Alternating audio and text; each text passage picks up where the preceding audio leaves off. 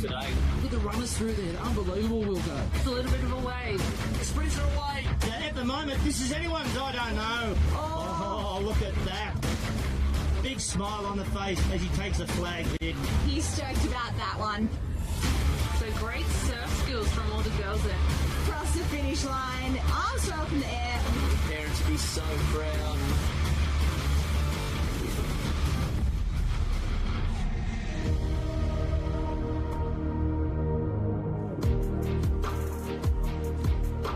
Ladies and gentlemen, let's get into it. It is the 2024 Surf Life Saving Age Championships here at Queenscliff and the North Stand. Joining me this morning, absolute legend of the sport. I'm a little bit nervous, to be honest with you, Bonnie.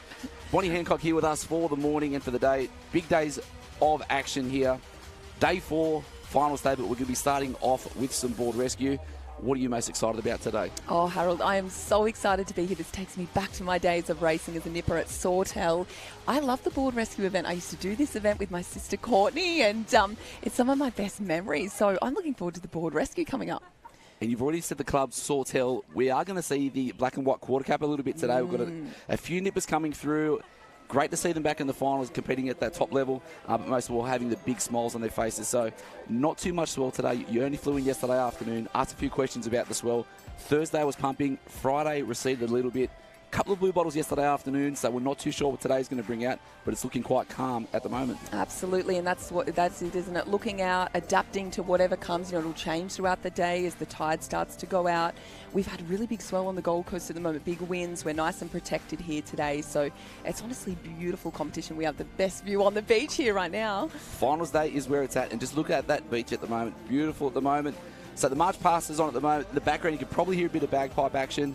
Looking for the lowest points to come through. Be interesting to see who'll be taking that one out. We've got some board rescues coming up, so some residual events that had to be held over from Friday. So we're finally going to get through those. More finals, iron, men and women, 13s, 12s, and then finishing off with some Camerons and then some beach flags for the under 13s and 14s. Oh, it's a big day, isn't it? You've got to be ready right from the get-go, you know, with those semi-finals. 1 or 2 mistakes and you can be missing that final. So, you know, they've all been out there this morning doing their warm-up, listening to their coaches, and they'll have a race plan and ready to go. So I'm excited to see it. So tough conditions, I guess, competing against the best of the best, but we've got a sunny day. Air degrees at 21. Water temperature is actually a little bit higher than 23. Yesterday they said it was the highest recorded ever water temperature here. Wow, at just on the Manly Beach stretch at 24.8 was the official figure. And yeah, minimal swell. So it's just nice, calm, and I guess friendly conditions for some even and fair racing. Amazing conditions for racing here. The kids are so excited, and you couldn't get better than that. How good's that? How good's Australia?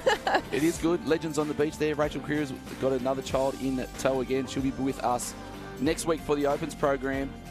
But we're going to be starting with some board rescues. But okay, so you as an athlete your whole way through, 2 days of action, what was the thing that you wanted to make sure that you got through for a Sunday morning on finals day? I was always a board paddler growing up, so I actually didn't like the swim until I was, you know, probably 14 years old. So for me, it was that board race. And, you know, back in Sawtell under Terry DeCarl, we had an amazing squad there. And it was always the board race for us. As I got to that 14s, I started to love the Ironwoman and the swimming. And, you know, the Ironwoman and Ironman event is such a testing event with, you know, your transitions. That's almost become the third leg really now, having to sprint those. And, yeah, I think the Iron Woman for me became that ultimate test of endurance and strength.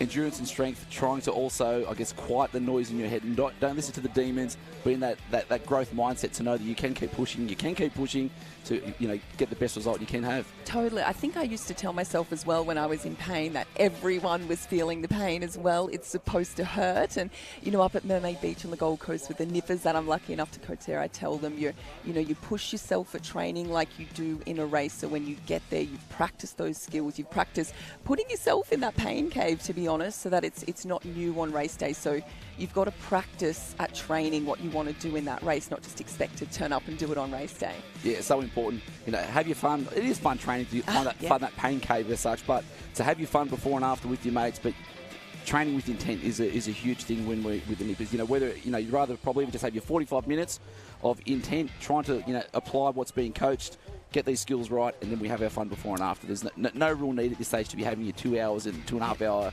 flogging sessions, you know, of yesteryear. Totally, plenty of time for that later. And I know we were talking about this before, Harold, that as a nipper, it's so important to develop those skills in a really organic way, to head out with your mates before and after training, catch those waves, catch those bombs, come down and wave on your knees. And, you know, there's some of the best memories for me off Sawtell Island doing that. So you develop your best skills doing so. And the most important wave you can catch is at the back end of a board rescue when everything is burning and hurting and you just want something to take you home. And we're live with the action now for the under 11 ladies board rescue. So it was supposed to be Friday afternoon, and the ladies coming through. Great chest position there. Eyes probably just in front of those front handles, trimming across nicely.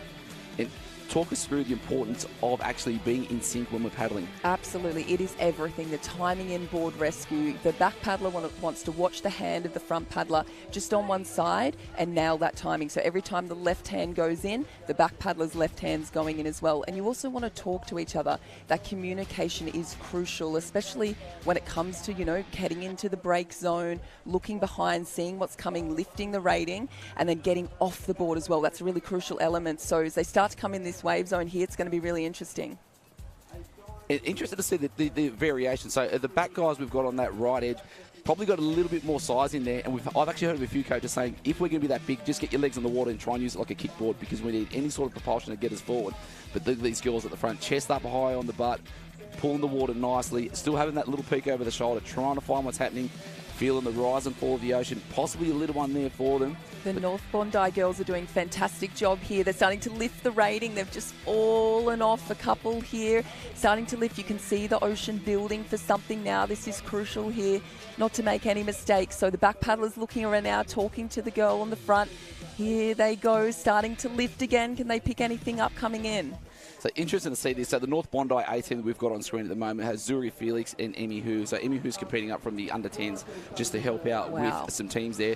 She won everything on the weekend. Oh, fantastic. So impressive. And they're going to come through now. Looks like the North Bondi girls are going to do it nice and comfortably. They'll be very happy to get that one under their belt. Yep, so they'll book themselves into the final, which will be coming up shortly. So they're there across comfortably. Wait to see who those next four are going to be. So we will have that 8 in the final. Interesting though, this morning though, Bonnie, we did notice yesterday afternoon at the dropping tide, the board rescues were run semis through to final, and it was tough conditions on the really, really low tide where it was nearly, unfortunately sometimes with surf life-saving, it's all upon the alley and the can you're given. Absolutely, so much. And you know, these athletes, they're very smart. They're always communicating with their coaches. You know what alley you want to get, right? You draw that certain alley on the wrong side, and that can be your race gone before it starts. So it is a crucial thing, that barrier that you pull, and you know, you can just hope to get a favourable one. So it'll be interesting to see how that pans out, because these North Bondi girls, you'd almost consider one of the favourites. And Manly making their way through, we believe. Geez, the sun is in a really tough condition here. Absolutely. It's got that real shine on the water at the moment, makes it difficult to see the caps. Yeah, so that's the southern end of the beach. So that's the Manly B team of Indy Eames and Alice Warno. Alice Warno actually does have the nicest smile on the beach. Always smiling, always saying hello, always having fun, and they get rewarded with a nice little wave across the finish line. They're doing a fantastic job there. That's really crucial, that tiny little wave just breaking on shore there to make sure your timing's right. And, you know, these are the semi-finals. In the finals, you can assume it will be closer. So these girls, this is also a practice run through for them, and chatting with each other before the final and correcting any of those little errors they might have made. And the beauty of the board rescue, it is one of the only events that we have that is a specific skill that we do use when we're patrolling.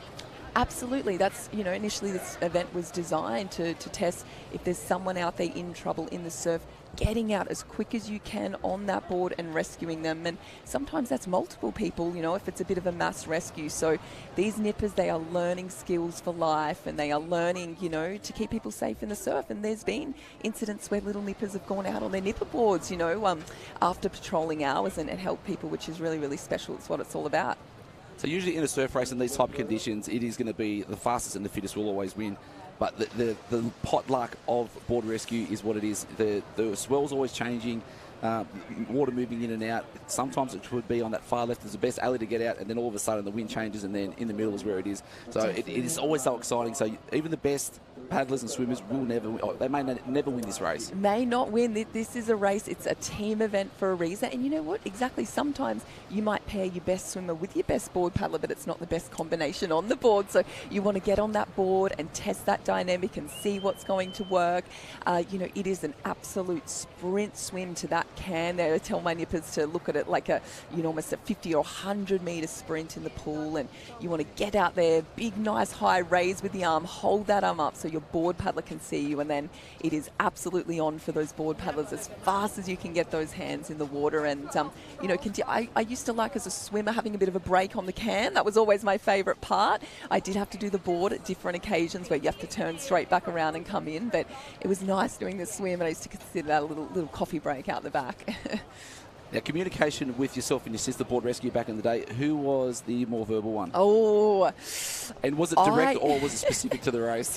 I would say probably the both. We were pretty even, and, sometimes there were some heated exchanges as we got a little older and started to move into the Australian Open Board Rescue Finals. But, there's some of my absolute best memories, and we used to practice it all the time. And as sisters, you just have that, really unfiltered sort of dynamic. And I think being unfiltered and direct is a good thing in board rescue. It's not personal, but sometimes it is. That's right. So coming up, we've got the semi-finals showing the teams are getting through. So North Bondi, Coogee, Swansea, Belmont, Wanda A. Manly B team just missing out. So too Allura, Bulli and Cooks Hill. And then we're going to be having our final coming up. So in the background, the teams will be making their way to Marshall. So we've got the Coogee A team that's going to be in there. Sawtell. Oh, there you go. The Sawtell girls have gotten through there. That's absolutely so exciting for me. Sawtell, that was my childhood, spending days running around barefoot on the beach at the surf club. And, I'm so excited to see the black and white quartered cap out there. It's easily recognisable, and I'll be cheering the girls on. Cheer it on while you can. So Avoca also in there. Wanda A, North Bondi B, Swansea Belmont A, North Curl A, and the North Bondi A team that was just victorious then. So if we go through the finals coming up, the North Bondi B team and Avoca A team were first and second in the semi-final, and then the North Bondi A and the Coogee A team were first and second. So I guess looking through, Sawtell thereabouts as well, third in that first semi-final. Right, and I think what stands out to me there is the real mix of clubs there right across the state. It just shows the absolute depth, and some of those country clubs doing really well. You've got metropolitan areas in there too. So, these kids, they train hard, they race hard, there's depth. It is incredibly difficult to get on the podium in these races, or even just to make the final. So, for a lot of people, that's their goal, to be there on the start line in that final. It's a driving motivation for a lot of these nippers. And the first time these under-11s have done a board rescue at a state title, so they would have had a couple of local carnivals, they would have participated in this event, but to get to that top 8 is an unbelievable effort. It was quite funny though, watching a few of the under-9 races calling on the beach on Thursday, and they're coming across, they're winning gold and silver medals, and they're like, oh, this is fun. And I was like, just in the back of my mind going, you may never get this again. Like, absolutely. That's right, isn't it? Every medal you win or every experience you get to be in that final, you want to treat it almost as if it's your last and really stand up. And one thing I used to like to do, and still do, to be honest, is paddling out the back of the break and looking along the coastline and just taking that in and thinking, how lucky am I to be here doing this sport? And it can really help to ground you and relax you, I think, before, it's very hectic, it's an intense environment being on the start line. So I think that moment you can take to stop and reflect and enjoy, that actually helps your performance too. And the intensity comes from all different angles. So you've got your starters there trying to make sure everyone is on the right can. You've got your coach there barking orders from the left or right-hand side, ensuring that we know what the plan is, what we need to execute. And then you've got mums and dads on top of that. Absolutely. So yeah, interesting. So then you've got the parents in there, but then you've got that next dynamic where you've got your teammates all screaming at you or wanting you to do the best, because you're not only representing themselves but the whole club. It's a lot of noise, it's a lot of colour. When you're even coming into the beach, you can hear the cheers, and honestly, if you look along the beach, all the colours of the tents blend in with the finished flags. Can be overwhelming. All right, I think we're going to pass down to Carlo Valenti, carnival referee. The man's a legend. This is his 4th day on the beach. I know he's got some sore feet, and he's going to be down there with Millsy. Some stamina.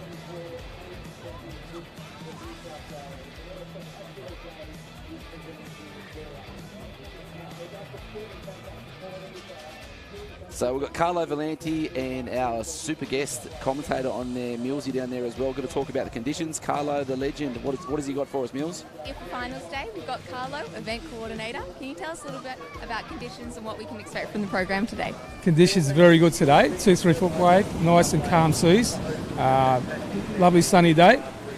Going to be a big day. It's finals day.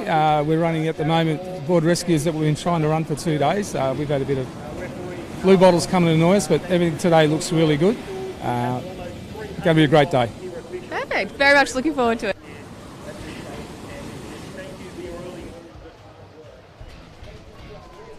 Carlo Valenti, what an absolute legend.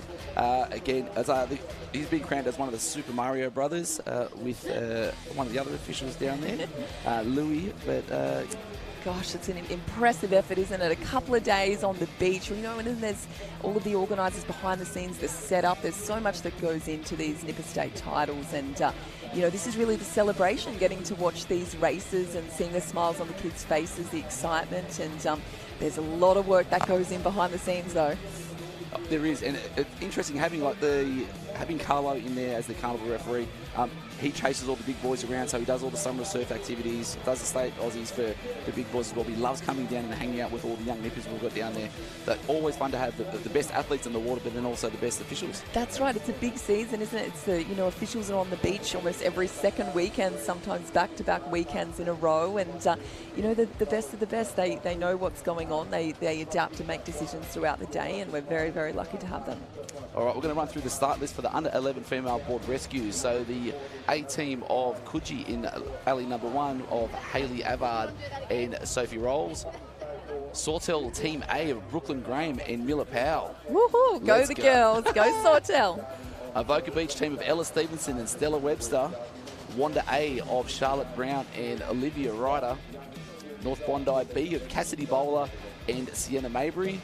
Swansea Belmont of Billy Brooks and Piper Williams. North Curls, Neve Cleary and Billy Kasparitz. And the North Bondi A team of Zuri Felix and Emmy Hu. Awesome. So it'll be a really interesting race. Obviously, those North Bondi girls in there would have to be among the favourites. My heart's with the Sawtell team here. But even looking at that start line from the drone footage above, where would you think would be the best spot to be? I think, it's hard to tell, isn't it? Obviously, just getting here this morning, that those middle alleys aren't a bad one to pull, because you can sort of go with the conditions on the way out and move left or right as needed. We're going to tell pretty early into this race where it's pulling out more in this swim, which swimmers are going to be getting the assistance here. Obviously, we've just come high tide not long ago, and it'll start to recede out. So the swim is actually a little bit longer than it would be later in the day. It's actually quite a decent swim, which is interesting. So this swim leg right now is going to be really crucial. One thing we actually haven't spoken about, so great that we're having a board rescue final this morning. The girls have already gone through their heats. Some of them have also got swim teams, but this was an event that was supposed to be run on Friday. We couldn't get through it due to the time constraints. But a lot of these athletes will now need to back up for a board race, a surf race, possibly a camera, and then an iron final today. It's a huge day, isn't it? That's it. Backing up, making sure you get plenty of water in, rehydrate those electrolytes if you needed. I've got my dietitian cap on here, getting your soft textured carbohydrates, things like some nice fruit and pikelets and sandwiches, and keeping fueled. And it can be really hard when you get nervous to keep eating, and sometimes it's the last thing you feel like doing.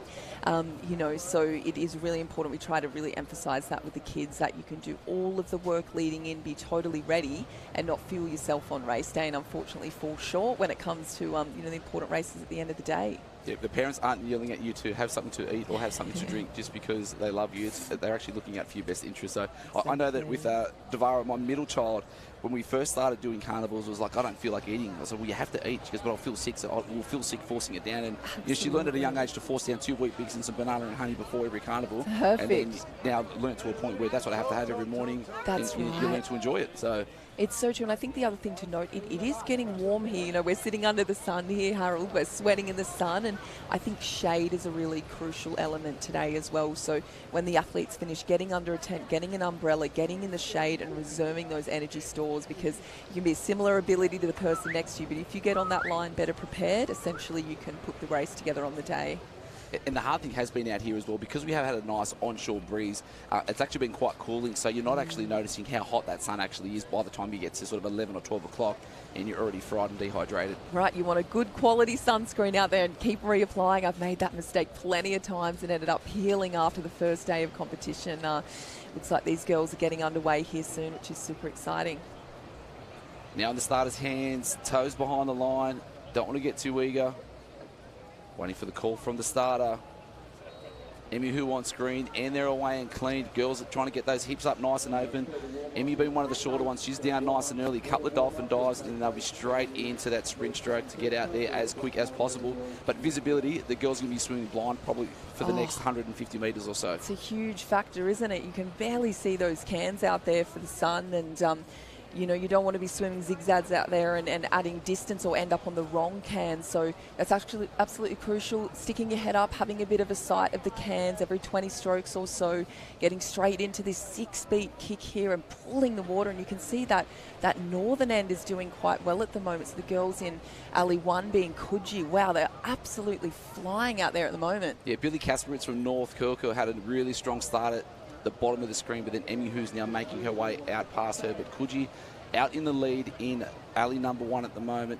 And like I said, you just see that glare off the sun. We can't even see what capsize are, let alone these girls will have no idea what actually can they're getting to by the time they get out there. Gosh, the Coogee girls are going to have a good advantage by the time they, well, if the board paddler can hold on here, she's going to get a nice little handy lead from her swimmer. The other 2 girls on the northern end, I would say, are second and third. It's pretty close. The North Bondi girl down this southern end at the moment, sort of in line with them. So it's going to be tight for the other medal positions. And we spoke about the visibility. It looks like Sawtell is actually now on that inside left of the lead swimmer there from Coogee, but then going to be hard to tell. Is Coogee taking that right lane or not? But look at the wave coming through the middle. Oh, that's going to be a factor. Coming in, yes, because there's not much white water there for anyone else at the moment, but it looks like it's 1 and 8.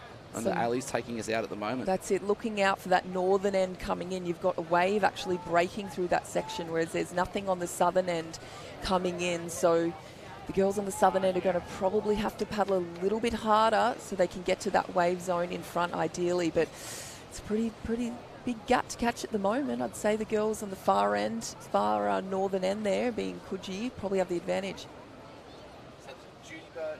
Judy Boat out the back would be there, ensuring that the girls are getting those arms over, hands up nice and high. There'll be all the different officials with the goggles up, and it looks like it's going to be North Bondi, bottom of the screen, 1 and 2. She closed that gap, didn't she, right towards the end there, that last sort of 30 metres or so. That was fantastic. Head down and swam hard to get, really, it was an even, I'd say, the 2 board paddlers off the beach there. Yeah, then I think it was just followed by Wanda, Swansea, Belmont and Avoca. That's the top 5. Punching through that one there, some nice skills. One more wave, it's going to be out. Clean and green and fast water for the North Bondi A team. Look at that rating of the board paddlers now. They are hungry for the win here and they are straight into it. So hands in the water, stroking hard. You don't want to be moving your head, bobbling your head around too much. It'll make the board sort of do zigzags there. You want it nice and streamlined with the board through the water. That nice position on the board, usually chin at the back of the front handles, and it looks like they're planing the board through the water really well. But when they turn and come in, you've got another person on the board to consider, and you want to keep that nice board position. And looking here at the moment, it actually looks like, again, that northern end is in front. Talking about board position too, the interesting thing is, so a few of these teams have opted to use a specific board rescue board, which is, I guess, has a lot more volume, but a bit more volume. Sometimes it's harder to pop over those waves. You can't get those arms down as deep, and it feels like you're nearly padding the water and actually getting that arm nice and deep and ripping through. Yeah. There's pros and cons to both. Obviously, with the lighter board, the regular board you'd use in an individual board pallet, it's going to go a little bit quicker. The board rescue boards have a bit more volume. They're built to carry 2 people, but sometimes they're a little slower for the actual individual board legs. So in a big board paddle like this, as I said, it's on pretty much high tide. It's a long paddle. You'd think that the thinner boards better, but you can see these girls are on a board rescue board here. They've got the handles on the back. So see how we paddle together coming in. And look at that, they've given away a couple of metres there at the back, but it's so important on that pickup to try and get it, I guess, close enough to that can that we can actually turn and burn, yeah. But then also having enough time to I guess, be comfortable, get on the board and ensure that we're both comfortable and facing square as we head back to shore. That's right. There's been plenty of disqualifications. You've actually got to pick your swimmer up behind the can, and there's been lots of DQs, you know, but you look at these girls coming in, they've got to lift the rating now. They've got to talk to each other. They've got to be in time and really give it everything coming into this wave break, because it's pretty close at the moment for the gold. They're racing pretty neck and neck now. So Coogee in the lead at the moment. North Bondi sneaking home on that bottom edge of the screen, but it looks like Avoca team making a bit of a move there. Ella Stevenson and Stella Webster, noting early before that wave came through the middle there, Bonnie. So what is going to transpire over the next 100 metres? But the board on the bottom from North Bondi is absolutely flying at the moment. Girls are flying here. They're really in time. You can tell that they've practiced together leading in here now. This is the time to put it all together right here in the final of the board rescue. There is a gold medal on the line, New South Wales Junior State. They are giving it everything at the moment, and they are almost there. Go girls, really lift now. There's a few little swells coming to help them out, but I don't know, the Coogee girls aren't going away here. It's still pretty close. I think it's anyone's race. It is anyone's race at the moment, and it doesn't need to be a fast rate. It just needs to be in sync. So sometimes I always say to my kids, low and slow to start off with. Once you've got that rhythm, then you know when to pick it up, because once that board gets moving forward, what? On the outside, Bonnie. That's that northern end has just picked up to help the girls through there from Coogee. Looks like they're going to do it. Excellent work. Pull down that one, and there you go. The surf was the deciding factor. Hayley Avard, Sophie Rolls, victorious, taking home the gold medal. They can't believe it. Second and third still on at the moment. North Bondi out of shot. They are through. They'll be the silver medalists. Can Avoca hold on? Ella Stevenson, Stella Webster. On the inside, Wanda A-team of Charlotte Brown, Olivia Ryder were pushing hard. Nose up and out. Is there one on this wave? Is there two on this wave? Lost the swimmer. Oh, they've done well to hold the nose up. The swimmer's got to get up and get that back strap and get across the line, hopefully for the bronze medal. We've just lost North Bondi out of shot before, but looks like Avoca will through. Take the bronze possibly there. And a backstory to this emotion, what people won't know about. So yesterday afternoon for the under-11 surf teams, the Avoca team was thereabouts ready for a medal. Ella Stevenson, the board paddler but swum yesterday in the surf race, got stung by a blue bottle and had to get rescued. So then team was done. She was all upset. I've cost myself a team a medal. I couldn't finish a race, you know. And then it was just emotions everywhere. And sometimes the surf gods just look down. She's looks backed upon it those. up today with a bronze medal. What a fantastic way to start the day. And you know, something like that has a flow-on effect across the whole club, across all of the nippers from, you know, from Avoca. They'll be so excited for the girls. They'll be super pumped for their own races. And fantastic work. That was a wonderful way to start the day. Momentum is the thing. Coogie's got it at the moment. Hayley Avard, Sophie Rolls led it from start to finish and looked really comfortable just in that bottom edge like we thought. North Bondi was looking strong. Right. The waves are coming through the middle at the start of the, at the start of that race, and then it just shows Surf Life Saving. It's hard to pick sometimes, isn't it? And, you know, I hope the competitors in the other races in that area were watching that race. That's what I encourage my nippers to do. You want to watch the race ahead of you and see what the surf is doing, because it will change throughout the day. And as we just saw then, it was the northern end. There's the Sawtell girls coming across. Good on them to be in a state final is absolutely fantastic. Huge achievement, absolutely huge achievement. And then we're just going to go back and have a look at this replay. So just watching through at the start, focused. So important to not get too excited and just wait, react. Absolutely. You've really got to just react to the surf as it's coming in. You look here, this northern end with the Coogee girls swimming out, that was a fantastic start. But as we got towards the can later on, you can see how big that gap was at the start. The North Bondi girl closed the gap down, and it was a pretty, you know, as I said, pretty even start for the board paddlers. You can see the hands in the water. Yep, so they're looking strong through there as well, aren't they? So North Bondi was thereabouts, and then we saw Avoca made that bit of a push straight on the board, made the wave from about 5th into 3rd, held it through, and then that's the winning wave there. Fantastic, that was the winning wave. Look at the girls grabbing that back strap. The board paddler did super well at coming through. Big hugs and smiles at the end. And getting the fin up nice and high away from the ankle, so important. Oh, that's important. I've been fin chopped a few times in my time, as I'm sure have you. And yeah, that communication, and they did that so well, the Coogee girls. Yeah. Courtney, I said flip the board the other way. Is that it? Exactly. It's just how I grabbed it. It's just how I grabbed it. I do remember it was actually a senior state titles back on the Gold Coast, and I was on the back, and we took a bomb out the back. Look, I don't know if we should have. Coming down as the board paddler, you're trying to lift the nose up and just completely nosediving and losing the board in. I think we went first to last. So we had plenty of disastrous efforts in our time, but, it's all part of the fun of it. But that is it, though, right? And I keep saying that to all the kids. The medals, everything is great, but you always remember the stories and the memories that were made. Oh, exactly. That's it. At the end of the day, it's the people you meet. It's where you travel to. It's times like this. Being on the beach is such a healthy lifestyle, and you just learn the most amazing lessons in resilience too, right? I think, the girls who might have missed out then, they'll be super excited to get back out there for the next race and possibly scrap and claw to get their way to that podium. Yeah, because a few more races, and then... one thing that's probably been, I guess, instilled from me from the Smith family, so I won Kerry Smith and Gemma Smith, that finals day, last event, everyone goes for ice cream. Swim and then ice cream. So we'll be doing that today. It's going to be good fun.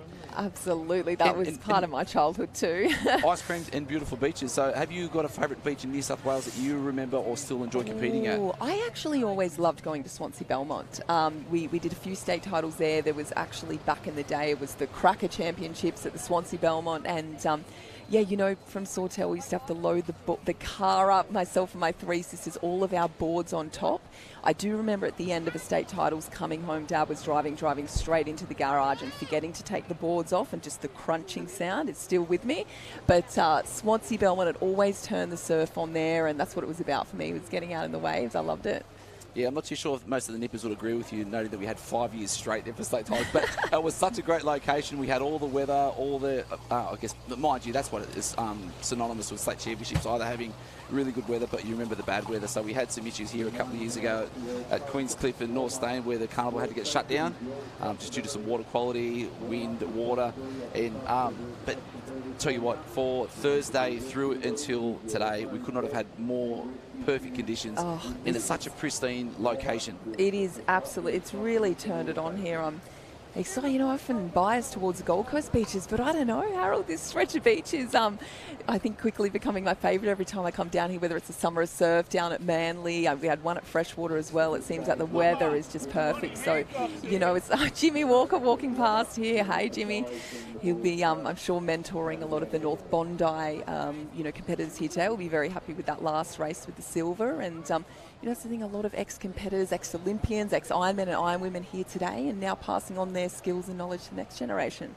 Yeah, even just walking past before, big Maddie Freeman now involved with the Bulli Club. His daughters are in there, so they've had some really nice results. Daughter Aria got a couple of medals, a couple of silvers in this board. Fantastic. Board in the swim in the under nines, and first state titles to do that with your dad looking after you and helping you and your friends, week in, week out, and having fun on the sand. So important. That mentoring is just, it's priceless, and we're lucky enough at Mermaid Beach to have Kai Hurst as the head coach there, and Matt Poole as well. And certainly before our Nipper State, we've actually got Kai and Matt coming in to talk to the kids, and I know they're going to really enjoy that. And looking back, I know Kai won 10 Australian surf race titles, which I don't know will ever be done again. Insane. Absolutely insane. So just passing on that knowledge of the surf, how you body surf, from one of the best in the business, the kids are picking these skills up and then implementing them into their own races. And I think in this sport particularly, that live feedback after a race is so important as the conditions are changing, and you just constantly grow and develop, and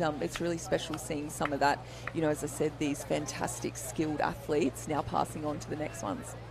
Passing on the skills and the stories, it's so important. And I guess one thing now in this TikTok culture where everything is accessible, that the information is so accessible. So, people will follow your paddling around Australia, which is absolutely amazing. We've got all the top surf, Ironmen, Ironwomen, posting stuff on their socials about their nutrition, about how they're training, what they're up to. I know that the Newport girls, they do a takeover Tuesday, so we can actually see what their squad is doing and who does what individually, whether it's getting up early, squatting, going to school, trying to study, do that, whatever it may be, just so that everyone can, I guess, know that they're not alone, or to even just pick up little things here and there to be the best they can be. Absolutely. There's certainly pros to social media, and I know personally one thing I've really tried to do is show you know, the messy and the ugly and the raw and real, as well as just the, you know, I guess the more glamorous sides. It's great winning a medal or, you know, getting that certificate and showing that. But I think it's what it takes to get from A to B. And I absolutely love that when athletes are really willing to share those hard times as much as anything in those challenges, and,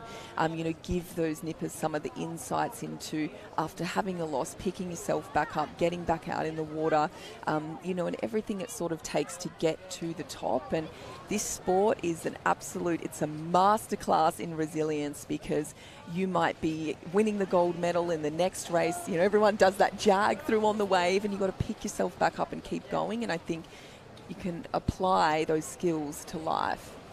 So important. But the state championships could not happen, and for the feels like the millionth year in a row, your local club have been our major sponsor, and we thank them again for their continued support and our, I guess, agreements going through to the future, supporting everything we've done. Northern Beaches Council doing a great job. Oakberry aside, just next to us, we'll be getting through a few of those later on. So the major sponsors are great, and we again thank them for the continued support of this amazing movement but lifestyle. Oh, that's it. It couldn't happen without the incredible sponsors. And you know, as I mentioned before, there's just so much that goes into, you know, there's months and months of preparation into an event like this, and the sponsors are crucial. So, you know, as I said, it's all worth it on finals day here to have, you know, that sun glistening off the water and the kids down on the beach excited and ready to go. There's such a great vibe down here, isn't there? There's members of the public walking past, stopping and having a bit of a look at what's going on, and I'm sure it'll get busier and busier as people come down on their Sunday. And you say the sun is glistening, it feels like it's absolutely beating down. This is burning my non-hair on my head. Definitely. We've certainly got the sweats up under here, and I can tell you, looking out at the water, I feel like taking a plunge into the ocean myself. But yeah, you know, that water temperature almost 24 degrees. You could not get better than that, and ambient temperature's quite nice. We just need that little breeze to pick up here, I think. At least you've got a short sleeve shirt on. I'm wearing my Free State one that's long sleeve, but at least my arms are covered. And that was a strategic move from myself, actually. Got the, you know, sun safe here, got the long pants on and plenty of sunscreen, which is important. I think being down here, you can see everyone with their umbrellas and hats on. It is so important in this sport to be sun safe, and we have so much more awareness now about the dangers of the sun. And you know, I know at one of the summer surfs, I think they were doing free skin checks, which is so important. Next week, actually, they'll be here. So there you go. So, you know, free skin checks next weekend at the Senior New South Wales State Titles. And, you know, I do regular skin checks myself now, and it's not something I did growing up. But you've got to prioritise it. You've got to prioritise your health and certainly your skin here in Australia.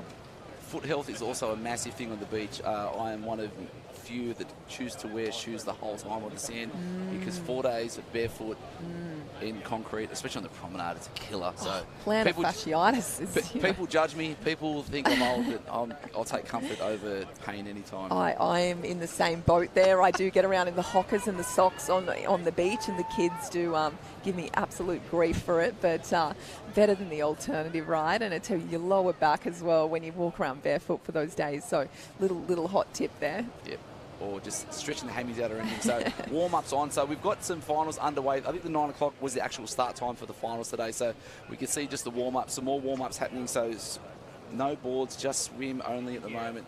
So we're going to be having a huge program, surf finals, board finals, iron finals, finishing off with the cameras and then some flags. Exciting stuff. I think it's so important, isn't it, to stay warm, I guess, in between your races. You know, there's some of the nippers that might have raced then and have races coming up. Again, you can certainly sit under that tent and let your muscles get cold. And by the time you come to your final, you know, you might not have even moved too much in that time. So I think that's something we try to do, you know, certainly at the summer surfs and the Australian titles and state, and that the nippers can replicate, is keeping your body moving. And you can see the nippers out there at the moment, they're doing exactly that. They're feeling the ocean and they're keeping that blood circulation happening so that they're ready for when they've got to perform. Yeah, awareness and routine is so important. I was talking to a couple of other parents down there that the Evoca crew actually brought up all the ice baths from the open squad, so that all the nippers have been having ice baths at the end of each day for, you know, just for recovery. And the parents are like, oh, you know, a few of them are like, think it's quite funny, or is it a little bit too much? But I was like, no, this is the routine, and the kids need to get it instilled early. Like the same as having breakfast before carnival day. When the carnival's finished, we're stretching, we're rolling, we're ice bathing because we want to try and back up the next day. Because there's no point in putting in your 5 to 8 sessions a week as a nipper if you're not going to be able to back it up. Absolutely, those extras are so important, and it's the same with nutrition, as you mentioned. And you may as well get those advantages, right? Like if you are training that hard and turning up to those sessions and really putting the effort in, you may as well do the extras, the rolling, the ice baths, to sort of really let your muscles recover so that you're able to back up and train or race better the next day. And that's how I sort of say it to my nippers: if you can just get a couple of % out of doing that thing, those different sort of elements there, you may as well be doing it. And I can tell you, when it does come to the senior competitions, you need to be doing the extras, because you are racing world champions and Olympians, and all of that stuff adds up by the time, when these nippers get to the Australian titles on that Sunday afternoon where you've been racing all week. And fantastic. But I ask, you were all in that race and you were all absolutely amazing. So it'd be wonderful if you can all go and congratulate each other up there. Yeah? Okay. Well done, girls. So, here we are, the deliberation. hang on. Results. There might have been some issues, possibly, or not. No, we're still waiting for the results. We have to come through. Sawtell. Congratulations. So Sawtell in 8th. Go Congratulations, the girls. Sawtell. Yes, Sawtell. We're going to scan you. 7th, Curly, North Curl. Congratulations, girls. We've got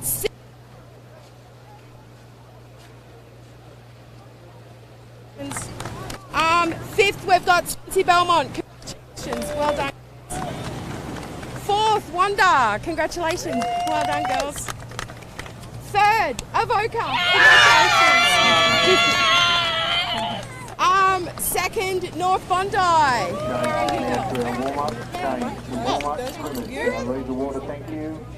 Yep, good girl. And 1st, could you go the other way now? So Coogee with the win, reconfirming. So officials just double checking everyone running around all the right cans. And we've got the team of Hayley Avard, Sophie Rolls getting their medals around their neck, taking some more gold back to Coogee. North Bondi into Zuri Felix and Emmy Hu. And then 3rd place from Avoca with the biggest screams on the beach. Ella Stevenson and Stella Webster will take out the podium. Wanda A of Charlotte Brown, Olivia Ryder. In 5th place, Billy Brooks, Piper Williams for Swansea Belmont. 2 points going back to the club there. Cassie Bowler, Sienna Murphy from North Bondi. B team taking some more points back to North Bondi. But we're going to go down to Millsy with our winners.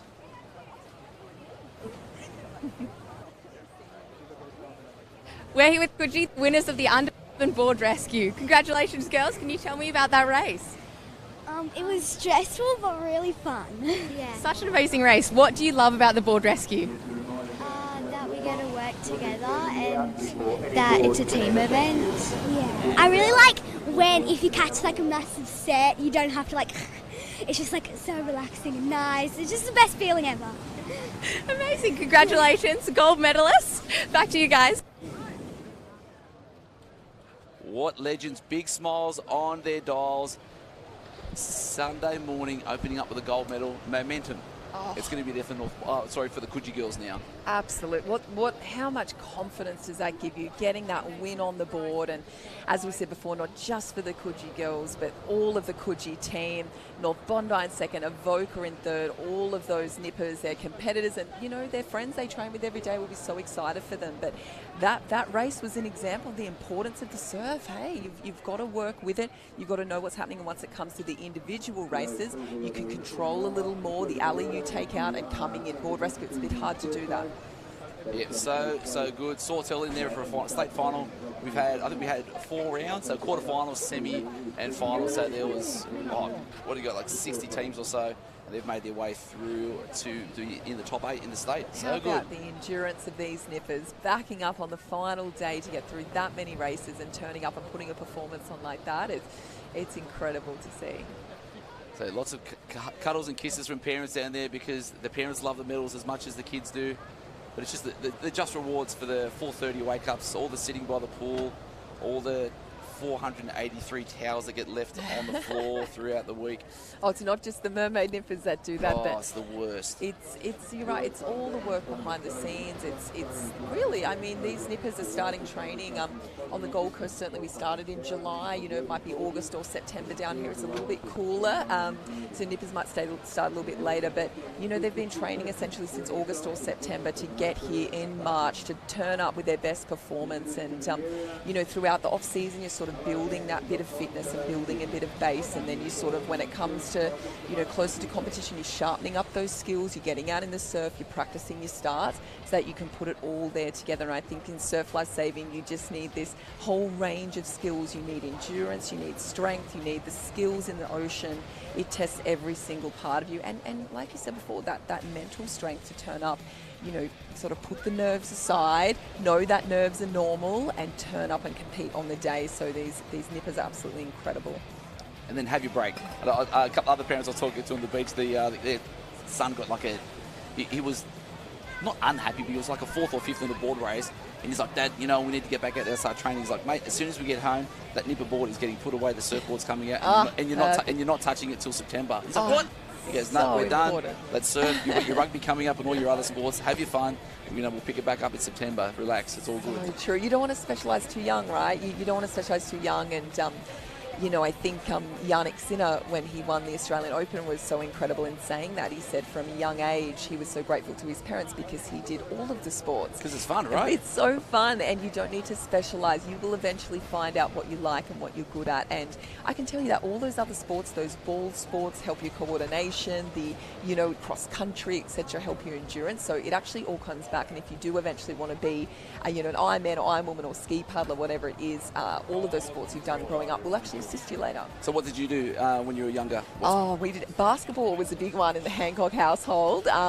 You know, out there trying to shoot 3-pointers in the backyard. That was mine. That was my sport. Basketball and golf was my forte. Oh, I wish I would have picked up golf or so tennis. good. I tell you, that would have been a good one. Athletics, cross country, you know, just even on a weekend, like you said, we'd get the surfboards out there, get down to the beach and, you know, get out there and catch a wave. And that would actually help your nipper skills too. Surfing, it directly correlates. So. And it's different levels of achievement and being outside your comfort zone. So, yeah, it's so good. We've got coming up the under-11 male board rescue. Time is 8:48 on a Sunday morning. Feels like we've been here forever, but we're pumped and ready to go. Victoria from Soldiers Beach on screen there. She is been doing some great work on the beach as our first day, but we're going to throw to our all-age beach relay. Check this action out.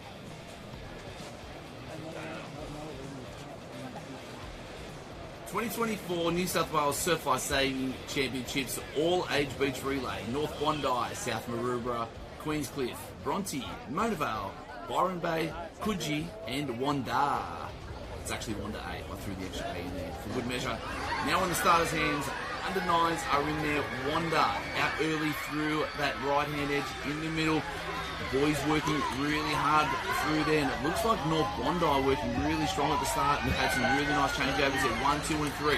Mona Vale through the middle, North Bondi on that outside right-hand edge through the middle. It looks like we've got a bit of movement from South Maroubra, changing over from the 10s into the 11s. Mona Vale in the lead at the moment, North Bondi, Coogee not out of it yet, Wanda still got some work to do. As we get to that last bit, South Maroubra extending that lead, North Bondi in 2-3. Mona Vale not out of it at the moment, but what a change over there from South Maroubra, holding on to that lead at the moment. 2 more legs, 1 gold medal on offer, but we've got some work coming from Coogee, North Bondi, South Maroubra, North Bondi, Coogee there as well, but like we said, Wanda's out of it, South Maroubra there, last changeover. Who's going to be the fastest one to get through? South Maroubra out there early. North Bondi closest to the fans. Can they hold on? Can they minimise that gap? Coogee waiting for that last little dip across the line.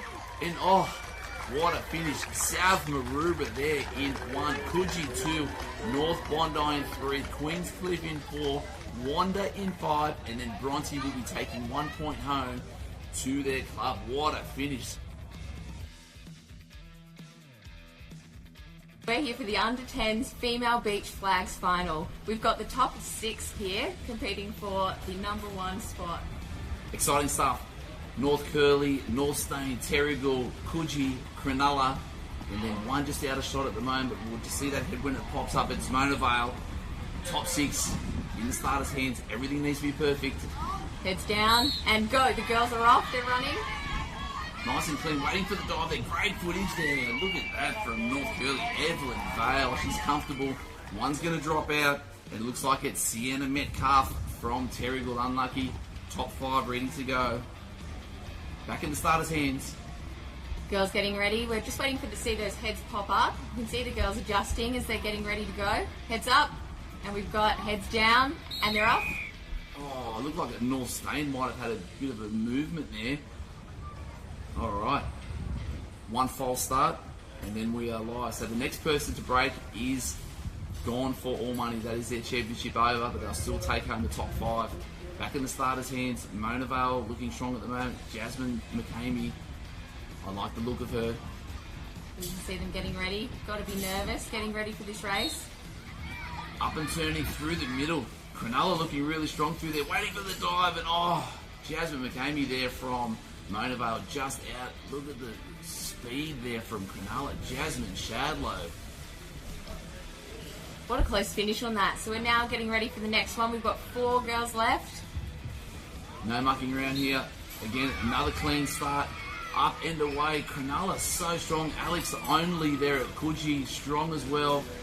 Waiting for the replay. Who's going to miss out on this one? All right, what a close finish there. We've got North Curl just missing out.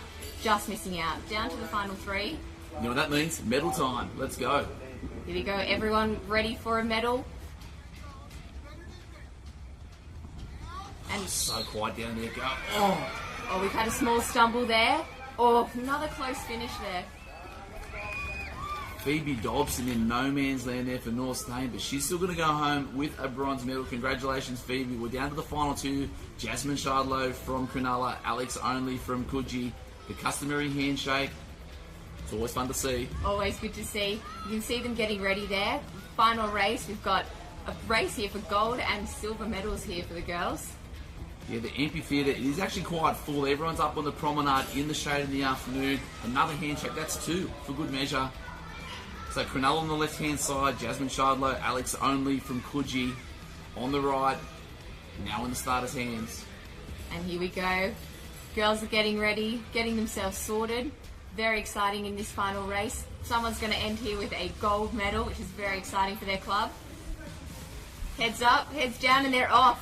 Oh, little stumble. You can see the girls running.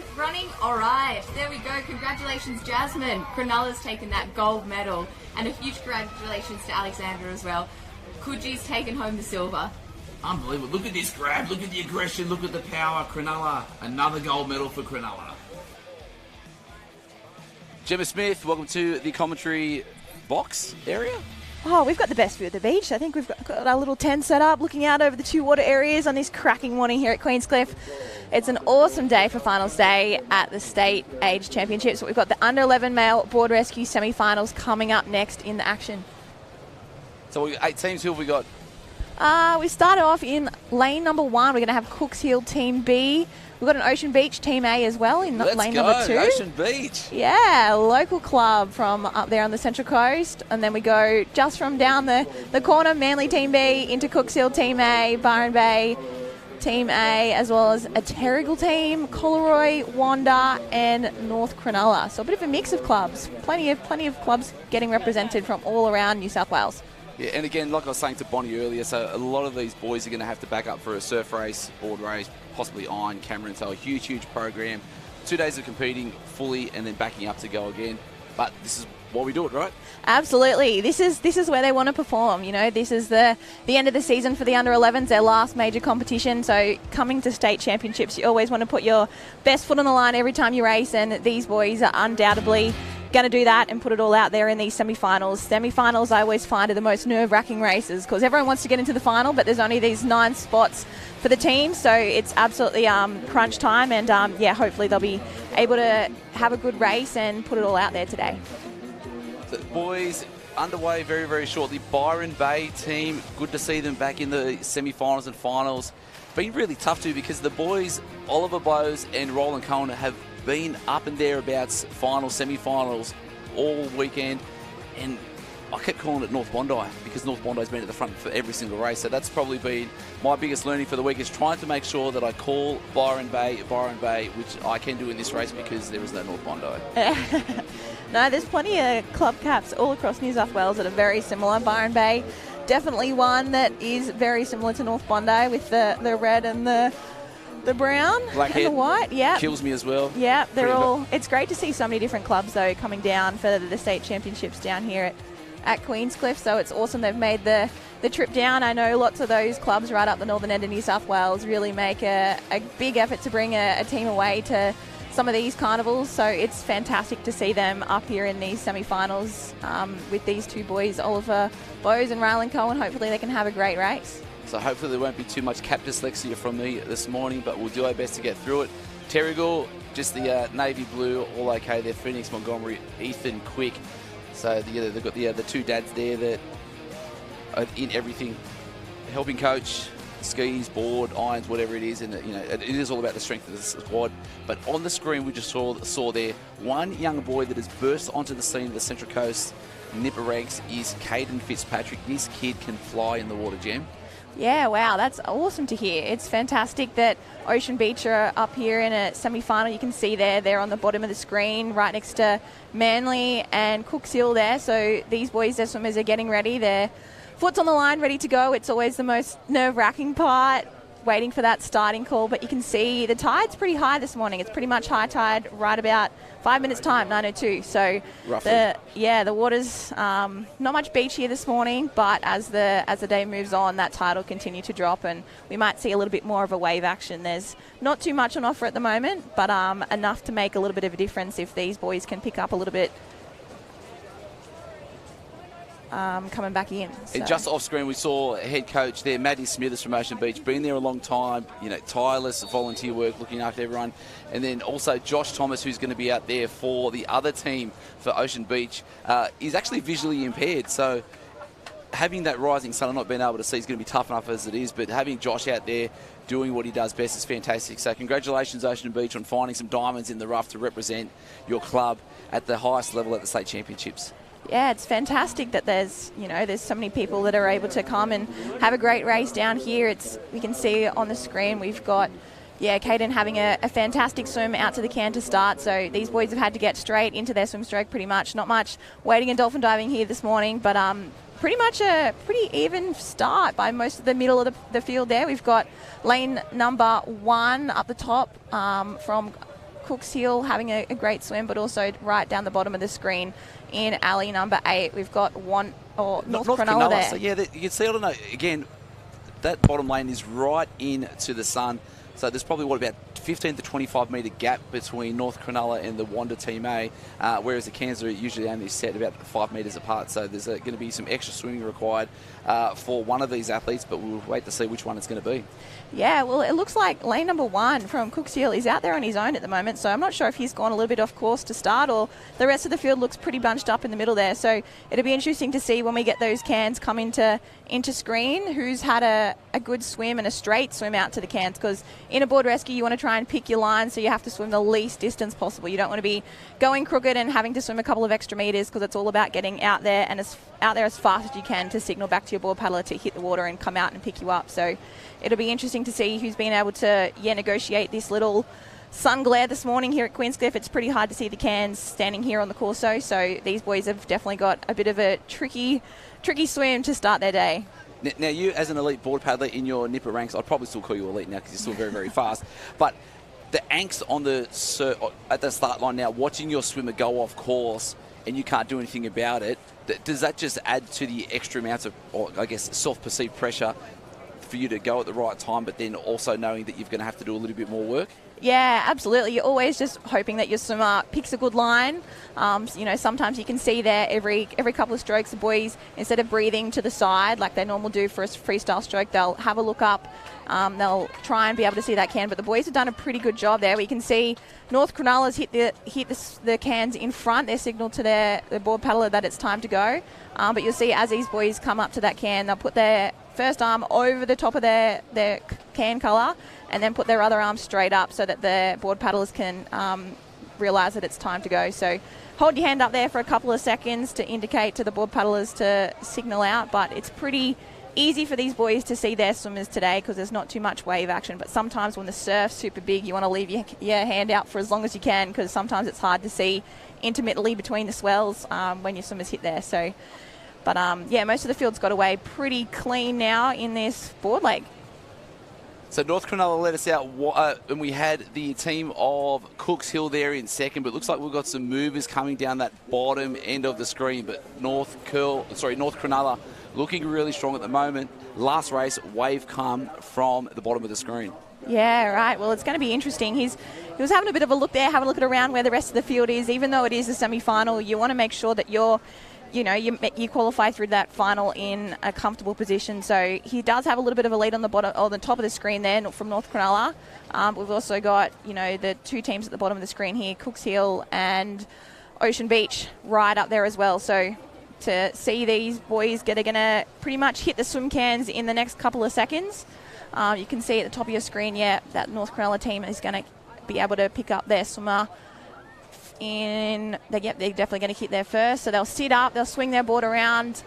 The swimmer jumps on the front typically, as you can see there. Sometimes they jump on the back depending on, what they've practiced in training and who distributes the weight better on the board. But you can see, these boys making their way back. They might be a little bit too far forward, just got to readjust there a little bit. But they'll make their way back to shore now. Yeah, adjustments are crucial, especially when they're paddling. And I always say to the kids that if it feels wrong, it probably is. Adjust it, fix it. So you don't want to go paddling through 65% of the race with the back of the board stuck down and you're not moving any water. So rather get it right at the start slow, get into that rhythm, and then start powering home and look at that through the middle of the pack. Yeah, it looks like Ocean Beach have had a fantastic pickup and they're really powering coming back to the shore. You can see the person at the back. I think that might be Joshua Thomas there on the back of the board. You can see his kick. Even though, they're on a fiberglass board, these boys are typically, some of them are really quite tall, so they don't quite fit all on the board. Sometimes the one at the back, definitely does hang off a little bit. So you can see him really trying to kick and just make as much forward propulsion as possible. They're having a bit of a look now as they come back closer to shore to pick up a couple of little waves, but there's not too much off it. They might just get a little bit of a lift off some of these little swells coming through, but anytime you feel something come underneath you really want to try and lift your rating to just get that board speed up to, really try and get back to shore as quick as you can. But you can see North Cronulla team having a bit of a look around. They don't know if there's going to be too much coming back. There might be a little one that they just slip off the back of there, but they're definitely thereabouts now. So talking about rates, notice that the guys from Ocean Beach are about to actually get swamped. There's a bit of white water from behind. Are we going to have one from the back marker? Unbelievable. So we've 1 and 2 leading the whole way by a fair bit. Waves coming through. Can the boys get through it? Shoot out in front. Now, this is where we practice the skills that we don't practice enough. That's it. I think we're going to have... I think the North Cronulla team have just had a bit of a spill there at the finish. So the other teams that have come through, if they can get over that line with both members holding the board... Ocean Beach are definitely through nice and safely, but the North Cronulla boys there might be in a little bit of trouble. They just came unstuck right at the end there trying to dismount as that wave kind of caught them at a really tricky spot. So a bit of bad luck there for the North Cronulla team that were definitely out in front and led early, but we'll have to wait and see what the judges call, because I think for semi-final they'll be taking the top 4 through to a final. So it was 5 on that wave, so we'll just have to wait and see as the results come through there. But you can see the last couple of teams are making their way back to the beach. You can see here the waves are just breaking right on shore, so it is quite tricky to pick up a wave because they've got to be able to slide back nice and quick before their nose hits the shore. So you can see the Byron Bay team there done a fantastic job. They'll make their way up and cross the finish line. A great job, great effort for those boys after a big couple of days of racing. So I think to the naked eye, it would have been the Wanda Team A in second place, Cooks Hill there in third. But like you said, I think it may have just been the team of North Cronulla that may have missed out, led from start to finish. And then as we've seen so many times, and we'll continue to see so, which is what we love so much about the surf, is these waves coming through. So, great stuff. Absolutely. We can see here the race replay. The boys, the swimmers just had a great little start out through that little bit of a shore break, but they got into their swim stroke nice and early. The middle of the field did definitely bunch up, but we could see the top of the screen there. North Cronulla flying. I mean, in the swim out, hit that orange can in front. Then it was closely followed by Cook's Hill there. So that's what you want to see too, right? Chest up nice and high, arm up as high as possible, ensuring that the visual is there, and then negotiating that little shore dump. Yeah, absolutely. We can see here, as we spoke about before, Ocean Beach had a really quick pickup. They pretty much, caught right up to the North Cronulla team just in that pickup alone. So that put them in good stead to come back to the beach. So it's been fantastic to see. And then we've got this replay here of the finish. So, as that wave caught the North Cronulla boys, they unfortunately just lost control of that board a little bit. And we had the other 4 teams scrambling to get up the beach as well. But I think they all might have just crossed in front there. It was going to be really close to see. You can see the judges there just deliberating, double-checking that both members of the team had contact with the board as they cross that line. If you only have one person that crosses the line, one person still waiting, they unfortunately get disqualified. So we'll have to just make sure that everyone's done everything correctly. And then obviously you just got a judge who crossed the line in front of one another there. So a bit of a nervous wait. To see what transpires. Did you know that the fastest a person can ever run is when the person carrying the board is waiting for the person to get onto the back of the board after they've fallen off in a board rescue? Studies have shown that. Yes, definitely. It's definitely a very nerve-wracking situation. So these boys will definitely be scrambling to get up that beach. You can see there's lots of yelling that often's going on as well from the club mates and the parents up on the beach as well as the teammates. So it's fantastic to see. It's such a great event, the board rescue. It's one of my favourites from growing up in Nippers as well. There's probably some of those down on the beach there as well. Millsy, who have you got for us?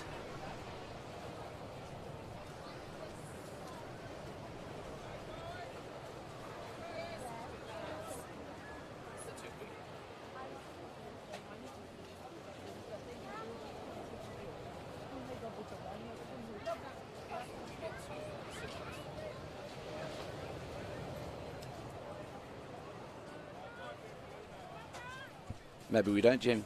But beautiful scenes on the right-hand side. We can just see, looks like we might have some finals action underway. So the under-11 male board rescue semis is now pending.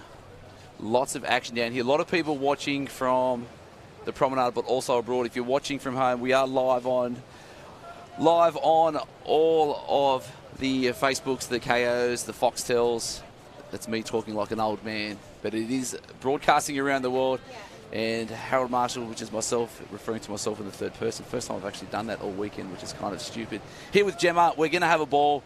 And, we can't wait to see, what happens with the overall point score tally. See the stories come across. North Bondi in the lead at the moment, being dominant through there. And then we've got the results coming through, Gem, for the board rescue. Yeah, as heat number 2 or semi number 2 hits water, the results are just coming through from that semi-final number 1. We did have the Ocean Beach team, had a great dismount, took out that first place, followed by Cooks Hill, Wanda, and then Terrigal. So unfortunately, the North Cronulla team that were our leaders pretty much for the entire race look like they've just missed out after a bit of bad luck. But we've got semi number 2 in the water now. It looks like we've got the Manly team on screen. So another team from Manly out there. They've got a fantastic group of young nippers there from just down the club. It looks like Queenscliff as well from the looks of things on the screen. So it's fantastic to see the home club from our New South Wales Championships getting representation in this under-11 male board rescue semi-final number 2. So it's, we've got a lot of teams as well from Yamba. We've got a Bulleye team in there, Woolgoolga, Allura, as I said, that Manly team, and then Swansea Belmont as well. So it's great to see so many different clubs getting a start in these semi-finals. Yeah, and a long morning. So a lot of these board rescue competitors had their surf teams this morning. It was a 7 o'clock marshal this morning. We're down at 9, so they've already been in the sun for 2 hours, with probably about another 5 hours to go. Medals on offer, lots of racing. Millsy, what have you got for us on the beach, mate? We're here with Caden and Josh from Ocean Beach, who have just competed in their semi-final for the board rescue. Can you boys tell me about how long you've been in surf and what you love about it? I've been in surf for 7 years and I really love the competition, just getting winning and also being with your mates. Oh, perfect. And how about you, Josh? I've been surfing a lot, so that's how I kind of got into board paddling. And so I went to Nippers. My dad did it when he was a kid, and then me and Caden became best friends there. That's so perfect, and you boys work so well together. So, Josh, can you tell me about how you work with your spotter and what that involves? I need glasses, so I can't quite see Caden's hand go up. And so Dave actually, he taps me on the back when Caden's hand goes up, so then I can run out. Perfect, thank you. And so, Dave, you're working as a spotter. Can Yes. you tell me how you work with these boys for this race? Yeah, well, it's a lot of pressure actually because I don't want to get him off late and give him a good start. So yeah, what we do is I can't yell out anything. I can't yell out go in case someone else goes. So I keep an eye and I watch for Caden's hand. I ask him to hold it up for a good 20 or 30 seconds, and I give Josh a tap on the shoulder, and away he goes. It's been great watching you guys race today. Congratulations with the rest of it, and back to you guys. Oh, it's fantastic to hear about how that dynamic works with the Ocean Beach team there. So they've done an amazing job to take out that semi-final number one. So a great job to those boys. They'll be backing up for the final in a couple of moments' time. But we can see there we've got our semi-final number two Yamba team making their way out on the board for the semi-final number two of the board rescue. So it's got a nice little stroke going there. You can see lots of these boys are having a bit of a look around as they make their way out, sussing out where the other teams are. But we've got a team on the bottom of the screen there absolutely flying. They've got definitely a really great solid lead there. So I think it's a team from Swansea Belmont. So we've got... It's a huge lead, Jim. Absolutely monstrous. So flat conditions, that could be the difference between getting through into that top four to that final. The elusive final, only 8 to go through, or 8 in total, sorry. Yes, we've got Liam Blair and Bodie Cousins, the team from Swansea Belmont there. So they're just about to hit that can, but the team from Yamba are right up amongst it as well. So it's always fun to say Yamba. Again, a nice good nippers program coming through. A couple of really, really strong competitors going through. Yamba team of Clarence Doherty and Ziggy O'Brien. Could you have any two more different names? Clarence and a Ziggy. yeah, what a combo. But they're a great board rescue combo. They've had to do a little bit of a readjustment there. It's definitely worth making sure that both are comfortable before you get going, because the last thing you want is to be fighting each other the whole way back to the beach. And you can see as they've had to do a bit of readjusting, the other teams have managed to just claw their way back into the race. So we've got the Allura team there, William Botha and Jacob Gillard, right up in amongst it as well. So we've had 4 teams that have kind of cleared out, but as we saw in that last race, Didn't we watch him? anything can happen. Anything can happen. So I guess now that we're that high tide, dropping tide, what does that mean? A bit more action in the wave centre? Yeah, absolutely. As this tide starts to drop now, it's been high tide already, we'll see the water get a little bit shallower, which just means that these waves will break out a little bit further. So we'll get a bit more swell coming through from those cans, and then the waves will probably break about halfway back in from the cans to the beach. So as the tide and the sandbank becomes a little bit more exposed, the whitewater will definitely be able to pick up these competitors coming back to the beach. But at the moment, we've still got the team from Swansea Belmont out in front. They might be able to pick up a little bit of assistance from this wave here. Just tease them. Oh, I think they might just get down it. They've done a great job there to pull down it. So they'll get a nice ride back into the beach. So the leaders this time were rewarded, and they'll get into the beach nice and cleanly. We've got team second place and third place there, I think, from our Allura club. Yeah, looking comfortable through there. But let's just talk about these little extras of 1% effort. So we saw the 3 boys then all trying to push onto that one wave. And then we had the team of Swansea Belmont literally probably only a quarter of a board length in front. And that was enough to get over the top of that wave. So regardless of where you are in the ocean, we still should always be trying to get our maximum effort in, because you never know what's going to transpire. So if they hadn't put in an extra 4 or 5 harder strokes earlier, they wouldn't have been in that position to then pull down that wave. Yeah, and you can see there that North Bondi team was right next to the Yamba team, I think it was, and they've just managed to pull down that wave. So those boys didn't look around as much then, and it really paid off. They've been able to dismount nice and cleanly. But the team from Cooksil there looks like Queenscliff. Queenscliff through there as well. Queenscliff, Allura at the back, but we'll have to wait to see what the top 4 is going to be. But the Swansea Belmont boys are strong. Yeah, they're looking very strong. So they led early. Their swimmer definitely must have got out to the can nice and quick, because when we shot back to the screen with the board paddlers hitting the water, he had a really solid lead. So these boys will be backing up in a couple of moments' time for their final, but it's always a great confidence boost knowing that you've taken out the semi-final heading into the final, because you've already... But Woolgoolga, is there a better beach on the East Coast? It's pretty nice. It is very nice. We had a summer of surf up there, So not good. this season, but last season. It's an absolutely beautiful spot up there on the Coffs Coast. It's definitely somewhere that, I'll be going back and visiting, and hopefully we've got some more carnivals up there because it was a beautiful spot to visit. Yeah, right in the middle of everyone as well. Now we're going to head across to the Red Arena.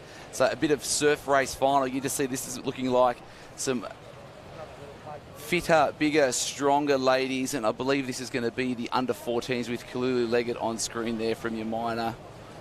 A little bit of nerves. Girls are out there, so the under-14s, last time they get to compete as a nipper as such, then go and hang out with the big girls. So this is going to be one hot race. So if we just go up, so the semi-final number 1, we had Canberra Yamasaki from North Cronulla, had some great results last year as well. Sophie Hamilton, Evie Waller. The Pegram twins are going to be in there.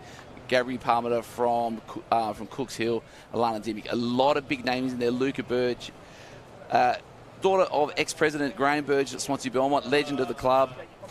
Look at the caps that are in there. Manley, Hughesman, Carpenter, Amber Sky Stevenson. Can she get another surf medal in this race? Johnson from Wanda. 32 of the best female athletes in the state here, Jim.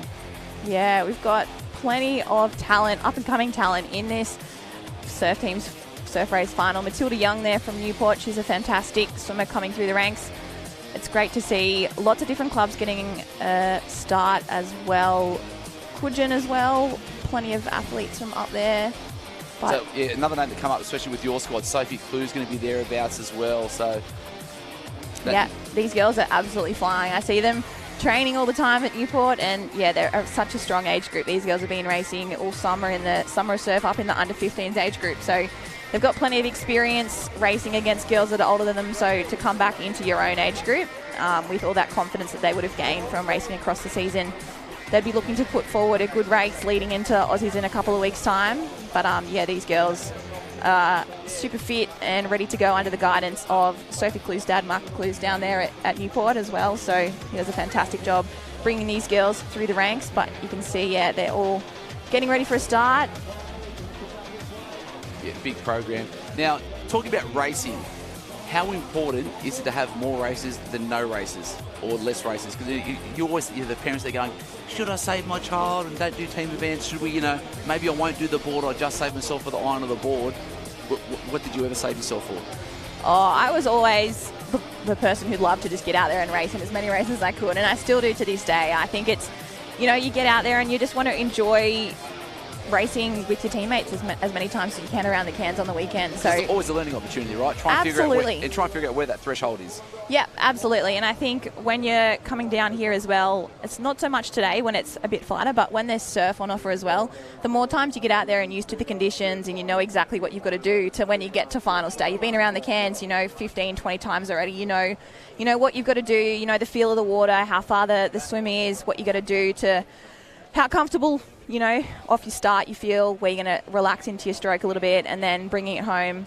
You would have also had, where the finish flags is. You would have picked your landmark so you can come back right onto your mark coming in and not have to swim further than you need to. So these girls would have been, around the Cairns plenty of times already this weekend. And I think, these girls are young enough too that they recover super quick. So I think, the more times you can get out amongst it this weekend, the better, especially as you lead into a carnival like Aussies where these girls will be racing over 2 days instead of 3. So. Yeah, most definitely. So get those reps in. And probably another hard thing for them to do as well is to actually understand or have that self-belief that, we as parents and coaches and mentors in the club know that they can actually do this. Absolutely. And I think, most of these girls train every morning and every afternoon. They'll be at the swimming pool of a morning, swimming for 1.5, 2 hours, and then at the beach in the afternoon doing board or iron. So the amount that you go around the Cairns in a training session, when you come to finals day, you might have, 3, maximum 4 races by the time you come here. So you do, almost double, triple that in a training session. So yeah, true. They're able to do that day in, day out in a normal training week. So even though the intensity is up all the time when you're racing on finals day and across these state championships, they've done it in training with their eyes closed day in, day out. So they're primed and ready to go. And you haven't even taken into consideration of actually having to do your schoolwork, being at school for 6 hours, having your brain switched on, having to emotionally engage with your friends, and then sometimes you've got your other school sports involved as well. You're busing to and back and forth. Like these are big days, and surf carnivals, everything's pretty much in a nice measured environment. Totally. Yeah, that's it. So these girls are getting ready now. We're about to get underway in this under-14 female surf race final. Sophie Clue's right in screen there. She'll have a flying start. Is she as fast as the rest of the Clues? They're all very, very quick.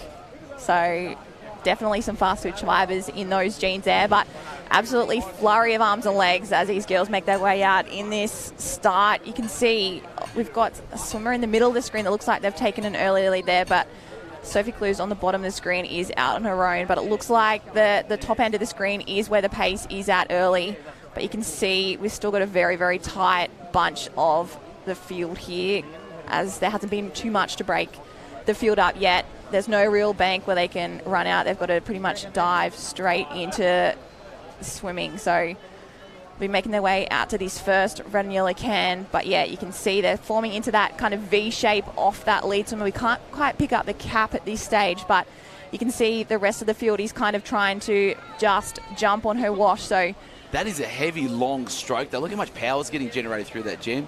Like the rate not that quick. The legs are firing hard because these girls are strong enough and fit enough to be able to keep that 6-beat kick the whole way around. Whereas we get to the older ranks, it's a little bit more conserved until we get to that last can, right? Yeah, it looks like they've got a very nice stroke. They're probably not stroke rating or their stroke rate isn't as high as what you can see some of the other girls that look like it might be a bit of a pool swimmer stroke. They've definitely got a nice long catch. They've got a nice 6-beat kick working, but yeah, they definitely look like they're getting out into a nice lead early on in this race. But the rest of the field there, flurry of arms and legs. That's where you don't want to be, right in the middle of the pack. Well, that's where I didn't used to like to be. So we've got someone that's pulled up. Yeah, is that Canberra Yamasaki from North Cronulla at the top there? Because she was closer to that edge up there as well, but really, really tough to see. Bottom edge of the screen, hard. That looks like a little bit more work to get to that first can, but stretching out now as we get across that can.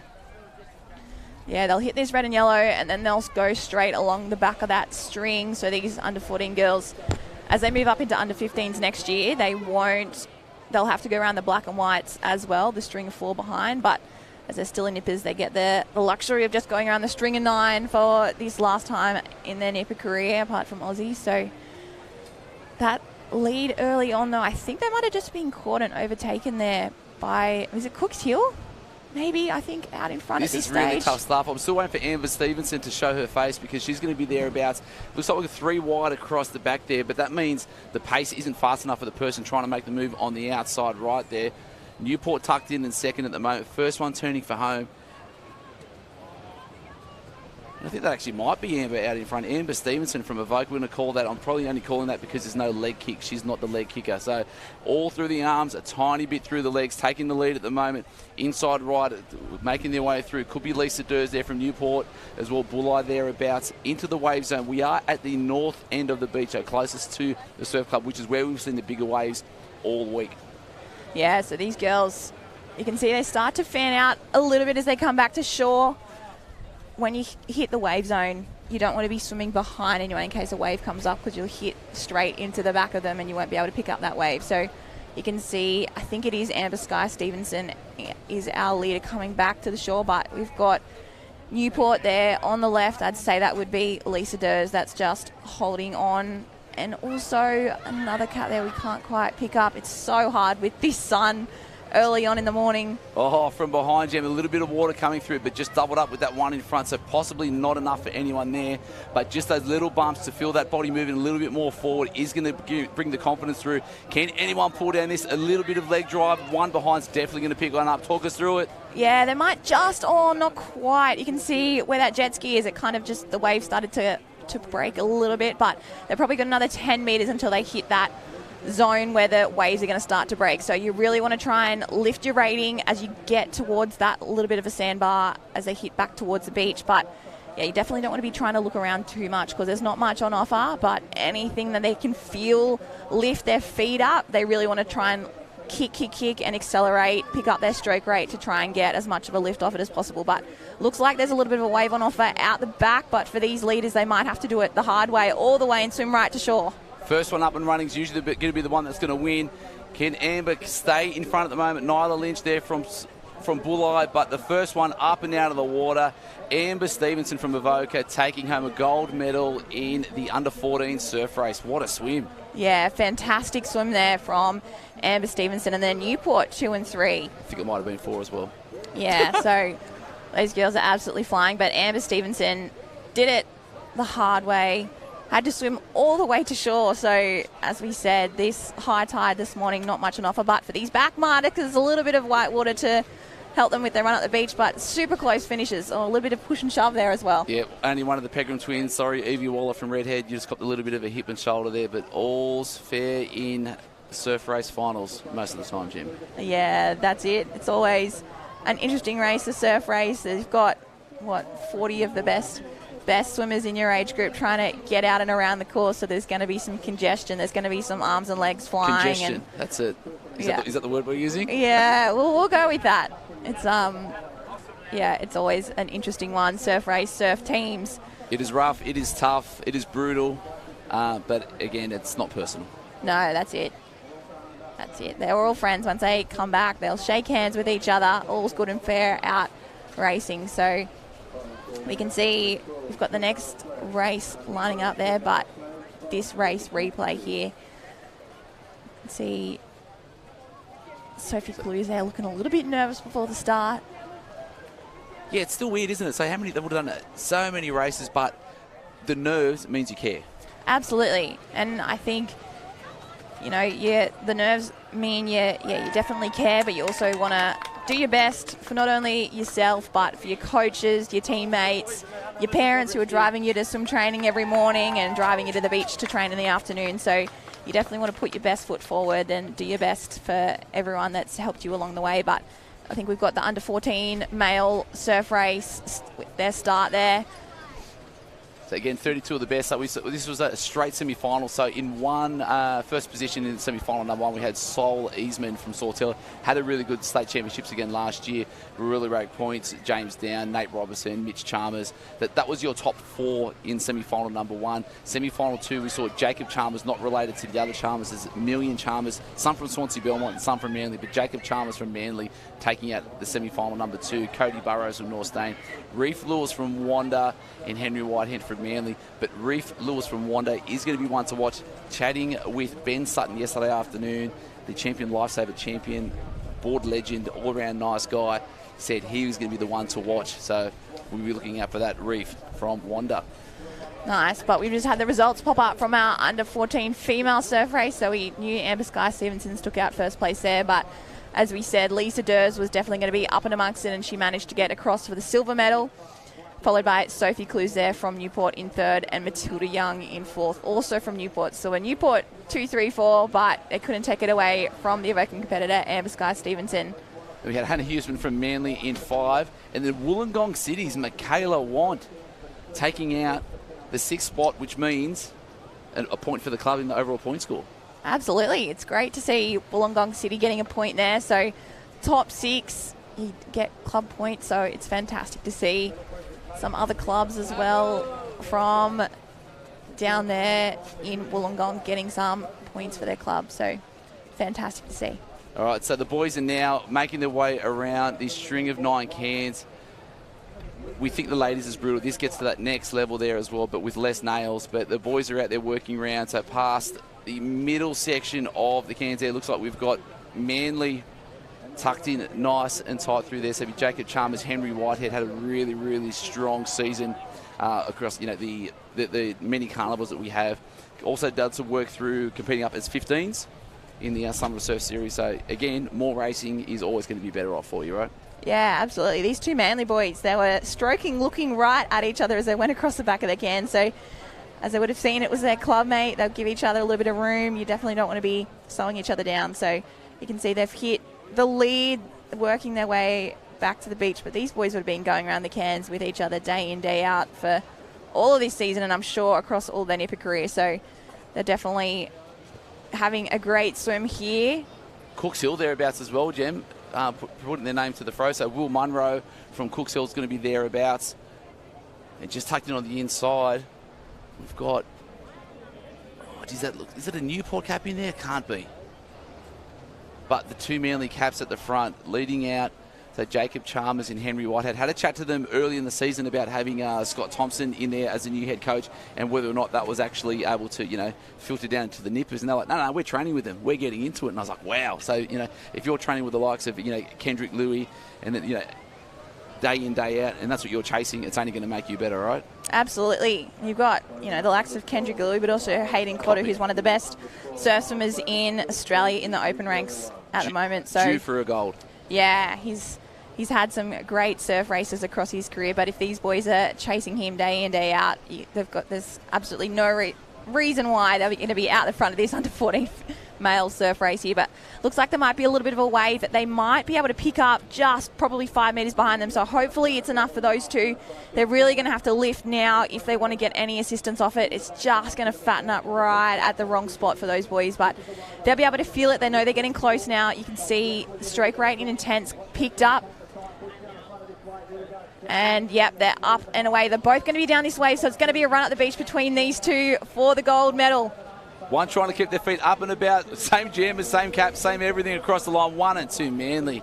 Go on, get some. Gold and silver going to Manly.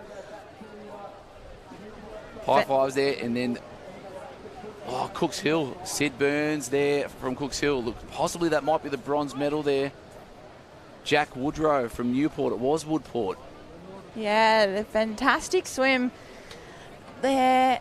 We've got the rest of the field making their way up through. So this is where the scramble happens. You want to try and get your chest across that line. Try and get as high a finish as you can. But the rest of the boys there making their way across that line. So the cap we missed down the bottom of the start line that I didn't see, we should have known, Thomas Ravel. Of course, he was going to be thereabouts. I'm calling him as that bronze medal. But Manly in 1 and 2, what order is it going to be? We'll find out shortly. But it's going to be either Chalmers or Whitehead. Strong, big, fast boys. And sometimes that's just all it takes. The early ones to get that big growth spurt are going to be the ones that are going to be, thereabouts, and the other boys will have to grow into their bodies at some stage. Yeah, it is funny seeing, when the boys hit that under 13s, under 14s, the different growth spurt periods. You can see the likes of Tommy Shrivel there, an absolute little firecracker, but hasn't quite had the growth spurt as some of these other boys have had yet. So he's doing really well to hang in there, but the two Manly boys just too big and too strong. But even that, high elbows, lots of water moving, trying to get a strong catch at the front, pulling the water through.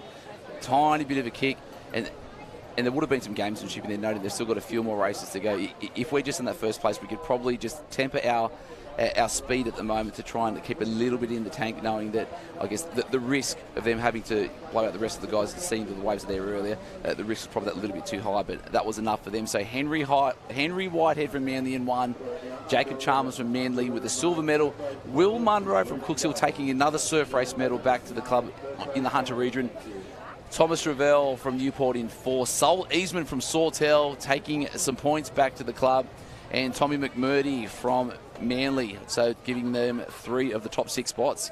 Go on, Manly. Yeah, wow, that's very impressive to see. We had the Newport girls, 3 of them in the top 6, but the Manly boys have just gone out and done the same thing. So not only great points for their Manly club, but a big confidence boost for the rest of the day for these boys as they line back up, I would say, in the board race, especially the irons and then the Taplin relays. I mean, the Cameron relays looking very solid as well to come. Yeah, who does what there, right? If you've got 3 top swimmers, we're going to have multiple teams in there.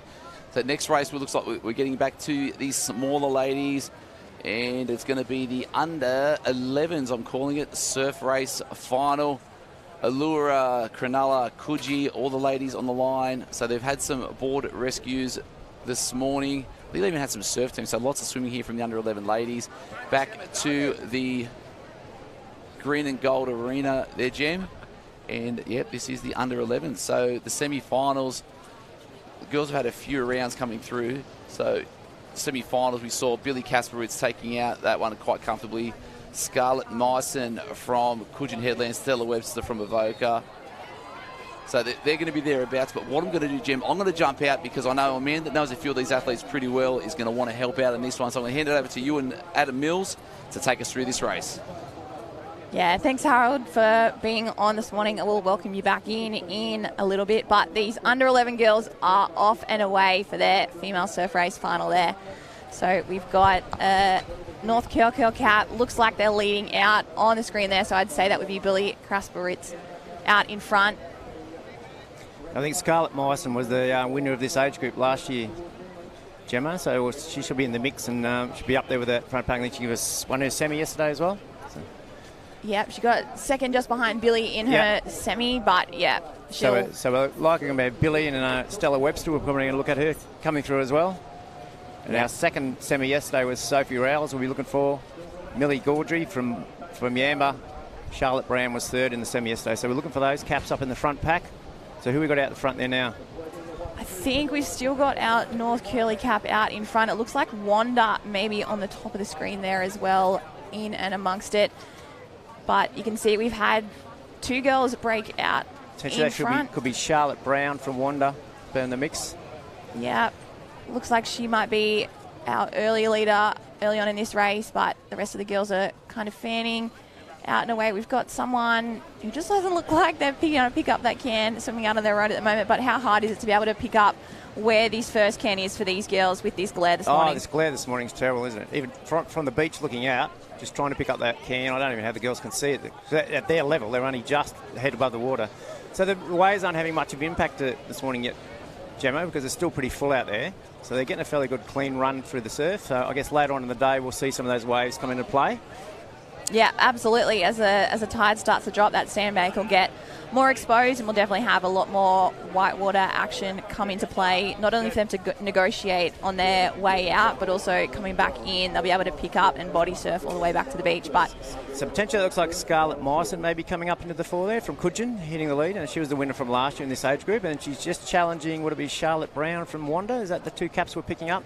I think that looks like who we've got out in front at the moment.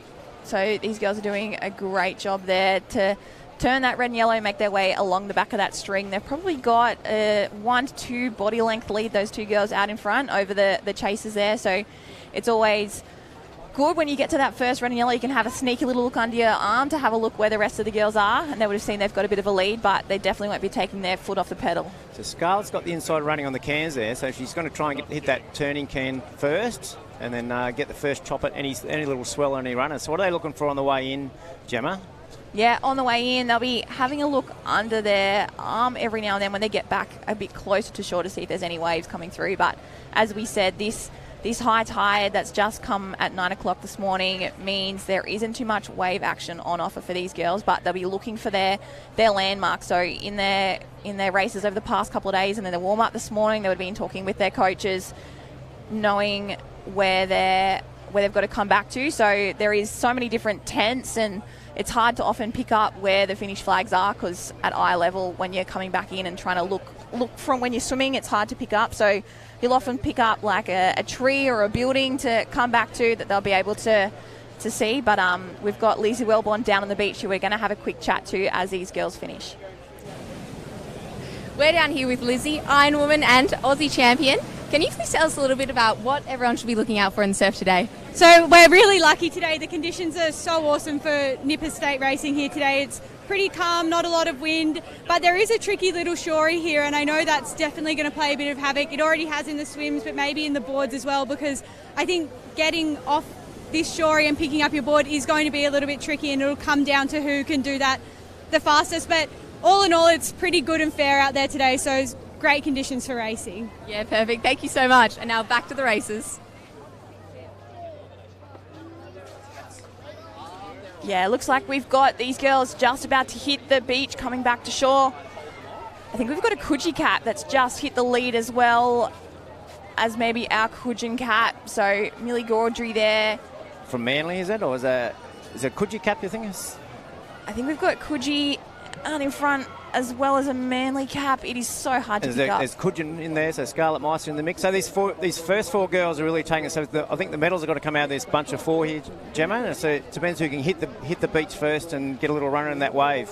Yeah, you can see this group of four. They're swimming back into deeper water though. So we've had two go out on the top of the screen to try and follow, looks like, a different line and some whitewater potentially. So it'll be interesting to see if that pays off, going a little bit of a different way on the way in. They might just... So this is going to be a run up the beach, I think, in this final here. There's four on this wave. So the medals are going to come out of this bunch of four coming up here. One's dropped off the back. Who's up first? Looks like we've got Coogee and then followed by Coogin. Coogin headland. So they did a fantastic job there to get to their feet nice and quickly. You could see they all, when they came down that wave, had a bit of a look up, but it was who got to their feet first. I think the Wonder Cat just looked up a little bit and they fell off the back of that wave. Negotiate this little shore break, Gemma. It's pretty tough today in that shore break. So those girls hit the ground hard and they all managed to stay on their feet and run up the beach.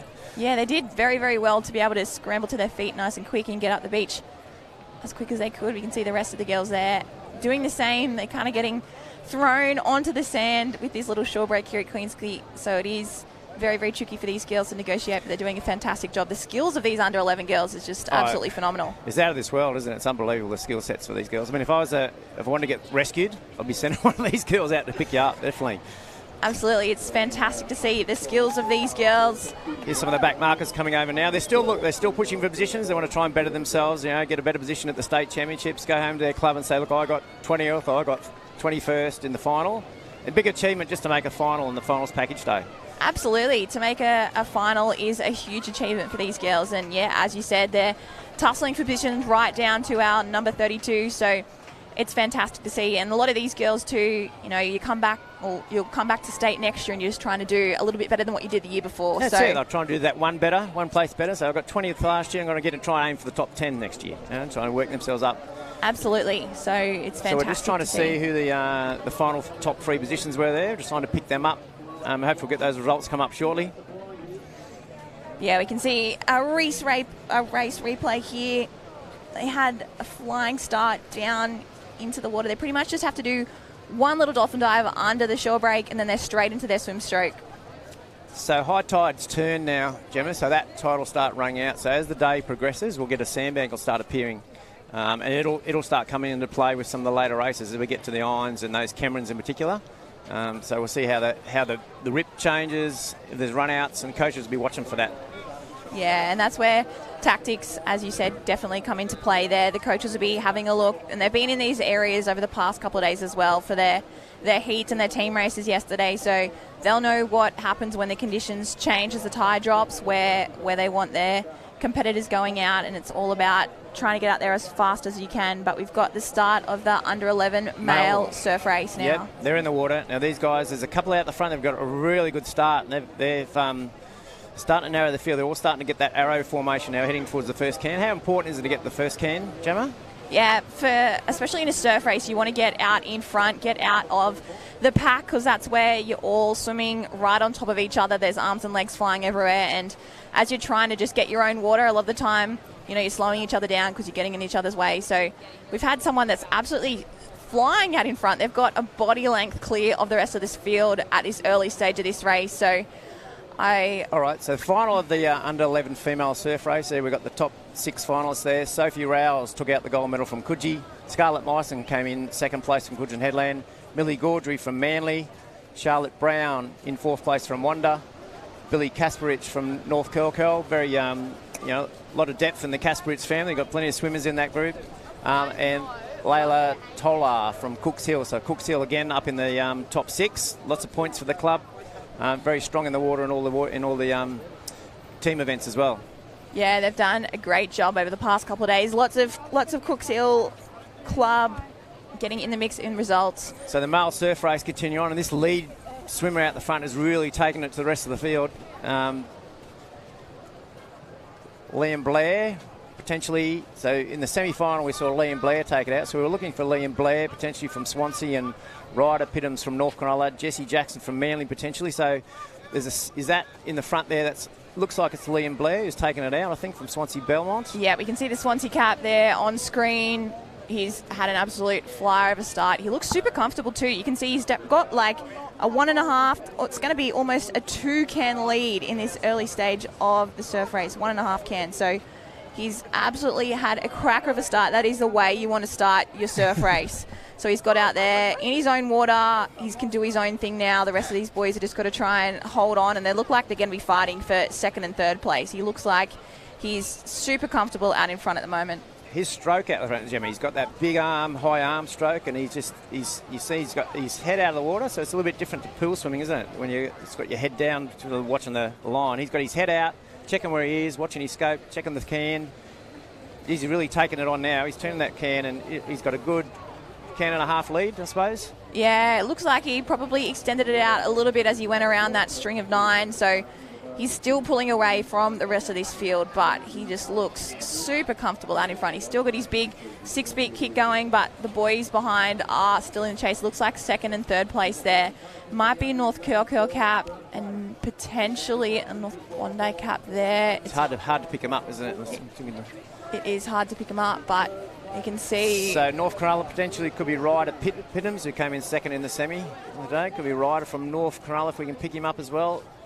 Yeah, but Liam there doing an absolutely fantastic job still out in front. There's not much on offer in terms of waves still, Gemma. There's still a long way to go, so it's going to be a swim all the way in, and he's probably potentially might pick something up as he gets to that shore break. It's about all he's going to have on offer. Yeah, you can see he's still doing his strokes. He looks up every now and then to just make sure he's on track, but you can see there he just had a bit of a look under his arm as he did there just to see if there's anything coming that might be able to give him a little bit of assistance, but I think he's going to have to do this the hard way swim. He's a wave building up behind him now, so if he gets onto this, he's home and hose. That's it. Oh, it looks like he might just pull on it. Oh, that is great body surfing skills there to be able to pick that up. So he'll surf that all the way into the shore, and look at that lead.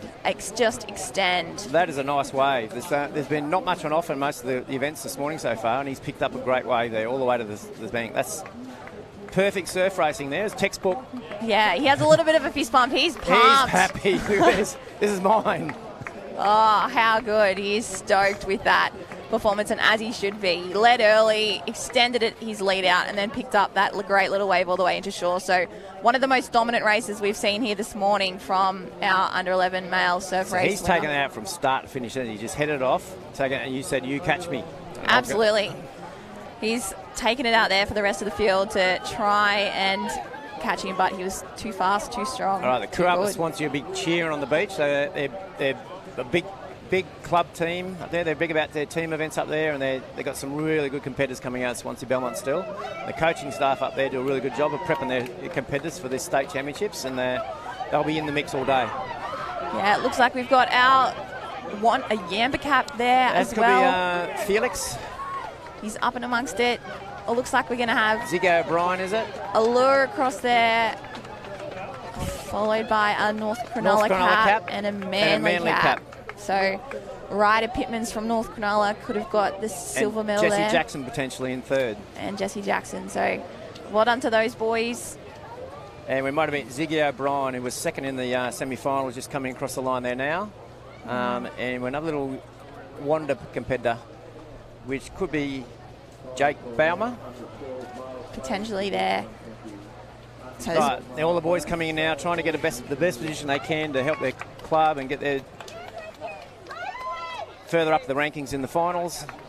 Yeah, you can see as these boys come across the line, they're often lunging with their chest out. So the chest is the part of the body that the officials are looking at to cross the line. They're working, they're pumping there. They're trying to get the best position they can to take back to their club, saying I'm 19th, I'm 20th.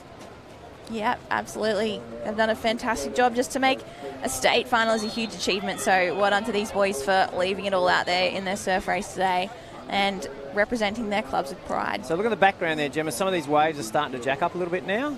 So these next irons are going to be interesting when we start moving into the iron races. So I think these waves are going to start to come into play, particularly on the boards. And then we've got the board races up next before the irons, and there's actually definitely a few waves for them to catch today.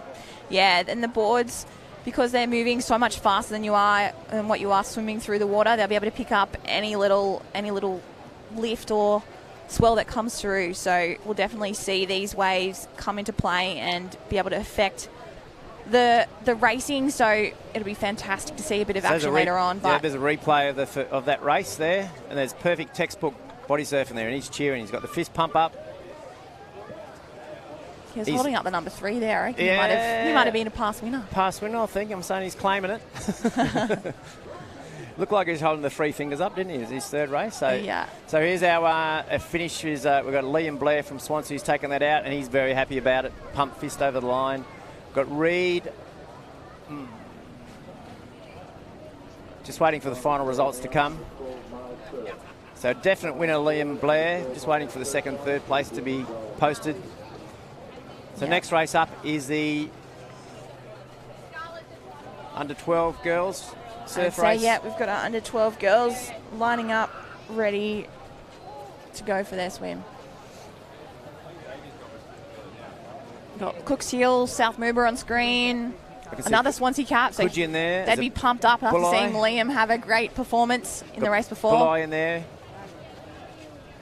We've got a Warrigal at Barry Point. There's a couple of Bulli competitors in there. There's a break. Oh, we've had half the field stop. Girls, stop. All right, so what are they doing? This is, are they bringing in the no-break rule for these finals, or they've given them a bit of leeway this weekend? I think Nippers, they still have a one-break rule, so I think they'll get... 12 and up, I thought, was a no-break rule, but they have given them a little leeway. Particularly, there's a lot of noise and going on around the place, and it's hard to hear some of the start whistle, so surely with a final like this, these kids will get a little break and give them another go. Yeah, there's a lot of nerves. It is... Especially for lots of these girls, it's their first race of the day, so they're probably a little bit jittery, a little bit jumpy. Someone's just started to move before that whistle has blown and the check starter has called them all back. So, all right, so we're going to be looking in this race, I'd say, for the likes of Mia who last year actually streeted the field in this age group, and she won a semi here yesterday. Molly Young from Newport, Matilda Harvey from Avoca Beach. They were top 3 in the first semi yesterday, and we had Piper Jade Wardrop from the Lakes, Coco Balmain, another famous name from the Wirral Barrack Point area, the Balmain family, and Charlie Moses. They were top 3 in the second semi yesterday.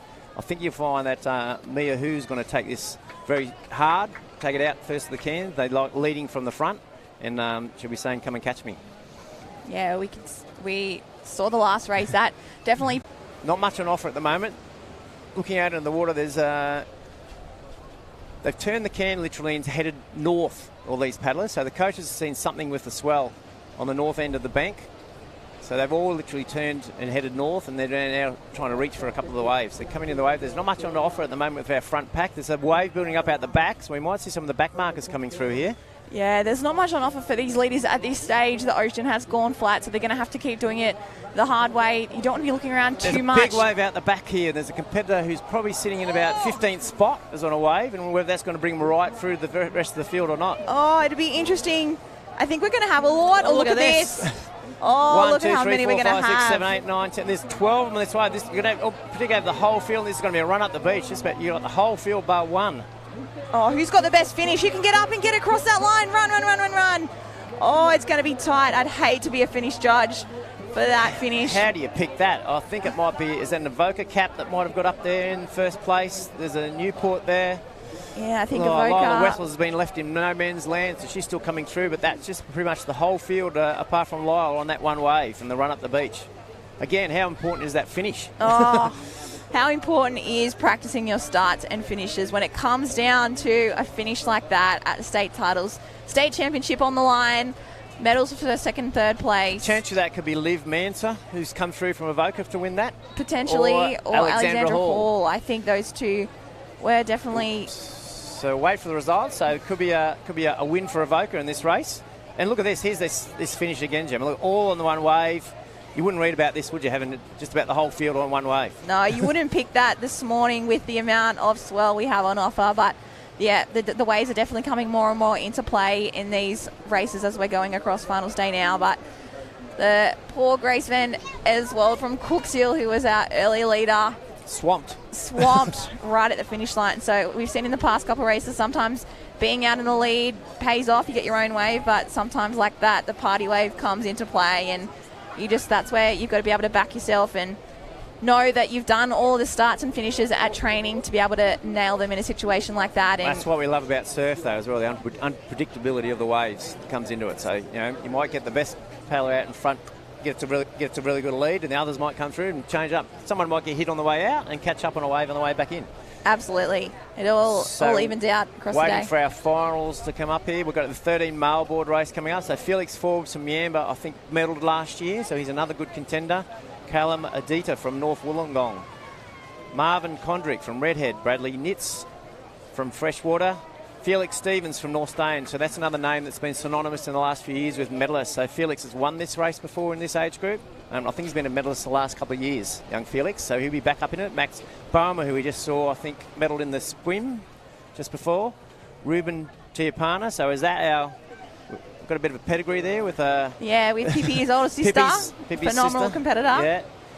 Is that another who in there I saw? Was it Ethan who?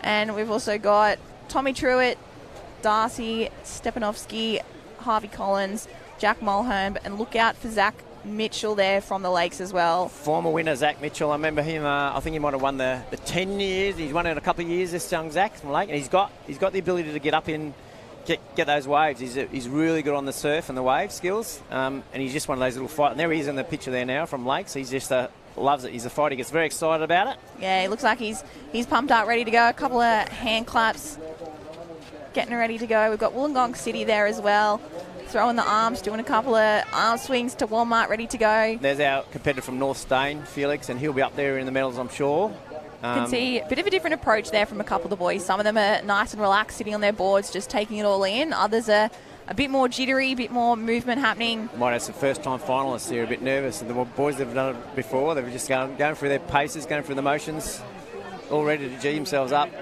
So we're just waiting for those final results from the previous race. Boys lining up, waiting for a nervous start. Some of them are fairly looking pretty relaxed about it. And we just know the conditions are starting to change it up a bit. So these board races are going to be a lot more interesting with the waves. And that's what we like to see on a day like on our finals package. Rather than having those flat conditions, we need a bit of wave to make it a bit more exciting and a bit more challenging for the kids. Absolutely. At the end of the day, it is surf life-saving. We love it when there is a bit of surf on offer, and we can see there in the corner there at Queensy, those waves are really starting to come into play. So a bit more action and variables thrown in the mix, hopefully over these next couple of races, make it nice and interesting for our remaining finals to come. But the boys there probably just held up a little bit because that under-12 girls board race, under-13 girls board race was so close. So sometimes when the judges have a bit of trouble picking the finish, they've got to just wait before they send the next one. So right, here we are. There's a nice view of the beach down there as well. We want a bit of a shout out to our sponsorship sponsors, the KO Freebies, our Northern Beaches Council. We thank them for hosting us again this year. They've done a fantastic job. I think the Mayor was there this morning talking at the March Past how much they enjoy having the event here. Oakberry, been a long-term sponsor of Surf Life Saving. We love having them here. Their product's great. The kids get up to the van, get yourself an Oakberry, and your local club. So your local club has been investing in Surf Life Saving for a number of years now, and we're happy to have them on board. Yeah, it's great. They've been over a decade now. Your local club has been a place for everyone to not only gather and enjoy exciting moments, but also supporting Surf Life Saving, which we are very grateful for their continued support. So it's fantastic to have so many amazing sponsors that are backing our not only youth surf lifesavers coming through and are on show here today at our Surf Life Saving New South Wales Age Championships, but right across the movement. So we can see the archway there for the irons later on. After the board race is finished, we'll see that's the finishing arch. We'll have a bit of excitement later on. We'll also have later on in the day, we'll have a bit of finals, flags, action up in the pit. So you'll see some of that live stream later on in the afternoon as part of their finals package. So those sitting at home frothing for a bit of beach action, you'll see that finals package later on in the program. So we've got some of the a lot of the heats for the flags are down there now, working their way down towards the finals, and we'll bring some of that to you later. But we've got the boys waiting for their final, lining up. So our finals boys package here, we've got Felix Forbes from Yamba, Caleb Adita from North Wollongong, Marvin Conrack from Redhead, Bradley Nitz again from Freshwater, Felix Stevens from North Stain, like we said, will be up in the mix. Max Baumer from Wanda, Ruben Tiapana from North Curl, Ethan Hu from North Bondi, Saxon Goodwin from Manly, Samuel Weddy from Avoca, Tommy Truitt from Byron Bay up on the far north coast, Darcy Stepanovsky from Wollongong City, Harvey Collins from North Stain, so we've got two from North Stain, Jack Mullen from North Wollongong, and Zach Mitchell. So we're just about underway for this race now, just in the starters' hands. Waiting in anticipation. They're looking forward, trying to get a clean run. Now, how important is it to get that start and get that launch your board into the water, Gemma? super important to have a clean board start, get out and away. You can see there a couple of boys opted on that northern side to do a couple of bunny hops there, and they've had an absolute flyer of a start. On the left-hand side, they've got a clear run out there again. The right-hand side just slightly clipped by that first little bank on the front. So that left-hand side's got a clear run out again as per the last race. So our leader's coming from that group. Yeah, I really loved his intent too here. Really, you can see his arms and legs are absolutely flying. It looks like it might be... That's Felix Stevens. So Felix, former medalist and winner of this race. So Felix has really taken this race out. So he's rating up.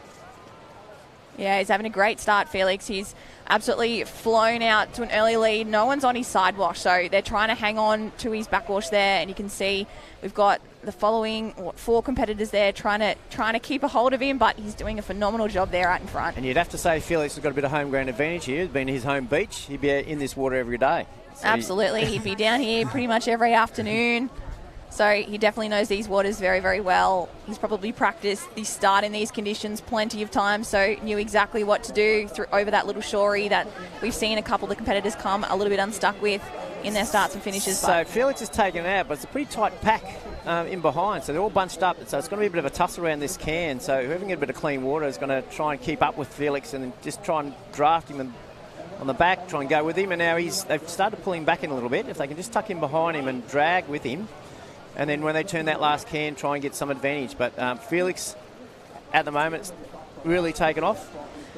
Yeah, we just had the results come through from the under-13 female board race there. So Savannah Glynn from Yamina took out the gold medal. Yamina, how we like that. Yes, love to see that. Followed by Alexandra Hall from Avoca Beach Shore, 1-2 for the Central Coast. Coogee ended up in third, Catherine Jordan. Followed by Evie Davis from North Kyoto, Lillian Wenholmes from North Bondi, and Ivy Myson from Coogee Headland. So a fantastic finish there for the Central Coast. Savannah Glynn is a former medalist in the 1K beach run, so she's definitely got some pace on her, and that paid in that finish up the beach. All right, and that was as we said, that was a tight finish on the line, all on the one wave. So how do you pick that? I don't know, but they've come up with the results. And Central Coast, first 2 places on top of the ladder. Yeah, Central Coast first 2 places, but it looks like there's a bit of a wave here. Can it pick up a leader? There's 5 on this wave, Gemma. 5 on this wave. So our early leader of Felix has been caught. He's got to really try and keep his head down there. So the wave's just dropped off now. So it is going to be a run up the beach, I would say. But they've dropped off the back of that wave. Is there something more coming for them? There's 1, 2. It looks like Felix Forbes there as well from Yamba on the southern side, but the 2 there. There's 2 on this front wave, There's so. Oh, he's just pulled down past. Trying to pick that cap up. So Felix dropped off the back, so it's going to be a race up the beach. So our winner maybe, is it Lennox Wymouth from Swansea Belmont, potentially coming across? Oh, I think he just dropped his board. Stuffed up his finish a little bit. So it's going to be Redhead, followed by Freshwater, I think, in 2. So we got Bradley Nitz there from Freshwater, and Maren Conrick from Redhead might have been our gold and silver medal winners there, but another finish that came down to some waves thrown into the action. Definitely, the waves really starting to play a part in the finishes today. So that wave, there was 5 of them on that wave out the back. The wave dropped off, and then there was really just a scramble at the end there to try and get something in the shore break, and then try and finish off the run at the beach. So that's really mixed it up. It is really mixing it up, and it is super hard to be able to pick up your board as quickly as you can and finish with this little shorey. You can see some competitors there opting to carry it up board under their arm there with not dragging it up the beach, and then some grab that front handle. So when you were a junior, Gemma, did you drag it or did you carry it? What was the go? I always was a drag. Yeah, I think it's safest to grab your front handle and run. I was always quickest doing it that way, but... So you didn't want to slip or miss? Yeah, slip and miss. That is the risk. Here's a replay of that race. You can see Felix up on that left-hand side. He just gets so fast. Yeah, he really attacked his start and just absolutely flew out there. I love his aggression. He's really... You can see his arms and legs just going, raiding non-stop, trying to get as much of a lift as he can. He was so unlucky coming back in because he'd opened up 2 or 3 to board length. And here they all, that's 5 of them on this wave, all coming in together. Yeah, he did well there to be able to lift and rate his board speed up enough to be able to pull down that, but you can see... And that's our Yamba competitor on the outside who just missed that wave as well, so potentially we might have a... Yeah, he just had a stumble there. So we had Avoca, I think, he was out in front, but just And that's tripped. So is that Redhead finishing in first place? Yeah, Redhead. I think we had Marvin Conrick there, our winner from Redhead, followed by Bradley Nitz from Freshwater. Felix Stevens, unlucky not to take the gold medal, but ends up with the bronze, followed by Samuel Weddy from Avoca after just stumbling. Unfortunately, there it ends up with the chalky medal. Yeah. We had Felix Forbes there, a former medal winner from Yamba in 5th, followed by Darsky Stepanovsky from Wollongong City in 6th. So that little trips has cost him a medal, I think, in that race. A bit unfortunate for him in the end, but I guess they're starting to get the old sniper going here. There's a couple little potholes popping up. So there's something else that's coming in the mix as well as contending with that little dumpy shore break.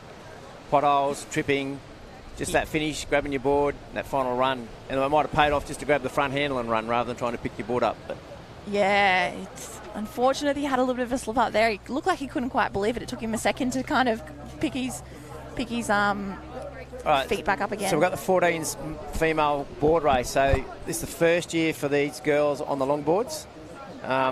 And there's a bit of a transition between the short boards and the long boards. But look, a lot of these girls have been training on these for 12 months or more, and they're really starting to make a mark. And so I'm back with Bonnie's come and join me again today. And Bonnie, we're just heading off into the 14s female board race now. So these girls, it's their first year on the longboards. How exciting. So that transition between a shortboard and the longboard is like, some of the girls who might have been very proficient on the shortboard and then got to step up, and it's a big change, isn't it? Absolutely. At that age, people are developing at different stages, and you've got the really tall girls who probably couldn't wait to get on the mal. You've got your slightly smaller or shorter girls who, are still adjusting to that longboard. So you'll see a lot of the girls get straight to their knees today and, get into their stroke straight away, 10 strokes off the beach. And so transitioning from, a flat racing, so the lay down, and we've still got lay down paddlers. Obviously, they make a choice between lay down, and there's generally more on their knees, so they drive that power and get that power from their legs. But there is quite a few staying on the lay down boards these days. But I guess that transition from the nipper board to the long board. But we noticed, that just up on that knees gives you that bit extra drive. It does. You're sort of using your whole body, using those big, powerful hamstring muscles in the lower back. But you're right, the lay-down paddlers. I mean, the wriggler there, he's sort of proved that it can be done, and a lot of the girls do feel more comfortable on their tummy. I think being adaptable and having either option in your mind, and the girls are picking their boards up and getting ready for a start soon, and we'll see them get out their knees or tummy. They'll want to get the rating up straight away. So the other thing with this, Bonnie, is these longboards, they actually can launch themselves a long way on the shore break. They've got to get over that first little break. They can launch this board and really set the platform for their start. Definitely, absolutely. It's all about that start, and the girls take off now. You can see, there you go, some have gone to belly and out in front. Strong stroke on the knees through that middle sort of section there. We've got Sophie Clunes, looks like, from Newport. So our finalists today, we've got Alana Dimmick from Redhead. Now, Redhead are very strong on the boards. They've always produced a lot of board paddlers, and they've got good coaching programs. They've got Ashley Pengram. So her and her twin sister are both in the race, Ella and Ashley from Blackhead, and they've been in the mix for the last few years. They've won the board relay race as well, these girls, for the last couple of years. So Matilda Young from Newport, Isabel Shorter from Avoca. We mentioned Ella already. Alani Sims from Warilla Barrack Point. Bonnie Wrigglesworth from Warilla Barrack Point. Got a very good program down at Warilla, and they've got three paddles in this race, Emma Walsh as well. And out in front is Isabel Shorter from Avoca Beach, who's taken the lead, I think. And just in behind, we've got one of our three Warilla Barrack Point competitors just sitting on the shoulder on the right-hand side. Amber Sky Stevenson did very well in this race last year, racing for Umina, so she'll come up in the mix as well. Lisa Dearns, very strong, had a very good swim earlier today. India Davison from Redhead, again, and Evie Waller. So Evie Waller factored. I think she came away from Australian champs last year with a medal in the board race, so she's going to be very strong, Evie Waller, and her older sister is a very proficient board paddler as well. So Alana Dimmick from Redhead, it looks like, out in front. Absolutely, she's setting the pace out there. You can see the other girls jumping in on her wash, which is very smart. It's a long paddle, and as they come off that last string can there, you'll see them start to get up on their knees and go into that power stroke. Still, there she goes, up on the knees now into that power stroke.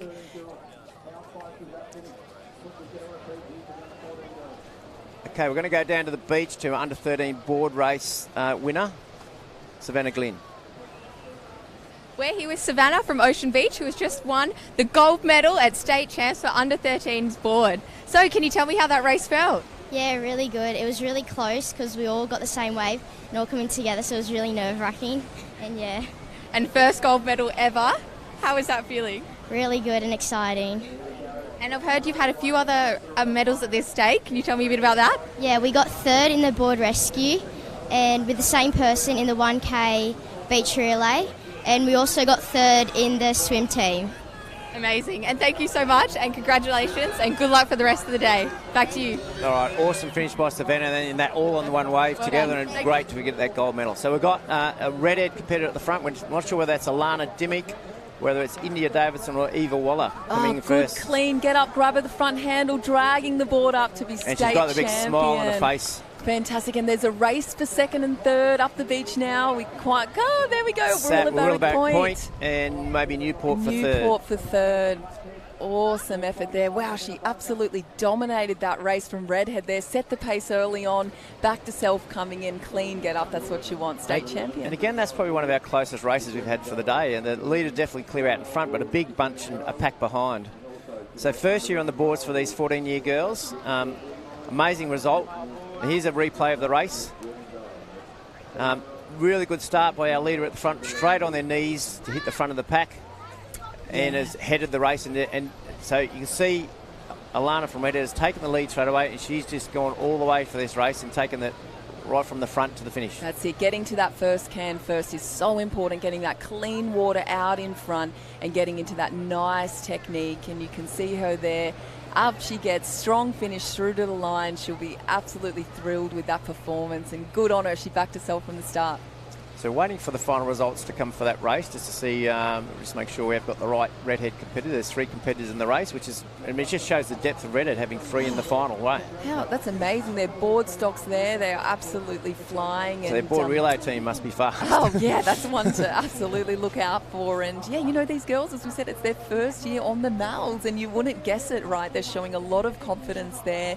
You know, the ocean's sort of it's flattened out. There's a little bit of a breeze sort of picking up at the moment, a bit of a nor'easterly. So kind of coming in, if they can work those little swells, it's incredibly important. But, so the waves are coming in into a factor now. They're building up at the back. So we've got our 14s board race on the line now, Bonnie, and our finalists lining up. I can see redhead competitor there. We'll bring those finalists up shortly. So it's there's the finish for the female 14 board race. So definitely Alana Dimmick, who took that out from the start.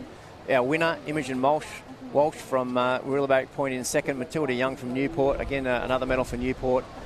Ashley Pegram, one of the sisters, the twins that have got up into 4th place. Ruby Cregan from North Bondi in 5th, and Amber Sky Stevens is always a factor up in the finals for Avoca finishing in 6th place. Yeah, and you know, the guys would have watched that race prior and seen the importance of that start. They'll be starting to channel some of that aggression and visualising their start, you know, that perfect get on, skim across the water, transferring the speed from the land into the water, and they're getting ready for a start now. So our finalists for the male under 14 board race: Cody Burrows from North Stain, Jacob Chalmers from Manly, Jack Cross from Coogin Headland, Finn Newman from North Bondi, Henry Whitehead from Manly, Jack Woodrow from Newport, Max Christensen from Wanda, Isaac Ryan from Sawtell. Up your way, Bonnie, where you originally started, Sawtell. It's nice to see. Sawtell. Noah Bowler from North Bondi, Mitchell Chalmers from Swansea Belmont, Thomas Chalmers from Swansea Belmont. So this is brothers, I'm assuming, is it? Are they twins, maybe? Sydney Burns from Redhead. Will Munro, he's factored into most of the finals today. From Cooks Hill, very strong. Tor Manser from Avoca Beach, he factored in the surf race earlier today. Reith Lewis from Wanda. Ethan Orman from Queenscliff. So who we got in the front there, Bonnie? Right, just having a look there now, trying to get a view of it on our screen. Out in front, we've got Manly up there, but so we've got a Sawtell up there. That does look like Sawtell, doesn't it? The black and white quartered cap there of Isaac Ryan heading around now. So could this be a Sawtell medal or a win? He is hoping. And that's where you and your sister sort of started up that way, the Sawtells? We did. We moved to the Gold Coast at 17 and 18, spent our whole, nipper days back at Sawtell Beach under Terry DeCarl and, the beautiful right-hand break off Sawtell Island. Lots of time spent surfing for fun. But they've got a couple of good juniors coming through up there. Really and there's another little Saul who's a good swimmer as well. So their coach is doing some really good things up there with that Sawtell squad. And it's paying off in dividends. Sawtell bats above their average, and you can see these boys start to come past the last string can. They'll start to get up on their knees. I'm noticing they're doing a lot of lay-down paddling, and there's a little bit of sort of chop building out to sea, so they're feeling a bit more comfortable on the belly. But it's looking like Henry Whitehead now might have taken the lead from Manly. I think he's up on his knees doing the most of the work, and we've got redhead competitor there that potentially... Sydney Burns from Redhead. Is that there Swansea well, on the right-hand side as well? Potentially that's Thomas Charmer or Mitchell Charmer, his two brothers. So Manly's really doing the work now on the knees. He's really taking this race to the front now. Absolutely. He knows that in front you've got first crack at those waves coming through, but in saying that there's boys coming through behind. 1, 2, 3, 4, 5, 6, 7. All on, and they've got the momentum from behind, so hopefully he can pull down at the Manly competitor. So he's Manly done a good competitors job. now, he's managed to get on that wave. I thought he was going to drop off there for a sec, but this again, it's going to be a tight finish and a run up the beach for the medals. The boys. So how important is the get off here? Absolutely crucial to get off and get clean and pick that front handle up. And looks like Wanda coming through there. He might have taken the win out with that Reece get up. Lewis from Wanda potentially, or Max Christensen?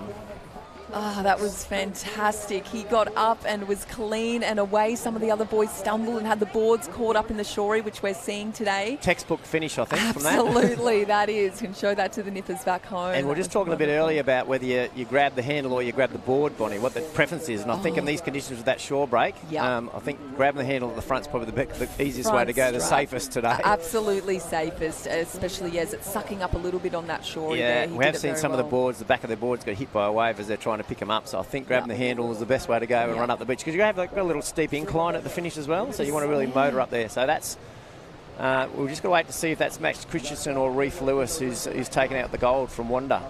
Wow, that's fantastic. They'll be cheering there at Wanda, and they've got really strong board paddlers there at Wanda. They always have. They've got some amazing coaches there and a really good, strong next generation coming through.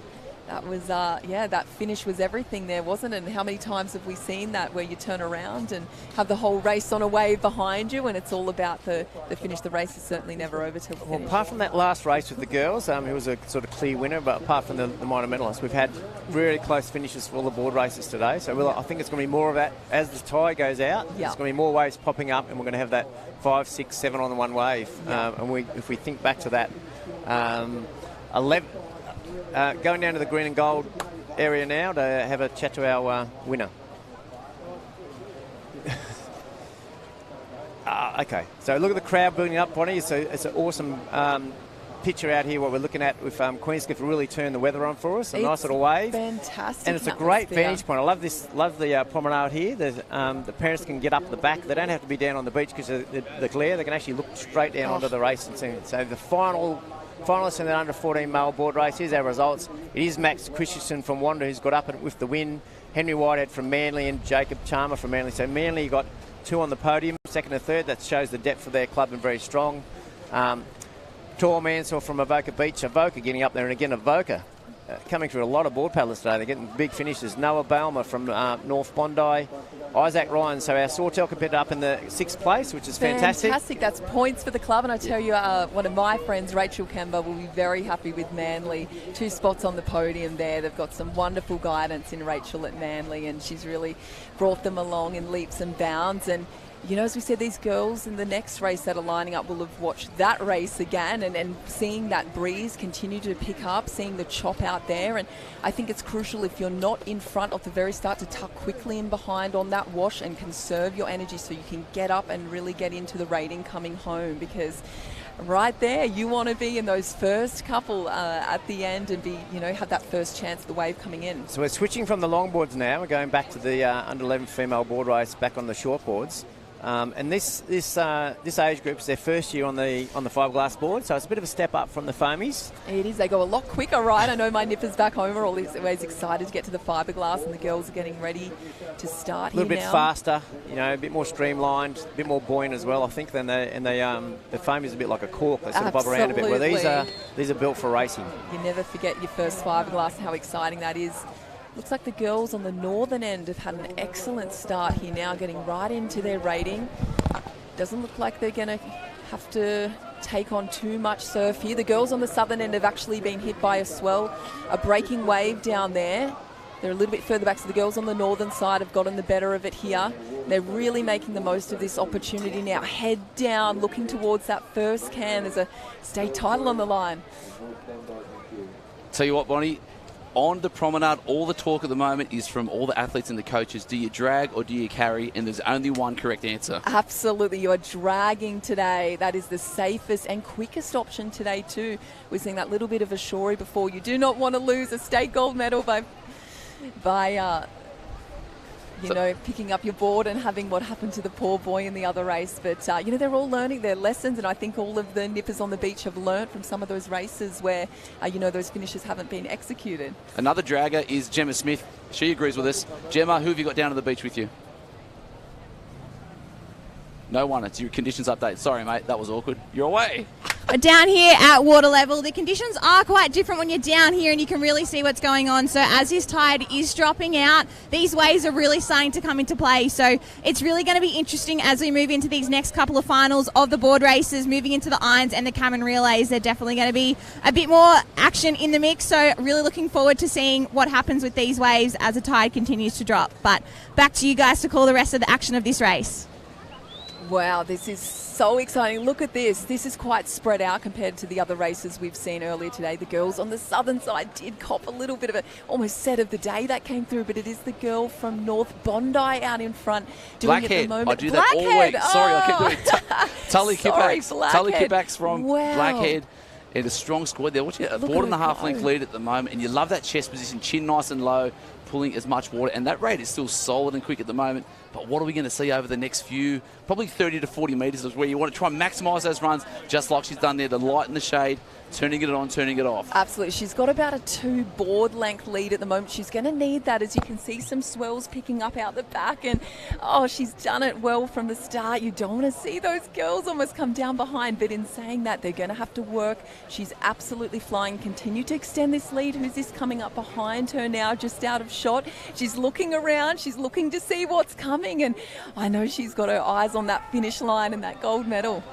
And it's so important as we get tight, especially with the ski stroke as well. You don't want to get it too short. You still want to get that reach out there to maximise how much water we can pull at the moment. So Blackhead, Tully Kippax holding on. Outside left, we've got the cap of North Stain, Flory Penny in there as well. But what is popping up from behind? Lexi Bush from Umina was thereabouts as well at the moment. And is this going to pick them all up? 1, 2, 3, 4. Here we go. Go, Tully might miss it. She's missed it. She hasn't had the momentum. Lexi Bush on the inside from Umina. Can she hold on? South Maroubra in there as well. So it's down to 2. It's going to be 2. A race in 2 for the gold medal. Up they go. There's the carry. Lexi Bush from Umina with the carry. But it doesn't matter. She's going to take home the gold and the claim. Lexi Bush from Umina. Get out of here. Congratulations, young lady. Neve Perry from South Maroubra with the silver. But heartbreak there for Tully Kippax, leading from my goodness. Start to nearly finish. And that just shows when the competitors behind have that momentum pushing down a swell and you don't so much in front. You've got to keep paddling. For the nippers watching at home, never ever stop paddling when you're in front, especially on these nipper boards. There's very little chance you're going to nosedive, so you've got to keep the rating up and try to pick up that swell as best you can. But she did everything right, and it just shows that surf life-saving, right? Sometimes it doesn't go your way. Try and trust that you've done the work as well. Quiet the noise in the back of your brain and just keep reaching forward, pulling the water. Left arm, right arm, over, over, over. Absolutely, and try not to look around behind too much as well. It can slow the board down. So once you are heading in, those couple of quick glances and then continue to look at the finish. But wowee, that was the carry of the board. She pulled it off. I was nervous for her. Everyone was nervous. Even just going back to the one Sam Weedy before, picked up, carried, looked comfortable, but he had a bit of a peek across to his right-hand side, and it was just enough to throw off his balance whilst running up that gradient, and just that slight little adjustment that's thrown the body off canter, fallen over, pinned himself under the board. Absolutely. Race over. You've got the boys in the next race coming up now. They'd have seen that. The competitors on the southern side, the girls, hit those waves then and it didn't work out for them. But here they go, charging into the water now. A couple of bunny hops there as it starts to get shallower and into their rating now. There's one just breaking here again on that southern end. So updated results from the under-11s females board race. Lexi Bush from Yamina taking home the gold medal. She'd be absolutely pumped with that. Neve Perry from South Maroubra with the silver. Hayley Avard from Coogee pipping out Flory Penny from North Stain for that bronze medal. Tully Kipax led us from start to finish, going home with 5th, and Sophie Rolls from Coogee. So Coogee having 2 paddlers in the top 6 is amazing. But Lexi Bush victorious, another board final for Yamina. Absolutely fantastic, and it is at the moment the boy from Redhead with, well, I don't want to say North Tex Bondi Air. in Tex case I Air's do in there get that at the wrong. moment. There you go, out in front, so you can see the other boys tucking in behind and conserving a little now. Looks like the boy from Manly possibly trying to make a move up the inside now. Yeah, so Manly had William Botha and Jesse Jackson 2nd and 3rd in the semis. They did that quite comfortably. Also, Wanda, Reed Martinez there. For up your way, or Ishi's your way, from Yamba. Right. Clarence Doherty there as well. Absolutely, the Doherty family. And this is the chance to make the move. Is he going to come up the inside or play it safe and stay behind? You can see you've got about 3 to 4 competitors all racing, squeezing there, trying to get... Oh, there's a little bit of what you'd call carnage around that first string cam, which is allowing the Redhead boy to get further and further away.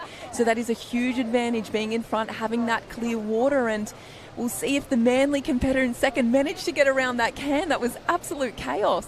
But Tex Air looking strong. So the under-14s from Redhead took out the title in the ladies.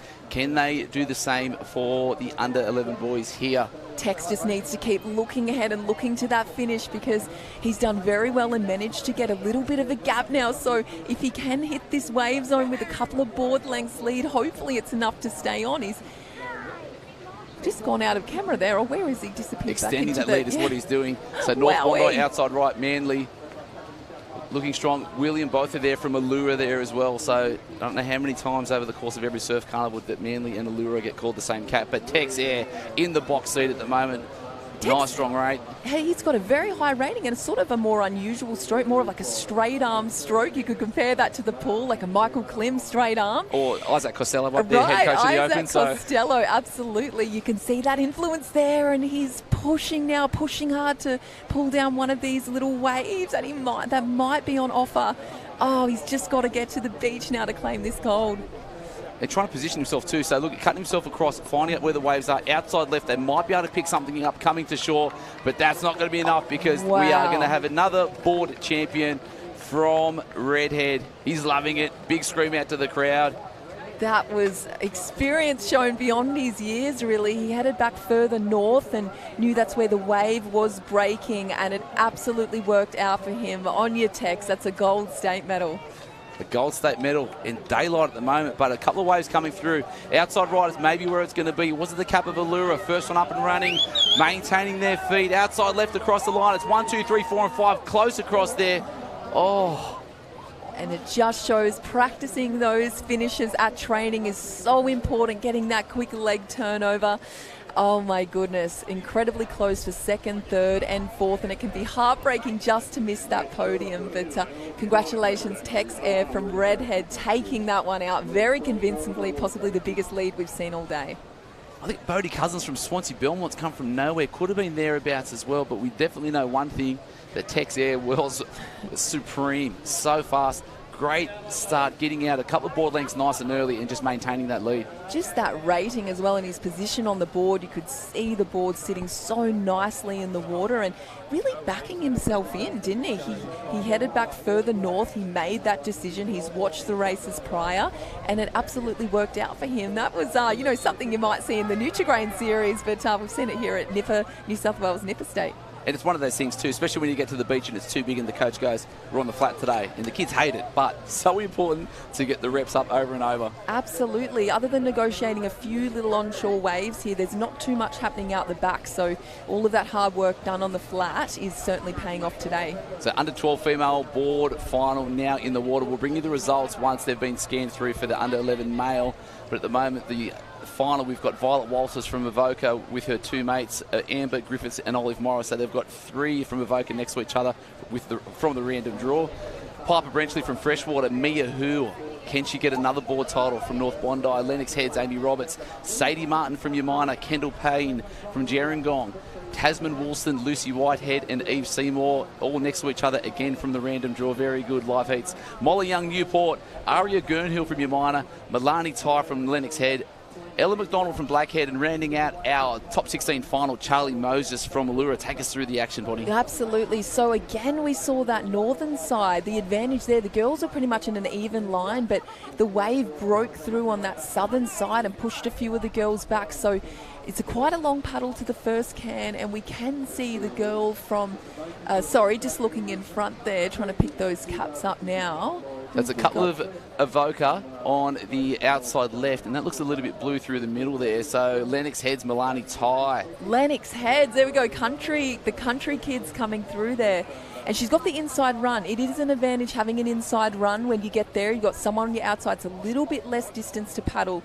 And essentially, you decide the line. You're choosing the line you take. There you go. So the girl in second slipped behind. She might make another move up the inside now or choose to play it safe and stay on the wash.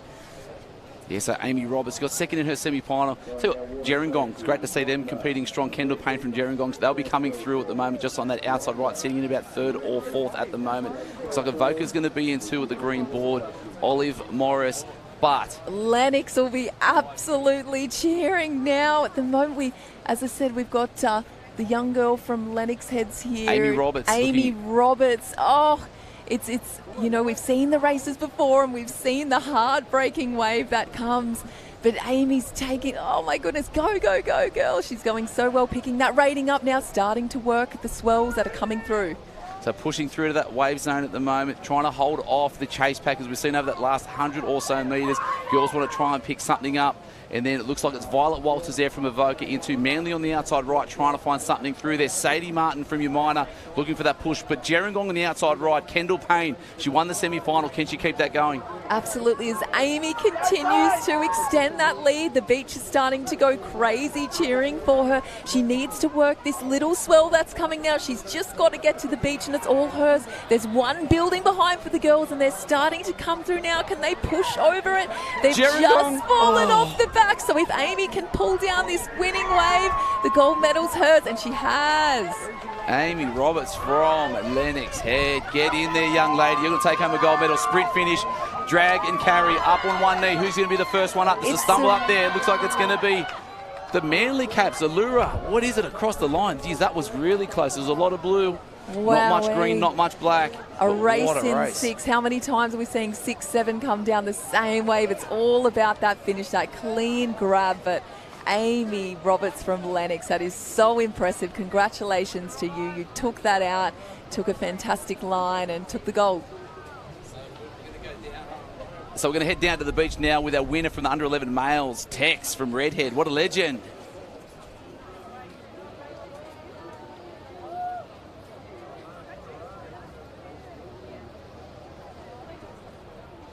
It felt amazing.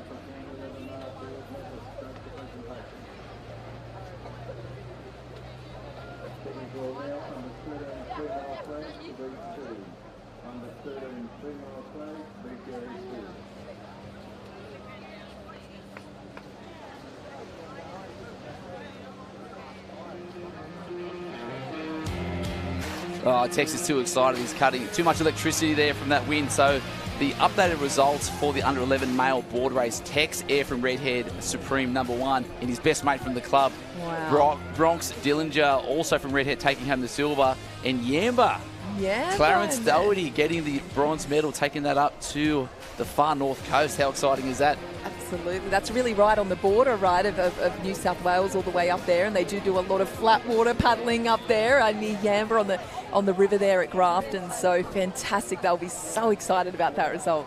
And then rounding out the top 6, Jesse Jackson from Manly in 4, Jager Michael from North Bondi in 5. Amazing. Charlie Herford from North Stain and some more points for the club. But we're going to try take 2 with Tex down on the beach. We're here with Tex, under 11's board state champion. Can you tell me how It felt amazing. Obviously, I knew I was in first place, so it just felt good just to have a break. Oh, that's perfect. That's perfect. And what else have you had on this week? We had the board relay. We won that, which was really good. Yeah. Perfect.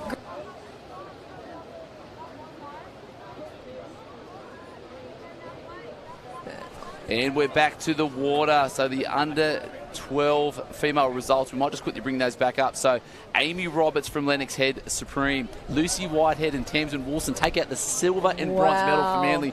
Olive Morris from Avoca in 4. Kendall Payne, she was finishing strong, just a little bit unlucky on that shore dart from Gerringong, 5th place. And Amber Griffiths from Avoca is our top 6. I think Manly's going to go quite well on the point score this year. You know, they're racking up some really good quality points there. Remember, it's top 6 in the point score. So every time you get, 2 competitors set 3rd, 4th, 5th, 6th, it all adds up. So it'll be really interesting, that point score at the end of today.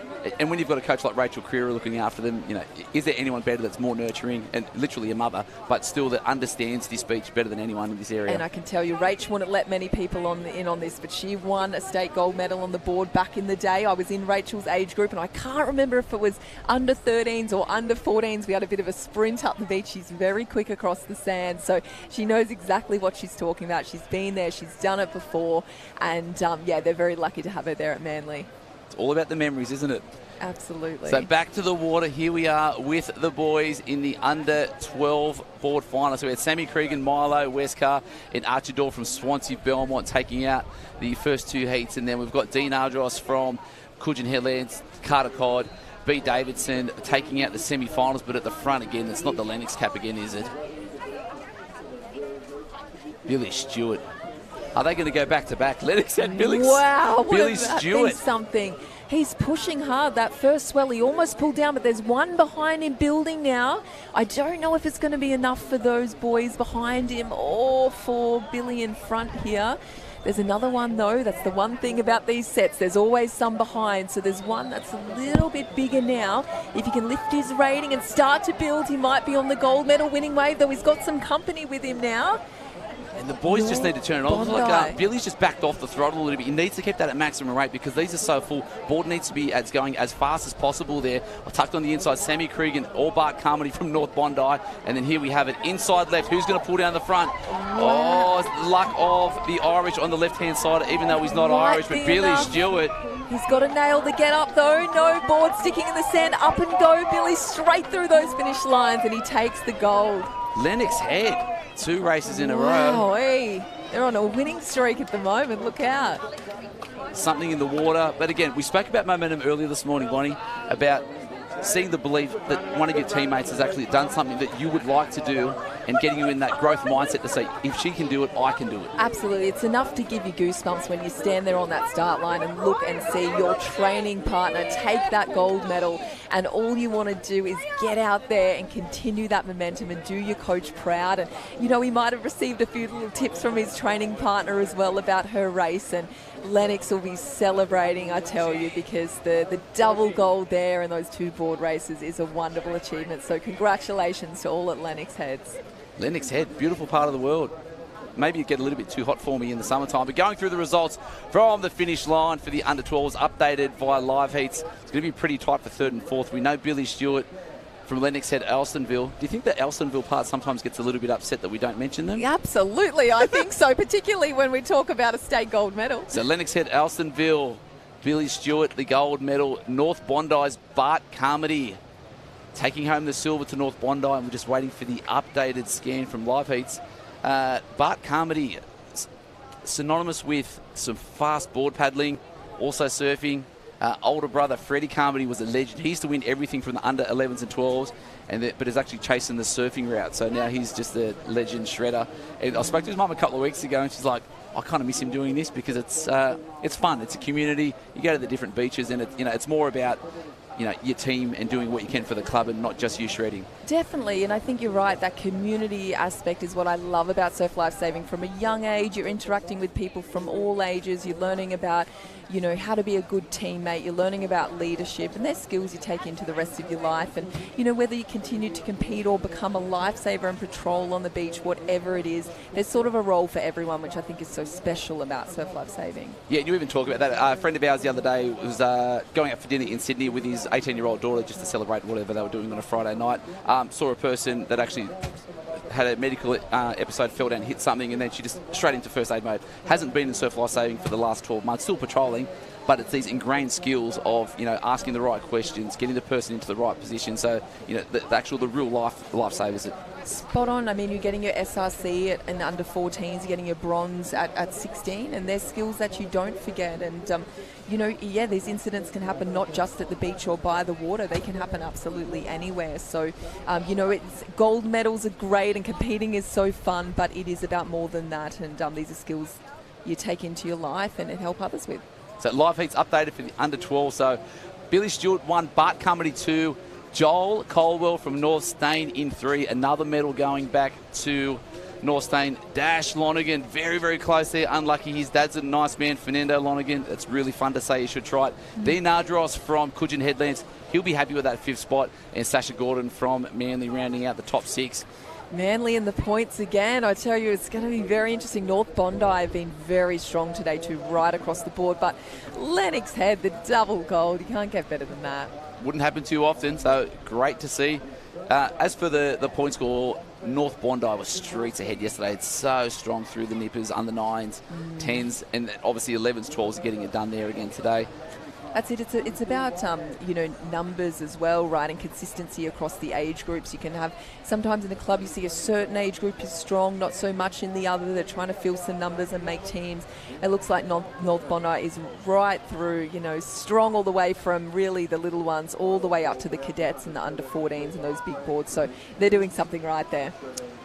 Something right, but also something fun. But I'll tell you what, Promenade is on fire. I'm enjoying the sun above our heads at the moment because it's not as disgustingly hot as it was this morning.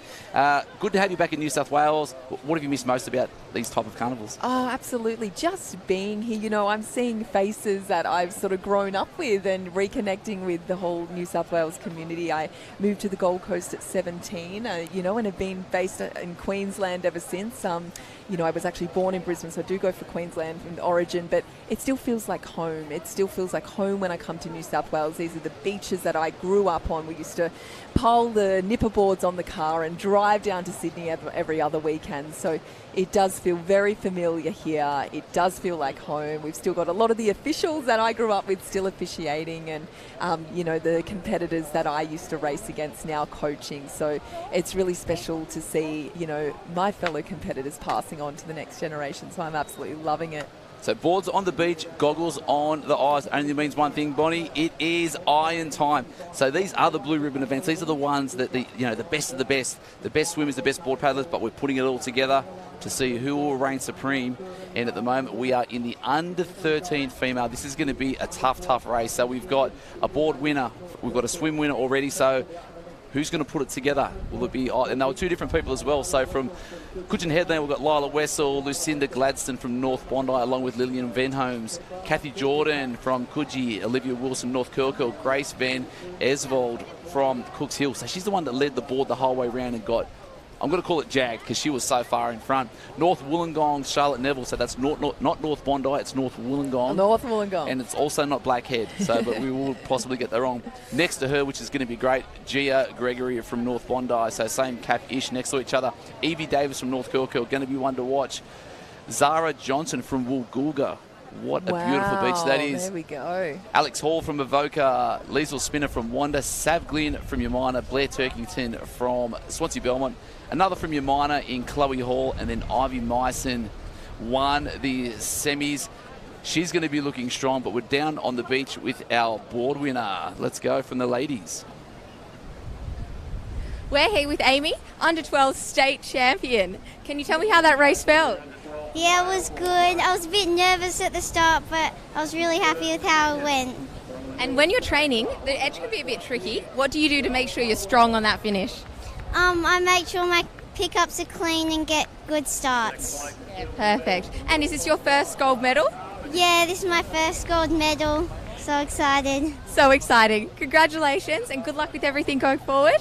Back to you guys. Thank you.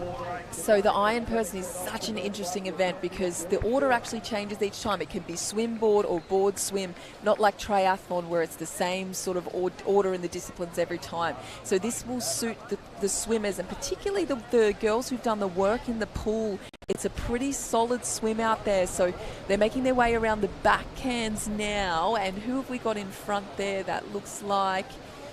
It looks like it's Catherine Jordan from Coogee, so being a strong swimmer. Evie Davis, also one of the better swimmers out there, so she's going to be trying to lead them out. Tucked in behind from them is Alex Hall from Avoca. So these would be the top 3 swimmers in the race, but this is where the gamesmanship comes into it. Are we going to try and leave everything out there? Have we got 8 minutes of flat chat, or are we just going to try and temper that pace at the front to leave a little bit more for the board? But again, this is where the racing comes into it. These girls have done it long enough. They all race each other all summer, all seasons, and they'll be knowing that if these 3 are at the front, that our pace is all right, and then the rest are going to have to hold on. That's it, and it is a lot faster swimming out in front in the clean water. So if you can imagine being in a swimming pool and swimming in a bit of, chop and mess like a washing machine as opposed to that clean water. So what they want to do is get out hard in front, get the clean water, and then conserve a little as best they can.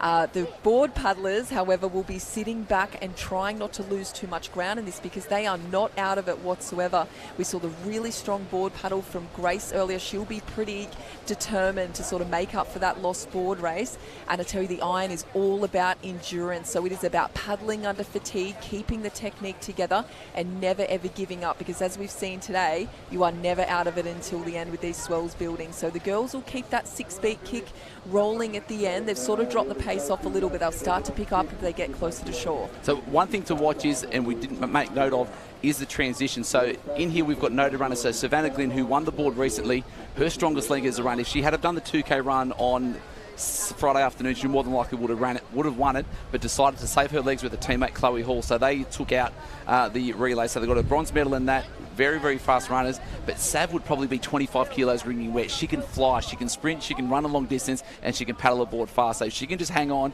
to that back end and be as close to that lead group as possible. She's going to have enough endurance and pace to get around in that transition, but then also get on someone's watch, and she can just sit there comfortably through until that finish. Absolutely. Because if it comes to that sprint finish, she's going to get him. It is the third discipline of it, but there's a wave in front, and we've had the girls just get a bit of a lift out of it.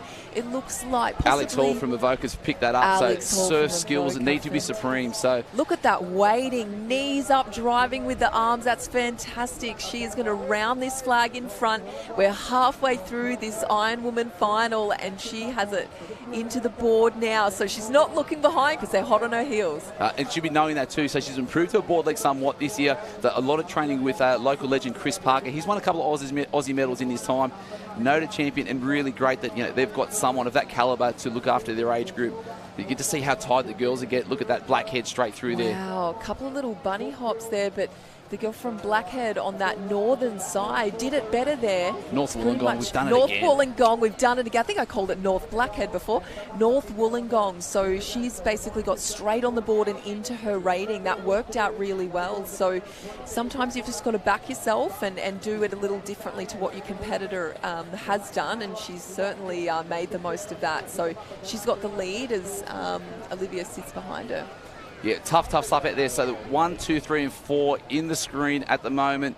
Will we see some wave action later on? Will we see a couple go through? But the girls are going to get clipped a little bit by these waves there. Possibly not. It's building up there out the back. Wow, look at that one. These waves are really going to play a factor in these afternoon finals. I tell you, the girls are very impressive there. They're keeping the rating up. Remember, they've done a whole swim leg prior to this and a run. They're now into the board, but you wouldn't guess they look pretty fresh there. As that northern side, working her way up, is Evie Davis on the northern side. Look at her go. She's going to try and come up on the outside and get to this can in front. So it'll be interesting what happens here, because she's sort of essentially got to come up in front of the girls if she wants to take that can first. Now, as a coach, if you'd be watching this back with your athletes, they were all spread out a fair bit. You want them tucked nice and tight just on that right or left edge to minimise the work you've got to do. A bit of wash riding and a bit of gamesmanship, right? But now they're into the position. So Evie Davis on that outside right, and then we're still going to call that, was it Charlotte Neville there? This race is going to be won in really the last sort of 50 metres into the beach. The last, well, you could say 30, 40. That's where we're seeing the swells build. So the girls, if they can conserve a little bit of energy and can tuck in on that wash, especially with that bit of chop out there, they're going to conserve and finish strong. So off that apex can, we've got Evie Davis in front, so she is taking this away, and you would not guess this is at the end of an Ironwoman. You would think this is a straight board final, but they are absolutely showing skill and speed beyond their years right now. They want this gold. And she's got that dog in her, so she's going to get to the fight. She's going to drive that whole way through. So too Alex Hall. Just, some people love the competition. They love the fight. They love that angst. They love to try and get everything they personally can out of their races. And Evie Davis leading them through. And it looks like 1, 2 and 3 are a fair way out in front at the moment. But what is the line going to be? Coaches are going to be on the beach trying to pass out some sort of instructions, but to no avail. The girls won't be listening. They'll just be basically trying to keep that rate long and heavy in front, but Davis out in front, looking strong. We saw some of the competitors. Wow, she's picked one up there on that southern end, and it looks like she might take it all the way. She might just drop off there. It didn't carry through. It gave her a really good push, though. This race is hers to lose right now, I tell you. She is determined, and she looks like she's going to pick this one up behind, coming into shore and get a nice little wave there. She'll be able to enjoy this goal. Oh, great work. And it's so important to keep that rate up on top of it. If you're not too sure if you're on the wave, you're probably not. Keep that rate up, get the board out in front.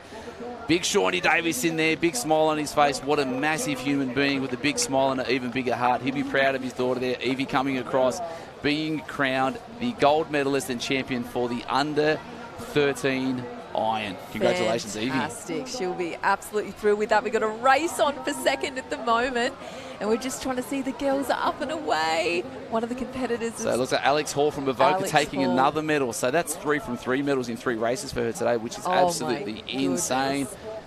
Catherine Jordan, look at that swimmer's frame. Absolutely. The big broad shoulders, long levers, that helps you out there, I tell you. And she did have a beautiful technique in that swim. All the rest of the girls race across the line. So it was Lila Wessel from Coogin Headland just in front of her teammate Ivy Myson. She would have been hoping to take a gold in this. She was really strong last year. A couple of events, just a little bit unlucky with the waves today, but again, that is surf life-saving. But there was no luck needed for Evie Davis. Not solid through that swim, and then just left Evie. it out there. Doesn't that show how strong our next gen coming through is? These girls will be potentially racing up in the summer surf races next year, up in that under 15s. We had some of the girls at Mermaid, the 14s racing up. So they'll be on the big stage next year, and I tell you, they are more than ready for it because they are absolutely flying. So this is their last year on the Nipper board, and they're onto the Mals next year, and I've got no doubt they're going to absolutely handle that challenge with ease. Now, we talk about access to information. You had no drone footage when you were competing in your rise as a nipper. The kids can actually go back now, and the coaches can actually go, when we started on that one, you're probably a metre or so too far up front. Next time, what we want is you to tuck in nice and close. When you're on the stringer 9, you probably could have backed off a little bit there, slung shot around, whatever it may be, but having information to, I guess, maximise Definitely, and I think that's the difference, right, when it comes to something like pool swimming or, other events where you don't have to think as much about your lines and, you've got your own water. In surf lifesaving, you've got to create your own space. You've got to work to find that clear water, and even it can be the last 5 metres into a can, getting that rating up and holding your space. That's incredibly important, and that can be where a race is won or lost. And Evie was very, very smart how she did that round the cans, then she made sure she was in front off that last can. So that's how it's done. So staying smart, staying sharp, and making sure you create your own space. Yeah, exactly. So, and especially like board paddling, it should just be an automatic. Your stroke should be exactly the same. So it's a matter of being reactive to what you're seeing around you, but then also proactive enough to know, what do I need to do next? What part of the stage of the race am I at? What did I need to execute? So updated results for the under 13 female line. Evie Davis from North Curl 1, Alex Hall from Avoca in 2, Charlotte Neville from North Wollongong. Go on, North Wollongong. North Wollongong, she got in there. We can't get that club wrong again. She's bronze medalist. Catherine Jordan from Coogin in 4th, Lila Vessel from Coogin in 5, Ivy Myson from Coogin also in 6. Great work there. So wow, Evie Davis, unbelievable. Now onto the under 13 males, I believe they're going to be in the water. So again, a little bit bigger, a little bit stronger. But I think you'll probably find that because the girls are so fast on the small boards, because they're a little bit smaller and lighter, the time frame out there's probably going to be much of the same. But you know, will we see the North Curl again? Ruben Tapani is in there, but we saw Ashton Bone from Wambrel with the maroon and silver 2 stripes. Won his semi-final, was comfortable in his first quarter final. Felix Forbes from Yamba, thereabouts as well. Felix Stevens has won this race before. Billy McCarthy. So in both semi-finals, 2 boys from Wambrel have been pushing each other all year. Billy McCarthy and Ashton Bone. And you know, that value in racing every day at training, right? You get used to it when it comes to competition. You're sort of used to the race. You're used to the fight. You don't shy away from it. And I think Evie showed that in that last race. So I try to encourage the nippers, look to someone in the squad who might be a little bit quicker than you and try to catch them or get ahead of them, So don't shy away from the competition. We're all good friends off of the water, but on the water there, you essentially want to get that upper hand and get in front. And the boys here right now are pretty neck and neck coming into this first string can. So again, they're going to be creating their own space and holding that line. And as we just try and pick the caps up here, we can see one boy is actually taking the lead. So in second, you want to jump straight on those feet and start to conserve a little bit of energy. So Wambrel in 1 and 2 at the moment. But we're going to duck down to the beach to have a quick chat with Evie Davis, the legend from the under 13 iron. We're here with Evie, Iron State Champion for the under-13s. Can you tell me how you felt in that race? Yeah, I felt good in the swim and then just know how to hammer it down on the board. Perfect. And we hear that iron athletes are the most fit athletes in the whole world. What do you reckon is key to that? Definitely just consistent with your training and even if you don't feel the best, at least just go and give it your best shot. Yeah, perfect. And is there anything you look out for when you're going from your run to your board? I try and spot my dad, but if I can't, then I just look at a marker somewhere that's tall or brightly coloured that I can look for. Yeah, perfect. Thank you so much for chatting with us. Congratulations and good luck for the rest of the day. Thank you. Back to you guys. So in the lead at the moment, we've got the 2 boys, Ashton Bone and Billy McCarthy from Wamby. Usually what happens in this race is Ashton will lead them out in the swim, they'll get through the transition, and then Billy will just take over in the board. But when you're training against each other day in and day out, This is going to be a really exciting race. You can't pick this one. And, we are starting to get to the end of a long program for these boys. They've been racing for days. And as we mentioned earlier this morning, it is about looking after yourself throughout competition. But there's a wave building now for the front 2 boys who might pull down it there. They just off the back. Tough work. Jacob Somerkin there from Cooks Hill, some really great surf skills. They're just trying to pick anything up from that little bit of white water that was there. Brought him back to the pack. But at the moment, Wambrel 1 and 2, Ashton Bone, Billy McCarthy, 3rd place, Jacob Somerkin, and just on the back there we've got the cap of, geez, that's really tough to see. I thought it might be a Manly out there, but the boys are looking strong into the wave zone. A couple out the back. Are we going to see a bit of surf jagging? It's going to be Roman Sabo in 4th from Coogee. The Wambrel boys, stroke for stroke at the moment. They're looking at each other and waiting to see what comes behind. A little one here, it might... Oh, they've just pulled down it. Is it 1 or 2 over the top? None. Oh, one's got the better of it. As he stands up now and gets those knees up. Ashton Bone out in the lead at the moment, trying to work hard through that. Look how much he's hurting through there. He's looking a bit gassed at the moment. Jacob Somerkin looking strong. Billy McCarthy, the short little boy, making their way through. But Jacob from Cooks Hill's looking solid at the moment. Wow, look at that transition. He is absolutely motoring through. And that shows the importance of the transition. He's going to come through and pick the board up first, Jacob. As the boys head in, it'll be interesting to see what they do here. Straight on the board, no bunny hops there. A couple of bunny hops. Yeah, Billy had a couple in there, so just 1 and 2 and 3 on their way out. 3rd, 4th and 5th just on the transition. And then we've got daylight for the rest of them. But at the moment, the medals are going to come from one of these 3, but who can hold on? North Bondi out of there. Coogee there as well. But at the moment, leading us out, we've got Jacob Somerkin from Cooks Hill with Ashton Bone now actually into that lead. So this is where you know that you're hurting, but everyone around you is hurting now. This is the time to dig deep and show that grit and see if you can keep the stroke rate up and see if your competitors can go with you. But this is where the 2 boys from Wambrel will really benefit. They train next week. time to bring out the best performance at the state titles and see who can take the gold as they'll be heading in. We can see the other boys negotiating the break now.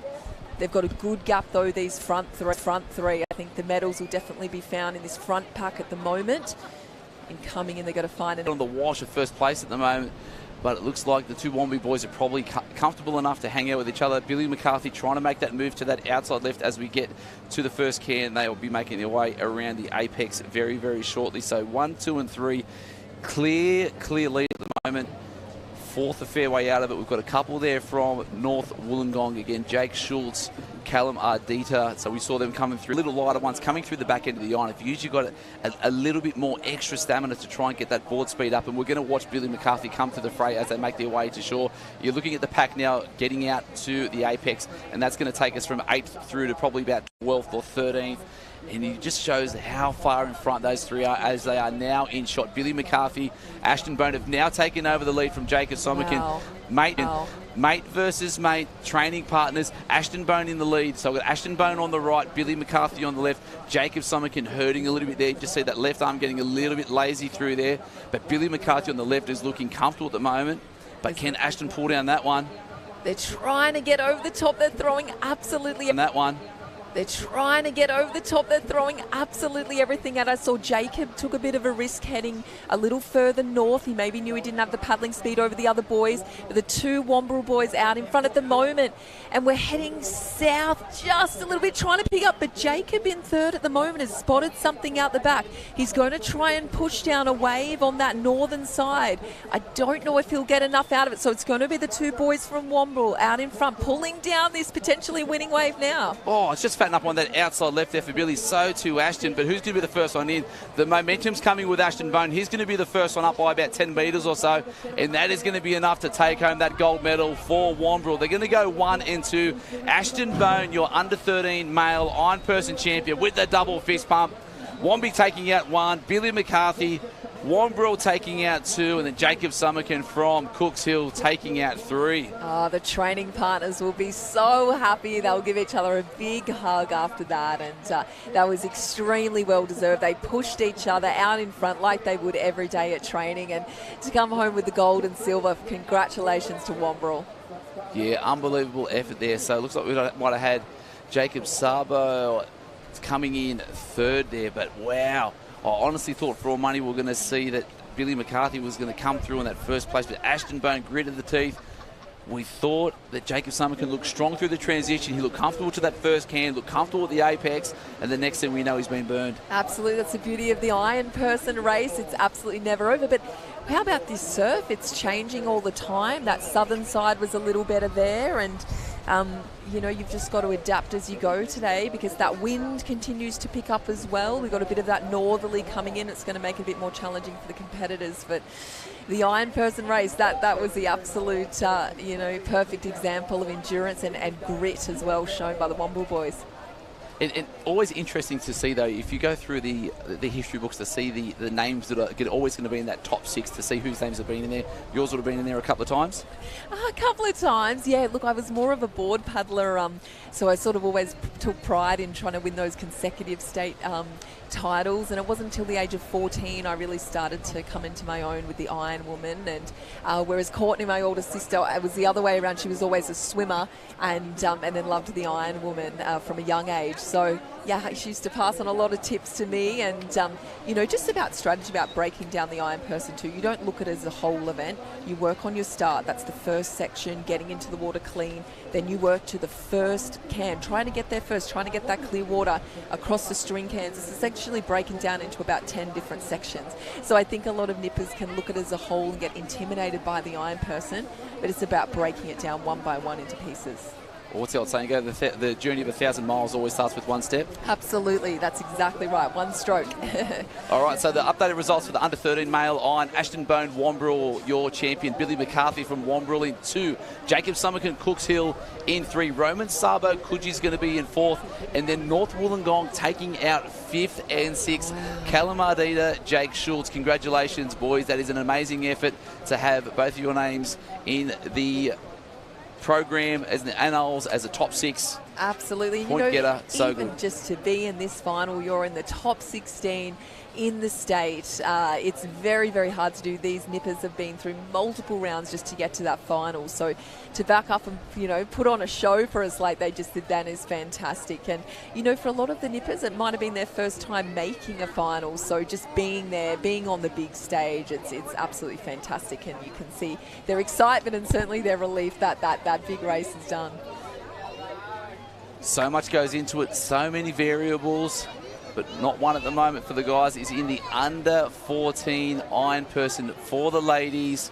So looking through for the under 14, Sophie Clues, Alana Dimmick, Matilda Young. So we had two there from Newport, Redhead. Comfortable in their irons earlier. Lisa Durs, Evie Waller, Alani Sims going to be ones to watch as well.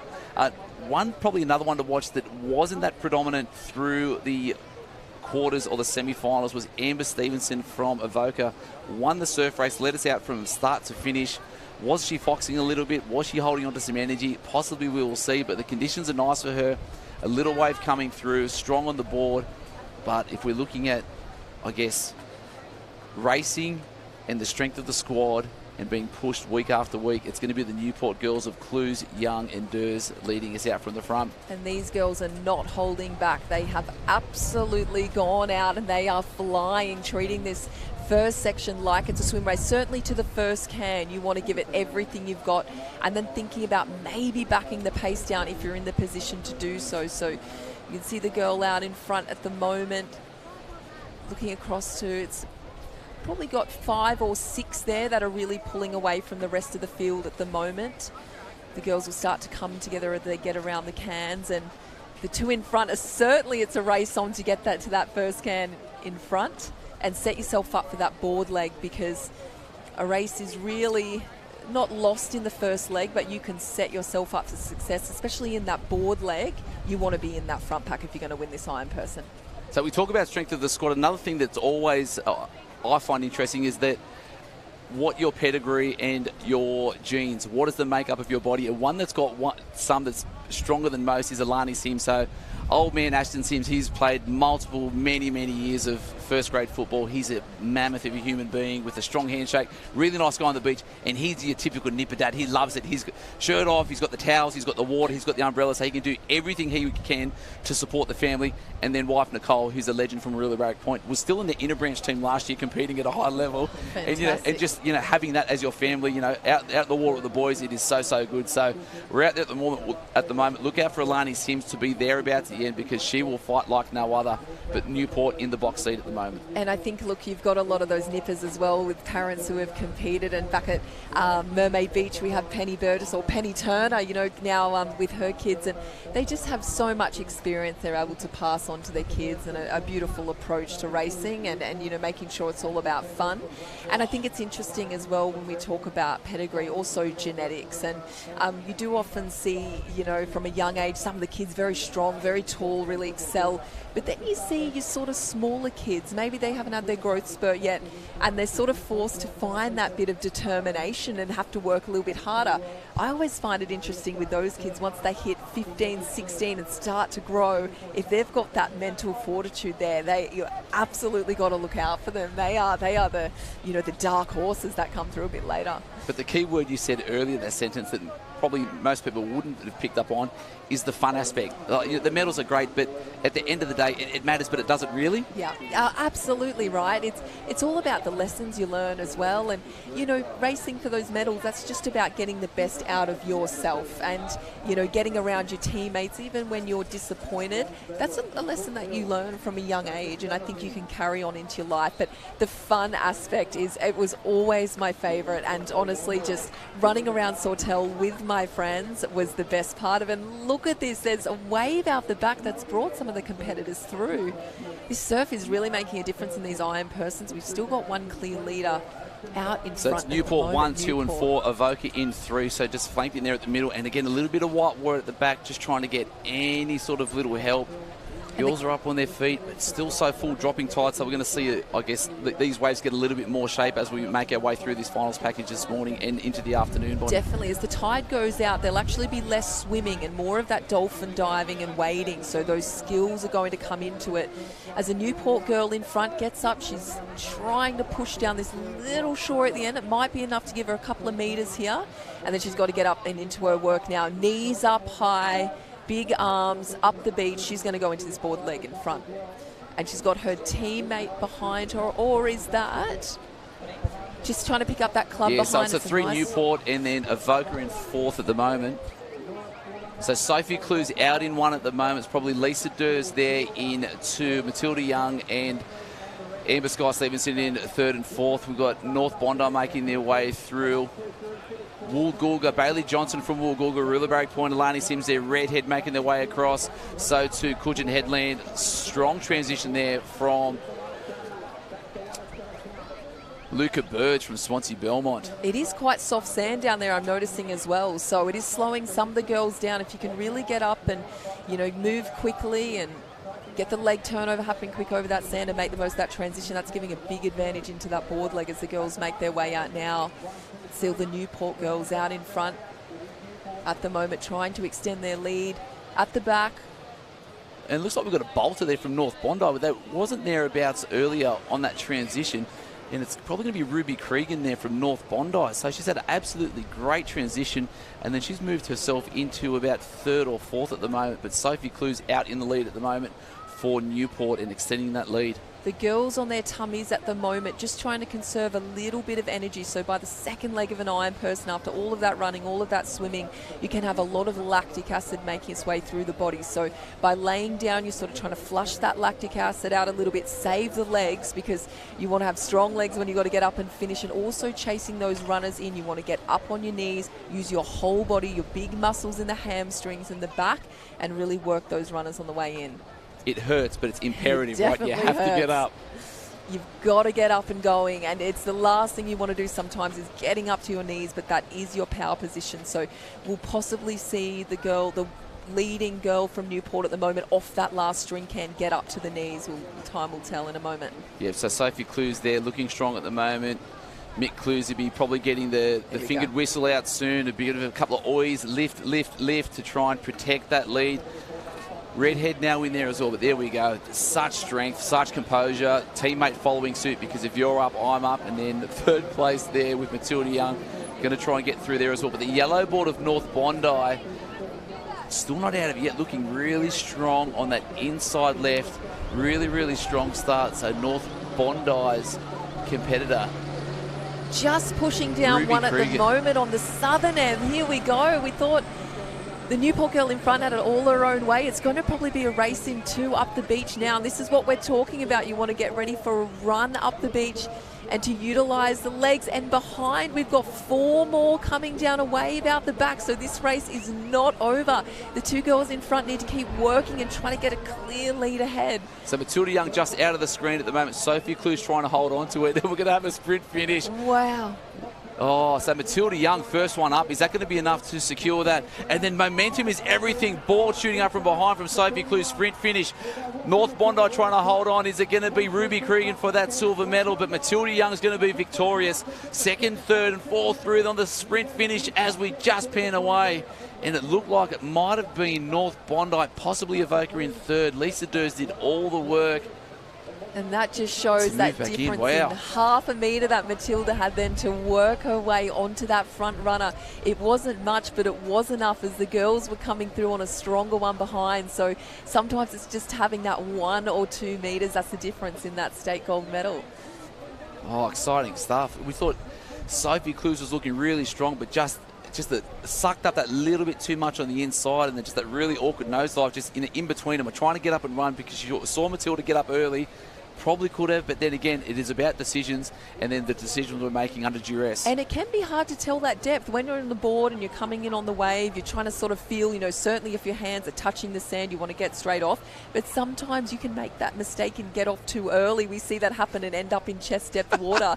So you don't want that at the end of an iron person. But the girls, oh my goodness, that was so exciting and so close, and well done to them all for putting on such an amazing performance as we work our way towards the end of this program. Isn't it good to see a couple of waves come through? So, the flat conditions, we saw that at the Aussies last year in Perth, and all that really compounded was errors. So if you had a perfect race, a good start, and you were thereabouts with the pack, and you make any errors around the cans, coming in, swimming in, had to be perfect, and you could get the race won. But here, there's so many different variables, waves coming in at the back, that sometimes, you might have a bit of luck with you. Totally, and I think that's it as well, is knowing that even if you make a little mistake, getting back on and keeping going. If you accidentally with your start, if it's not amazing, or you sort of get on the board a bit too early, it's being able to adapt and keep going and make the most out of that situation. And certainly with an iron person, it is never ever over. But you're right, I think if you can have a relatively mistake-free race, you are going to be in that and in with a chance. So it's good lessons learnt for these girls. All right, run us through the results that come through on live heats. Okay, so we have Matilda Young, who had a fantastic finish from Newport. Second was Ruby Cregan there from North Bondi. She got a little bit unlucky possibly. And Alana Dimmick from Redhead has managed to take the bronze medal. We've got Lisa Durs, Newport in fourth. Amber Sky Stevenson, Avoca Beach at the Central Coast doing well in fifth. And Sophie Clues, Newport from sixth, rounding out the sixth place and getting points on the board for her club. Alana Dimmick finished so strong on the board. She was fine. She went in the water about 7th or 8th and then trimmed it back to get herself a bronze medal. Congratulations, young lady. Awesome, such a close finish, so exciting. All of these iron person races have been absolute gold standard. We are so lucky to be here watching at Queenscliff Beach. Queenscliff and North Dame putting on an amazing day, doing a wonderful job of hosting. And I'm going to run through the start line, because what people don't actually realise is that Bonnie's down here with her new book, The Girl Who Touched the Stars. She's an amazing young lady, leader, someone that we should all look up to. So she's down here with her book, and we'll be having some discussions about that shortly. But the start list for our under-14 males: Mitch Chalmers from Swansea Belmont, Will Munro, Cooks Hill, Sid Birds from Redhead, Warilla Barrack Points, Jimmy Downs, Max Christensen from Wanda, Sol Eastman also from Sawtell, Tommy Chalmers from Belmont, Nate Robertson, Allura, Henry Whitehead from Manly, Noah Bowler from North Bondi, Jacob Chalmers from Manly, Thomas Revell, Newport, Manly's Austin Nicholson, North Bondi's Flynn Gould, Thomas McMurdy from Manly, and Jack Cross from Coogin Headland. These are 16 of the best Ironman in the state, trying to get some good reps in, trying to get these elusive medals, but then also keep that momentum and form going through to the Aussie titles in about 4.5 to 5 weeks' time up on the Sunshine Coast. The boys are now making their way out, and no surprises to see the Manly Caps out in front at the moment. We've got the twins from Belmont, Swansea Belmont, Tom Chalmers and Mitch Chalmers. They won the relay of the 1x2K, or the 2x1K, however you say it. So they are ultra fit. So their transitions are going to be ones to watch as well. Isn't it impressive to see these athletes work across the different disciplines, on the beach, dominating, back out in the water, and it just shows that fitness, and each one helps the other. When you have that fitness from running, it carries across into the swimming, likewise vice versa. And I think surf lifesavers are honestly some of the fittest athletes in the world, and that includes the nippers. They're often training twice a day. They're in the pool, in the morning, doing 5-6 kilometres, back out in the ocean in the afternoon, and fitting some running training in. And in the winter they're doing all of their winter sports, so they are so fit, and they are such impressive young athletes. So the run training is so important. I still remember a couple of years ago, Jai Temperley always talked about it. He goes, my best leg was my transition. If I can flog myself and make up any sort of pace, because not only does it give the momentum going through, but also mentally that little edge over your athletes that you're running past. Summer of Surf this year, the fastest man on the beach, taking out the ski and the board titles. Absolutely. Back when I was growing up at Northcliffe and came there as a young Ironwoman at 17, I remember Christy Cameron back in the day, running with a big tyre, towing a tyre along the beach, and that was something she did as an open iron woman, as something to get the extra edge. So, you know, certainly these kids don't have to be dragging tyres along the beach, but I think just those little extras you can do at the end of a ski session. I always like doing, you know, 3 starts at the end and just nailing that sort of start. And I actually have to sometimes do about 10 of them to nail them properly. But practicing the little skills, it does give you a mental edge, and that's, you know, that value cannot be understated when it comes to putting on your best performance in a race. And one thing we used to see a lot at Yamina Beach when Gemma Smith was down there as well, but starting every training session with the series of sprints, and the kids would be like, what is she doing? And they're like, she's running fast is what she's doing. You've got to learn these skills. You know, you need the explosiveness through the soft sand for your starts, for your finishes, for your transition. And again, these are things you can control. Oh, absolutely. And that allows you to then open up your mind and be clear about making decisions in the surf when, you know, all of that stuff is sort of autonomous, and those skills are at the stage where you do it. It's second nature. It allows you to make decisions. And right here, right now, we've got one building up, which might be enough for the front competitors. They've just slipped off. That's Thomas Ravel. He's on autopilot at the moment. That's what he does well. He swims fast. He board paddles fast. He runs fast. So he's trying to keep the boys from Manly off his toes at the moment. And there'll probably be a couple of little love taps on there just to let them know that we're on your toes, Absolutely. mate. That's the thing. This is not like pool swimming. It is swimming and surf life-saving, and you do have other competitors around you. There is sometimes some clash of the elbows or someone swimming on your feet, and, you know, you've got to sort of learn to be comfortable swimming in that environment. There's another one building now as the boys start to pick up their stroke rate, and kick. Can Thomas Ravel pull down this one? Thomas has just slipped off the back. Oh, he's working hard. It'll be heartbreaking to see them come from behind after everything he's done to get this lead now. But the two Manly boys are up. They know that dolphin diving will be quicker than swimming right now, and then they'll be into their wading. So this tide's changing everything now as the dolphin diving's becoming important. Yeah, got to keep that streamlined. See, Cooksville doing a great job there. Will Munro getting through, and you know, sometimes the kids just get a little bit too excited, trying to throw the arms over, trying to, you know, make it look like it does on TV. But if they want to watch something in the way it was done perfectly, was your sister's win, Courtney at Aussies at Karawa up against one of the best swimmers in the world, and it was all about surf skills, holding onto that breath, streamlined. You don't need to throw the arms over. It's all about that 6-beat kick and keeping your body as stiff as possible, right? Absolutely. You know, most of the girls, or all of the girls, will tell you that probably the only way to beat Lani Pallister is through surf skills. And, you know, when there's a wave on, the girls do get excited because there's that bit of a chance. And Courtney did that fantastically at Aussies, all the way in with that body surfing wave to come across the line. And I think she would arguably probably be one of the best body surfers in the history of the sport. I might be biased in saying that. No, it was insane. I remember being on the beach. I was actually on the shore, just watching that as a parent nipper dad, and all anyone could do on the beach was just shake their head and just go, that was absolutely insane. It was nuts. And I'd give you a bit of insight. Is that something she's been practicing since about the age of 5? I remember growing up and she used to say to us, all right, it's time for World Body Surfing Champs. And we'd get there with Dad and we would practice this body surfing, and we were sort of competitive against each other. So, you know, kids start practicing these skills from a young age, and if you want to do the opens racing, you'd have, by the time you get there, been practicing these skills for 20 years. So it's all about starting young. How long did you have the family title for? Oh, I think I never got it, to be honest. Maybe the board paddling, I might have got her in that. All right, we're going to just leave this action for a little while and check in with Matilda Young, our under-14 iron champion. Matilda. We're here with Tilly from Newport, who's just won under-14 state champion in the iron. So you tell me how that race felt. It was a really good race, really hard with all the other girls. I've been racing since about under-10s, and it was good to take it out this year. Yeah, that's amazing. And second year on the medal podium, which is absolutely amazing. How have you kept it up for this year?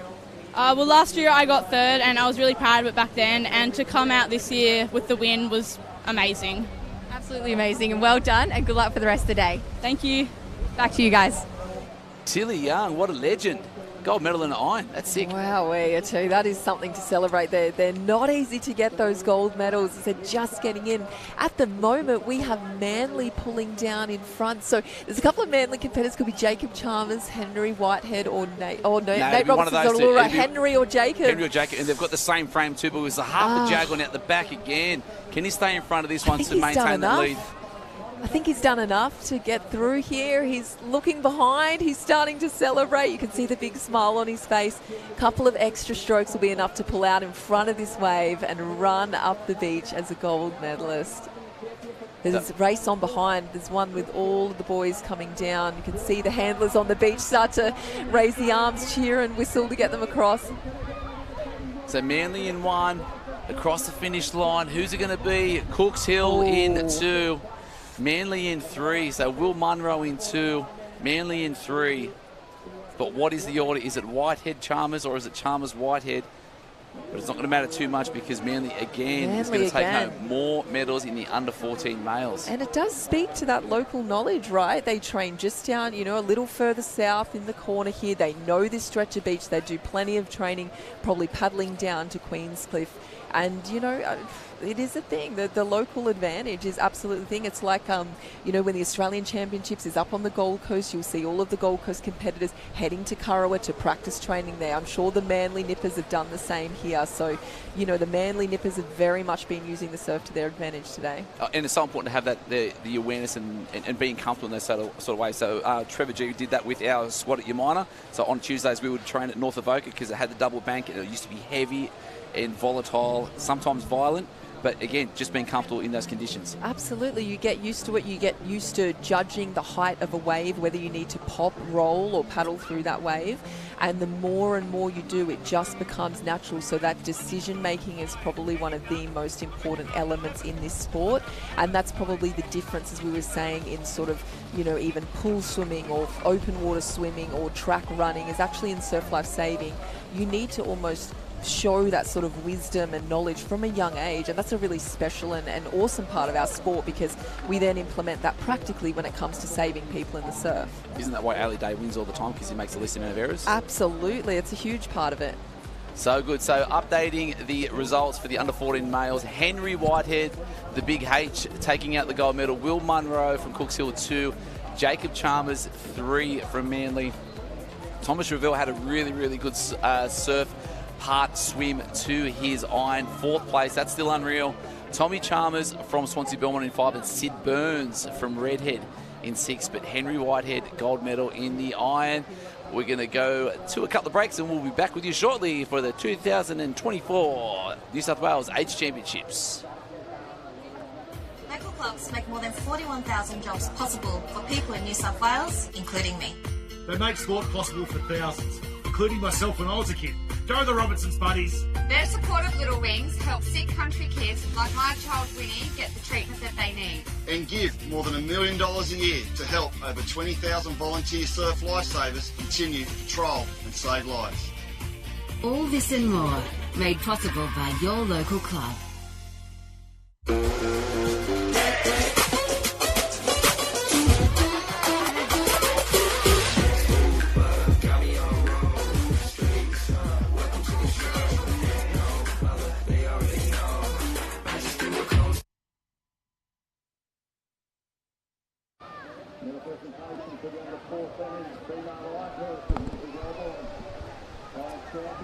Gemma, back in the commentary box with me. This is still fun. We're just saying how nice and beautiful it is out here at the moment. Just, again, we say it every year, just having the promenade, it is such a spectator's delight to watch from this beach. It is such a great spot to have a surf carnival, and the breeze has just come up, so it's starting to cool off a bit. Before, when there was no breeze and the air was kind of just really still, that sun beating down is just so hot. So after a big couple of days on the beach for these guys, it's a bit of a relief to have just that little bit of a breeze to cool things down as we make our way into the last couple of finals of the day. Cool breeze, but it's heating up in the water. The under 11 female iron is now underway. The start list is Millie Gaudry from Manly, Hannah Pryor from Lennox Head Alstonville, Alexis Daly from Allura, Charlotte Brown from Wanda, Manly's Alice Woolno, Tully Kipax. Can she get a bit more luck than she had in that board final earlier from Blackhead, looking really strong again. Ella Stevenson from Avoca, Neve Cleary from North Curly, Tiziana Portsy from North Avoca. Great to see North Avoca make a final. It's probably been a little while. A young Emma Duggan has done this many a time. She's a legend of the sport. Good to see her back on the beach. Stella Webster from Avoca, Scarlett Myson from Coogin Headland, Florrie Penny from North Stain, Billy Kasparitz from North Curl Curl, Sophie Rolls from Coogee, Jade Pilkington from Bulli, and Neve Perry from South Maroubra. Jeez, what a strong crew. Allura and Coogee leading us out. Yeah, I think Allura and Coogee leading us out. I think that might be Sophie Rolls there from Coogee. She had a great swim before in the surf race, so she'll be looking to make the most of this opening swim leg to set up her iron. So the iron, obviously, where you combine the two legs together, so it'll be interesting to see. Obviously, these junior competitors are always swim first, but it's interesting when they make their way into the board who can put it together the best. At the end of the day, that's going to be the person who takes out the title. Yeah, so Alexis Daly out there for Allura as well. Looks like we've got some movement coming from Stella Webster from Avoca through the middle to try and get into that 3rd to 4th spot. And you'll see the action on this bottom turning can here on the red and yellow. Talk us through that, Jim. What do we want to do here? Yeah, so you can see there, I think Billy from North Kilco just got around that can perfectly. So you make your way around that red and yellow. You do like a big L shape with your body to get around it as quickly as you can. You can see she didn't take an inside stroke. She just really tried to turn and pivot her body as quick as she could to get around that can, and that's sometimes the difference between, opening up a little bit of a lead on that next pack or getting sucked back in and having people swimming on top of your feet. So you really want to try and get around those cans as cleanly as you can, and she's opened up a bit of a lead on the chase pack now. So she's opening up a bit of a gap in 3rd place there, but we've got our 2 leaders out in front, 2 can legs clear. 2 can leg lead. That is pretty solid for an under 11 iron. So the ladies are heading to shore. One's headed a little bit inside right, one out to the left. So we've still got Alexis Daly from Allura and Coogee's swimmer out there. Sophie Rolls won her heat. Geez, look at that. Look at that rate coming through. You just see the water, the 6-beat kick on that right-hand side there for Sophie Rolls from Coogee, looking ultimately strong through there. Look how much water is moving, Jim. Yeah, she's doing all the work on her own at the moment. She's really making this opening swim leg her own. She's opened up a sizable gap on the rest of the field, but Manly there is just hanging on to her feet. So the competitor there from Manly looks like she just might be conserving a little bit. It might be a bit of a tactical play just to sit on the feet of Sophie, who's swimming really strongly out in front. But you can see these girls are making their way back in towards shore now, and they're able to pick up a couple of those little swells coming through as the tide's dropping. Now, are these 2 coaches' decisions? We want some to go left or some to go right, or is it the old follow the leader? Well, you can see here the chase pack have definitely gone their own way. So they would have been told by their coaches to come back to a particular spot, because you could see that last little wave that broke through. It looked like it kind of broke on the top of the screen, so they might have seen a bit of a sandbank and some shallower water there. So there's a bit of a wave coming into screen now. They might get a little bit of a lift off it, and you can see these girls here. They've picked the line perfectly. So Billy from North Kilco has picked up that broken wave. So I don't know if it'll hold all the way to the beach. It's not going to, but she definitely got a bit of an assistance out of that, and she's dolphin diving now, so the water is definitely shallower up there. But the inside of the screen there are earlier leaders from Manly and Coogee. Looks like they've just missed that little wave, but there's definitely pegged back the lead on these 2 girls. Yeah, most definitely. So 1 and 2, no damage there. Outside left is probably where it's going to be for Sophie Rolls, trying to pull away through. One in on shore there. Was that the Kappa-Coogee that we saw through there? But, oh, wow. So, it's North Curl. Let's go. But Sophie Rolls in 1. Billy Kasparitz there in 2. So the girls will be doing the throw of the goggles. Oh, a little backhanded catch there from the handler. How good is that? It's always extra bonus points as a handler if you manage to keep the goggles out of the sand. So a great job there. But these 2 girls looking very strong in their transition around. Got to come around, pick up their boards and head out for this second half of the iron. So they'll be looking. She has a bit of a glance over her shoulder, seeing whereabouts Billy, how close Billy is to her. But don't slow down, keep going. You've got the rest of the chase pack coming right behind. Yeah, so Millie Gaudry there from Manly looking a little bit maxed out at the moment, but she'll find that second win. Just want to get through the break, get on the board, and then just get into some sort of rhythm, head down on the board and get going. So Bulli through there, North Curl as well. But at the moment, Manly's out there, so lead. Sophie Rolls. So strong. Yeah, really impressive after taking that swim leg. She led it pretty much all the way around the cans, didn't back off coming in at all. She still had that big 6-beat kick going, so she's looking super fit, and she's taken the lead in this board leg as well. So she's going to these girls, hang on to me if you can, but she's absolutely flying out there, so really looking to have a good race here. I'm really liking the depth and the heaviness of the stroke there from our second place competitor, Billy Kasparu. It's just getting the arms nice and deep. A solid rate there from Sophie, but can we maintain it the whole way around? But just look at the back, a little bit longer, a little bit heavier. Are they going to get clipped on that one? 1, 2 and 3 are going to be out nice and clean. That's going to get the rest of the pack. So the medals are only going to come from this 3. I'm calling it early because they've put a fair bit on the pack. But look at this coming through from Millie Gaudry from Manly. Won her semi-final, and she is closing that gap, Jim. Yeah, she definitely is. She's definitely picking back some ground on those two competitors that we saw clear out coming back into the beach in that swim. But have a look at that shot. How beautiful is the water as these girls make their way around the cans. You can see right away to the bottom. It is absolutely beautiful water here at Queenscliff. A stunning day for finals. But out in front, Sophie Rolls making this race her own. She's just turned that first red and yellow can. She's got to go out around the board can. She has a bit of a look at her shoulder going, are these girls still behind me? Yes, they're still chasing you, but she's opened up probably a 3 to 4 board length lead now. So 1, 2 and 3, similar gap between those opening or those 3 lead competitors, and then the rest of the field is definitely a fair way behind. So I'd say we'll have the medals come from these 3 girls. You can see here they're just about to hit the green and yellow, and the rest of the pack is at the red and yellow. So they've got a sizable lead on the rest of the field, but I would say our medals are going to come from these 3 girls. They've opened up an absolutely sizable gap, doing very, very well. So Sophie Rolls looking really strong. Manly's coming now. Millie Gaudry trying to make her way through. Billy Casper is trying to keep her at bay at the moment. But, these little runners, 5 metres isn't too much, but that's what you want to see, Jem.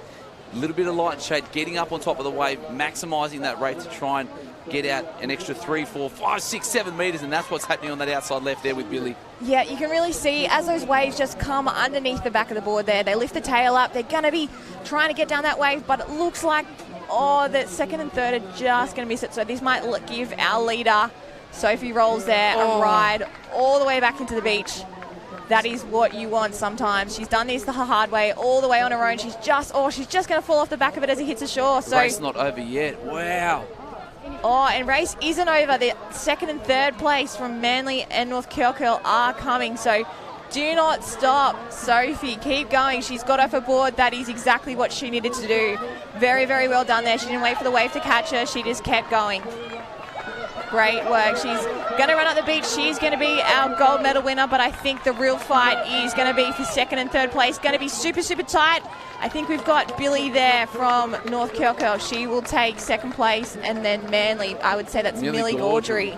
Fantastic finish for those girls, and then Byron Bay running up for 4th place. So a great finish there. Blackhead.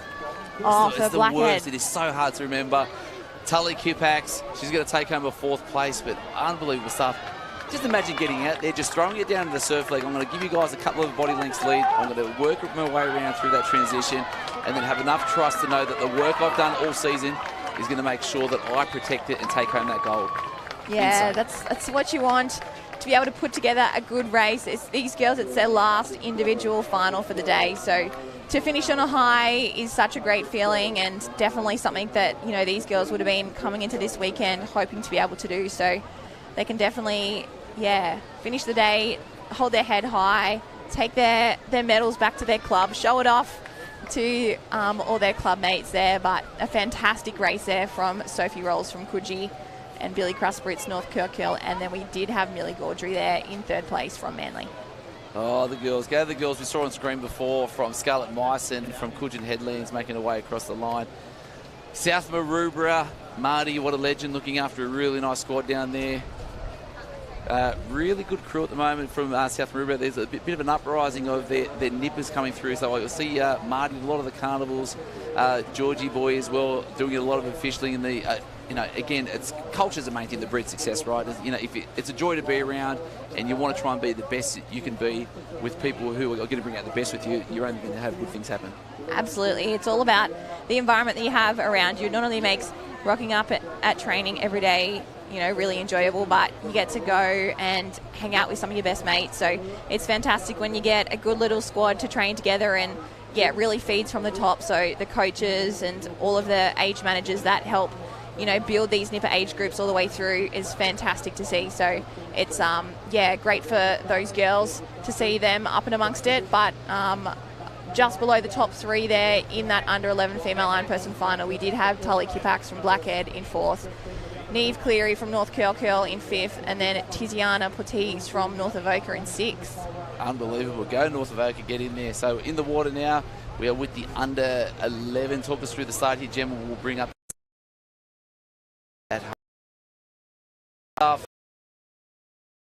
start for these boys here. You can really see, you know, the white water that's been breaking through. They're really in that kind of air mix of the white coloured. So it's it's fantastic for these boys to have a great start. But we're going to throw down to Sophie, the winner of our last race.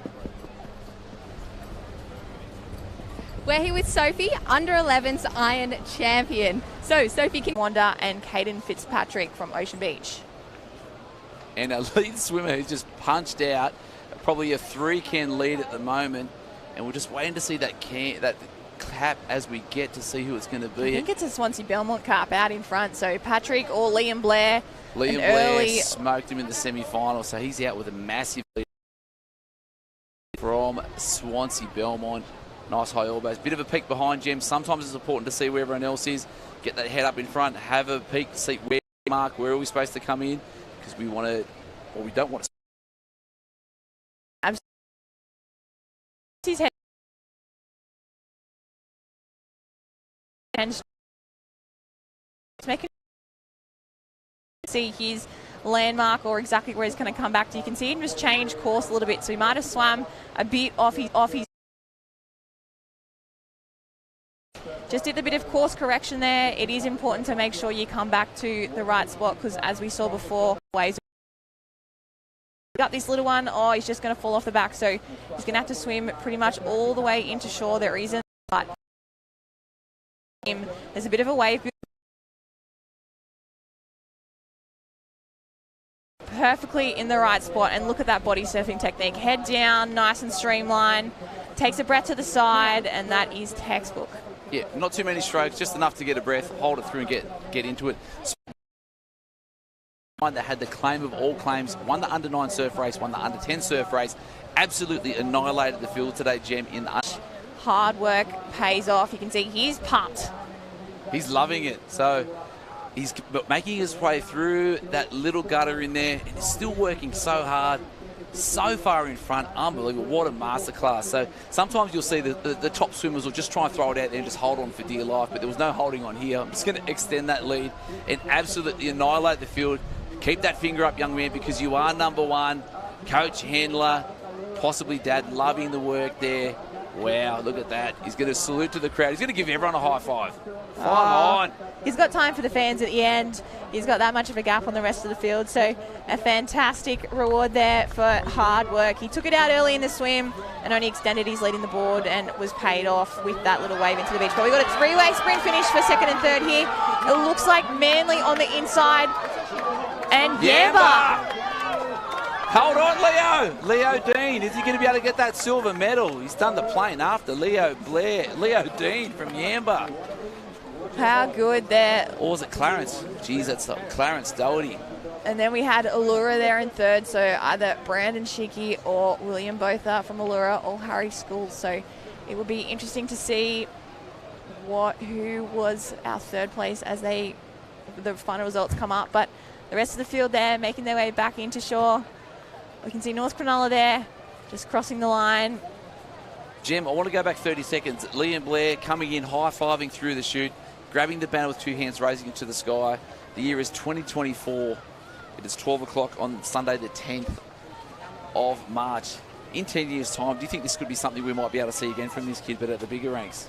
Absolutely. He's got all of the skills and the foundations there to be able to, continue through. So it's impressive to see such a incredible performance from somebody, that is so young, and to be able to do that in his own age group. I've got no doubt that he can continue to build upon that performances over the next couple of years, and continue to go from strength to strength. So it's fantastic to see a lot of the talent transfer from these age competitors all the way up as they make their way through. They get to opens and 15s, 17s, 19s, and then up into the open competitive categories. So hopefully he'll continue to stay involved in the sport.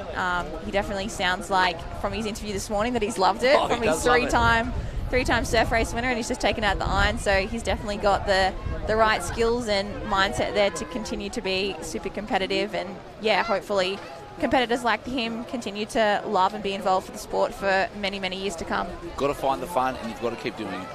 Absolutely. You've got to enjoy what you're doing, and we're so lucky that we're involved in a sport there's so many different conditions you can come down to every day, and there's always something that's, it's fantastic just to be involved with, and you get to meet up with all your mates all the time, and as you get to race each other at state. That's one of the many fond memories I've got from going up. So I think we've got the under 12 female iron person just starting their race now. So looks like Sadie Martin there from Umina really doing well in this opening couple of metres, dolphin diving out. So the girls will be able to see the whitewater coming towards them, and when they do, they really want to reach down to the bottom, grab hold of the sand, and then push off after the whitewater has gone over the top of them to be able to get into their swim stroke. So she's making a great start in this opening leg of this iron person, but Mia too from North Bondi also we saw take out the surf race earlier, so I've got no doubt she'll be hanging in there and coming out really strong in this opening swim. So Sadie won her semi-final earlier just in front of Mia, who's Sophie Maley tucked in behind her, Matilda Harvey there from Avoca, and then Kendall Payne from Gerringong. She had a really strong board paddle earlier, just a bit unlucky to be out of the medal, so she won her semi-final. Molly Young from Newport, Tamsin Wilson and Olive Morris there from Avoca. They were our top 4 from both semi-finals. But one thing to note, that Sadie Martin went in the semi-final, just got 6th earlier in the surf race. Great result for her, but I think she'd be hungry because she got 4th last year in the surf race. She probably wanted to do better, get into those medals. 4th is an unbelievable result in any state titles, but sometimes you just need something to hang around your neck. Yeah, I think she had a fantastic swim in that surf race earlier today. I think she was probably a little bit unlucky, to be honest, to not be higher up in the placings than 6th, but yeah, she's really trying to channel that probably a little bit of disappointment into this opening swim race before. But we have the results come through from the under 11 male iron person. So it was Liam Blair from Swansea, as we said, absolutely dominating this race, followed by Leo Dean from Yamba. Well done to Leo. William Botha from Allura, followed by Jesse Jackson from Manly, Ryder Pittmans from North Cronulla, and Charlie Roberts from North Bondi. So well done to those boys on a fantastic race to round out their individual races here at the Age Championships. Yeah, Willem Bortag putting it down for Allura, so good. I just wanted to say it that way, thanks. I love some good enunciation, and it's what I do best. Back to the water, under 12 female iron person. And it looks like we've got... I think we've got Mia Hu and Sadie Martin out clear of the rest of the field. But, yeah, they've really opened up a huge gap on the rest of the field at this early stage. But Mia Hu looks like she's running away with it at the moment. But Sadie Martin is doing a fantastic job there just to try and hang on, try and stay as close as she can to Mia. As we said before, she had a great surf race, probably ended up a little bit unlucky, but she's having a great swim in this iron person. So Mia Hu is at that next level in flat conditions, because you can't chase it. Fast is fast, flat water, pool swimming, board paddling, maximum speed, can go all day. But then this is where the surf skills come into it. Sadie Martin, they're looking strong, nice high elbows. But it looks like we've got a bit of a chase coming from the pack there.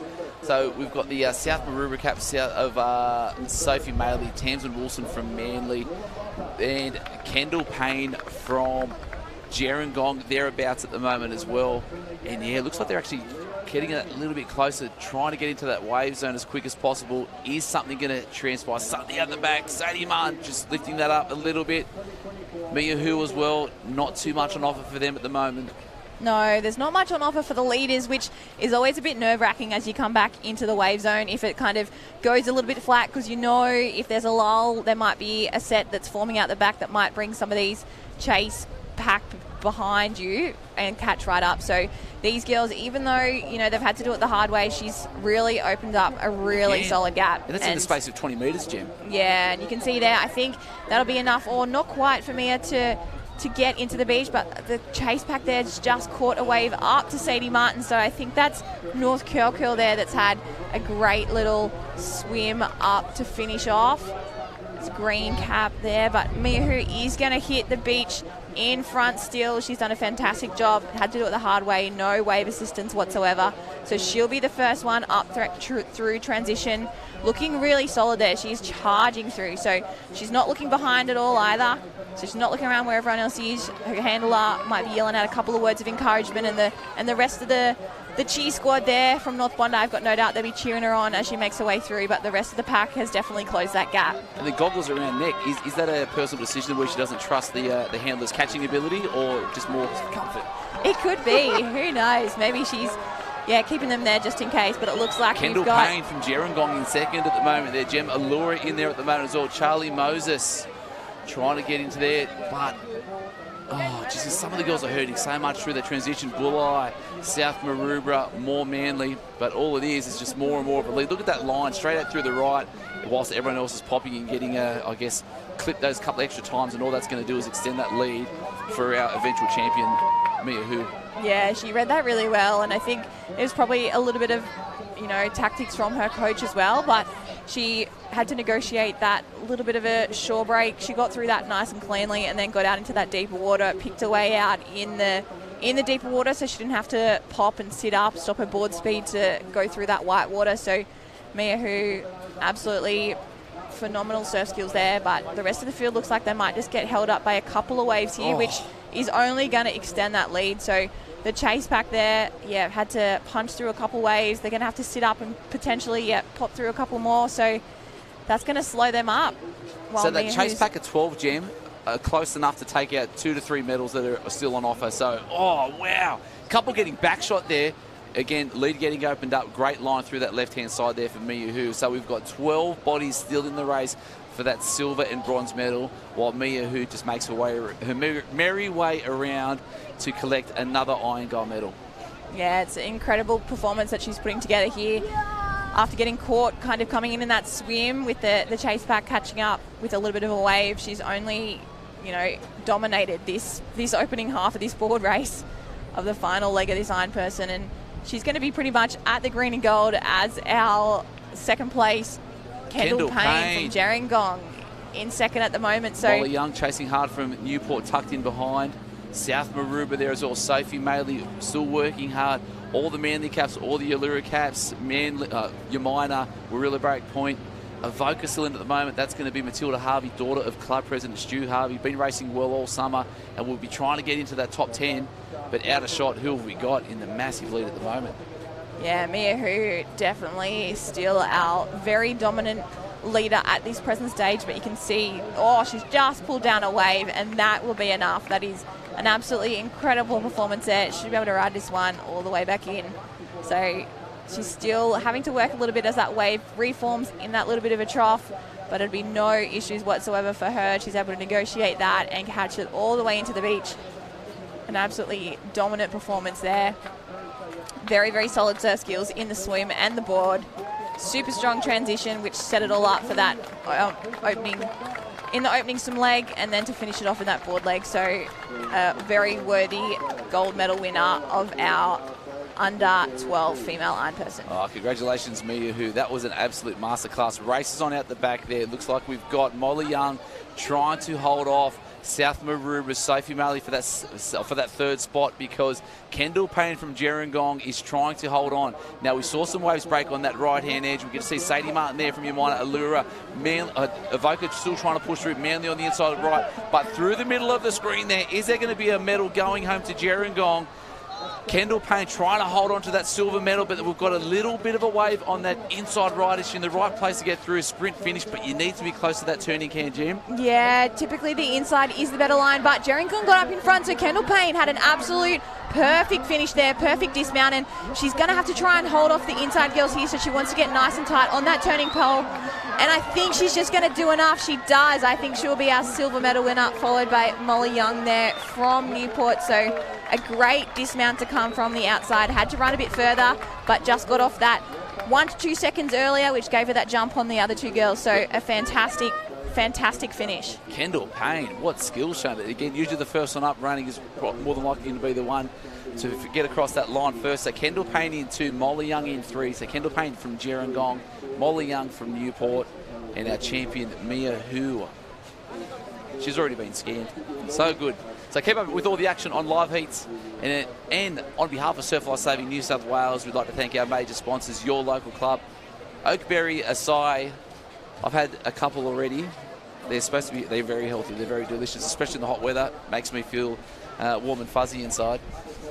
Yes, they're very delicious, especially when the weather is like this and it's as warm as it is. They're the best way to have a refreshing nice little snack on the beach here. So it's fantastic that with peanut butter that Oakberry have jumped on board again and continue to support Surf Life Saving New South Wales. And absolutely, peanut butter is the only way to go. Mia, who so far out in front. Simo from in front, be happy that she's paddling one of her boards because she is fast. And look at that start. Knees nice and high. Aggressive dive. Try and get deep 1 and 2 through and out. Couple more dolphin dives. Jem, you are elite level at this. How far are you trying to come up behind these waves when there's a bit of whitewash there? Yeah, you really want to try and come up as far as beyond the whitewater as you can. So you want to go down just before the whitewater hits you. You don't want to have it hit you as you're going down because it's going to slow your speed right down. So you want to go down a couple of metres before the whitewater hits you, go right to the bottom, crawl along the bottom for as far as you can, and then pop back up. Are you a split squat jumper or 2 feet together? When I'm dolphin diving, I'm split feet, but when I'm going under like bigger waves out the back, if there's a sandbar, I go 2 feet push off together because a lot of the time you need a bit more power to come back up if it's a bit deeper on the back bank. So you kind of alter it as you go, but sometimes you can't even reach the bottom when it's super big when you're racing up, in Queensland and there's a big double bank on stormy days. So yeah, it really just depends. You really want to just try and stay underwater for as long as you can though, so you don't come up in the washing machine that the white water throws up at you. But these guys won't have to worry about that too much today. But we've got our under 12 male iron person in the water at the moment.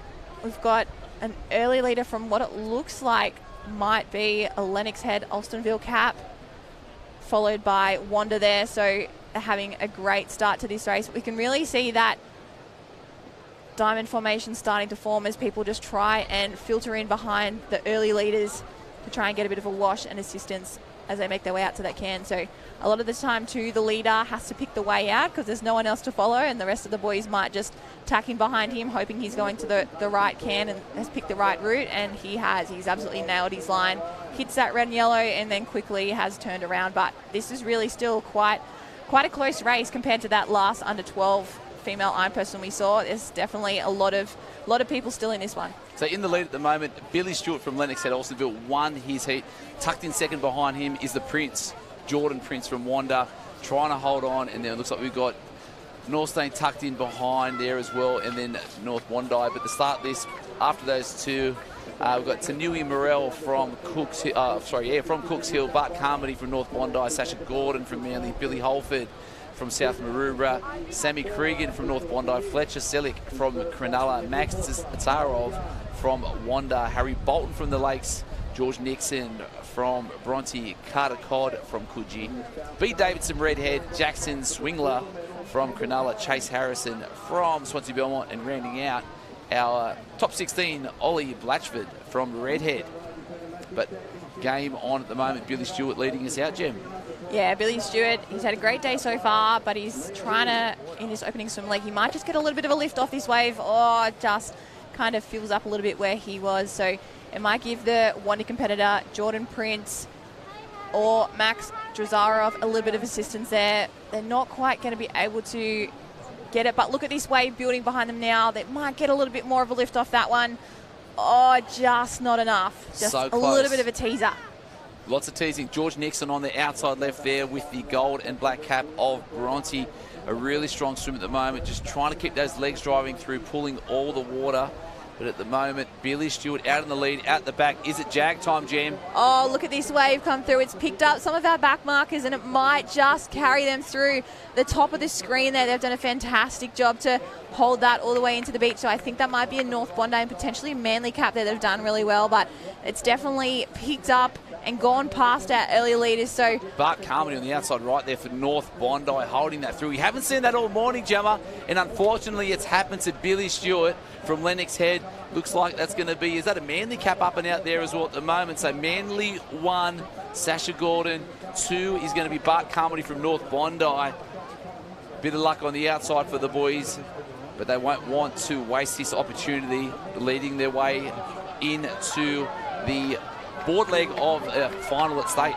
No, that's it. You can see paid dividends to go a little bit of a different route on the way in then. So maybe the local knowledge from Manly, they've come down to train here the past couple of weeks. They know exactly where they're going to be, and they've just managed to go a little bit further south coming in, and it paid dividends. They were able to hold that wave all the way into the beach. So it definitely pays as well to have a look at the races before you know what's worked, what hasn't, and you can learn a lot from, you know, watching the conditions as this tide has changed, and really it changed up these wave conditions as we've seen across the early morning. So it's yeah, he's definitely making it every poster winner here at the moment. Sasha Gordon from Manly is at a fantastic transition out into this board leg and is negotiating his way out through the whitewater at the moment. He looked like he just picked the right route out, was still in that deeper water. He's had to sit up and pop one just there that the others have just punched through, so he might have been pegged back a little bit, but he's still really attacking it, punches through that one there, just ducks his head down to the side so it doesn't clop a face full of water. But it still looks like we've got Billy I'm from just Lennox laughing, Head. Jim, because I thought it was over for all money, and he just perked his head through that side left oar. He's like, oi, mate, relax. This isn't over yet. I'm still here, and I'm going to be chasing you down. So Billy Stewart, comfortable through the swim, absolutely got jagged hard, but still kept his composure, worked hard on that transition, and he's just going to pick it off inch by inch until we get around to that last can. But at the moment, Sasha Gordon should be paddling scared because they're coming. Yeah, I think they're definitely pegging back a bit of ground on him there. So it is Billy Stewart working with... So Sammy Cregan and Bart Carmody, both of North Bondi, in about 3rd and 4th at the moment. Billy Stewart's thereabouts at the moment. Yeah, and the rest of the boys there are working really hard to catch up. So unlike we saw in that last race, these boys are still really tight, and 2nd and 3rd there just get a bit of a lift. So they've caught our leader and even gone past him. So Bart Carmody there from North Bondi looks like he's just caught right up alongside Sasha Gordon. So this race definitely isn't over. It's going to be neck for neck all the way back into the beach, and I think it's going to come down to who can pick up a little wave. It looks like they look behind. There might be a couple start to build behind them, so we might have a couple on this wave here. And gone back to his little alley on that left-hand side. Was it paid dividends before? Come on, are they going to be able to pull down the top of this one? Top left-hand side, North Bondi. Can he stay in front? We've seen it fill up really quick through there, through the middle jam on that gutter. Keep that board speed up, little double up. Try and shoot over the top of it. Maximum rate. And you just see the water moving from left and right, just fattening up. Can he get the nose over the top? Yeah, he did that very, very well. So not only did he manage to pull down that wave that the other three didn't, but he managed to then continue to keep his board speed up and hit the beach in front. Did it well when the wave reformed. You can see massive smiles there, so he is stoked with that result, as he should be. He had all of the right skills coming back into the beach negotiating his board, so he is pumped. What a race. Unbelievable. Still going to call that as Bart Carmody on that outside right. Sammy Cregan through there. Billy Stewart, the big boys, are going to hold on for that silver medal. Lettuce for all of the surf portion of the race. He's going to come across the line. There's Sammy Cregan from North Bondi in 3. And then great effort there from Sasha Gordon in 4th. Redheads beat Davidson. Also Ollie Blatchford wandered there as well. Max Zarov. Wow. North Bondi. A couple of good waves from that right-hand alley. Coaches have been now looking at that one for the next race coming up. Is that the spot we need to be? We'll be heading further south. We'll be turning that last can jam. Yeah, it looked like in that race, in the swim and the board legs, being that little bit further south, the waves continued to trickle through all the way to the beach, where if you're on that northern side, they kind of just died up and didn't really pick up the competitors that were on that side. So I think they'll definitely be, the coaches would have been watching that, the handlers, they would have been seeing, you know, what worked, what didn't, and giving that feedback back to their other competitors that have still got races to come as we move into the last couple of irons and then Cameron Relay. So looks like we've got a little bit of a disappointing competitor there, potentially from Redhead. That's all right, that happens in surf. So he'll be looking to pick himself back up as he trots up. It's a state final day. Should be pretty pumped up. Just to be in the big dance, give yourself every opportunity.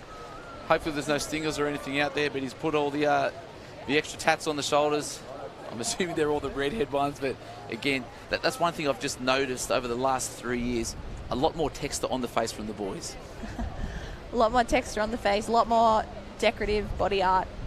Lots of moustaches, lots of beards, lots of goatees drawn, lots of unibrows, because that's fun, supposedly. So the kids, you know, will do anything they can to have fun and just make themselves stand out that little bit more. But again, state championships here at Queenscliff and North Stain, it is all about the fun, and more fun coming up. Jem, teams races, your favourite?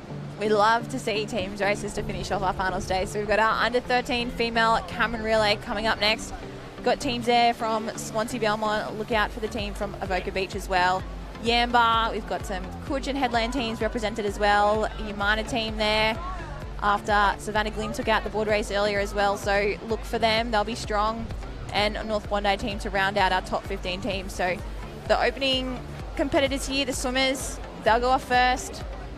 They're ready for a start.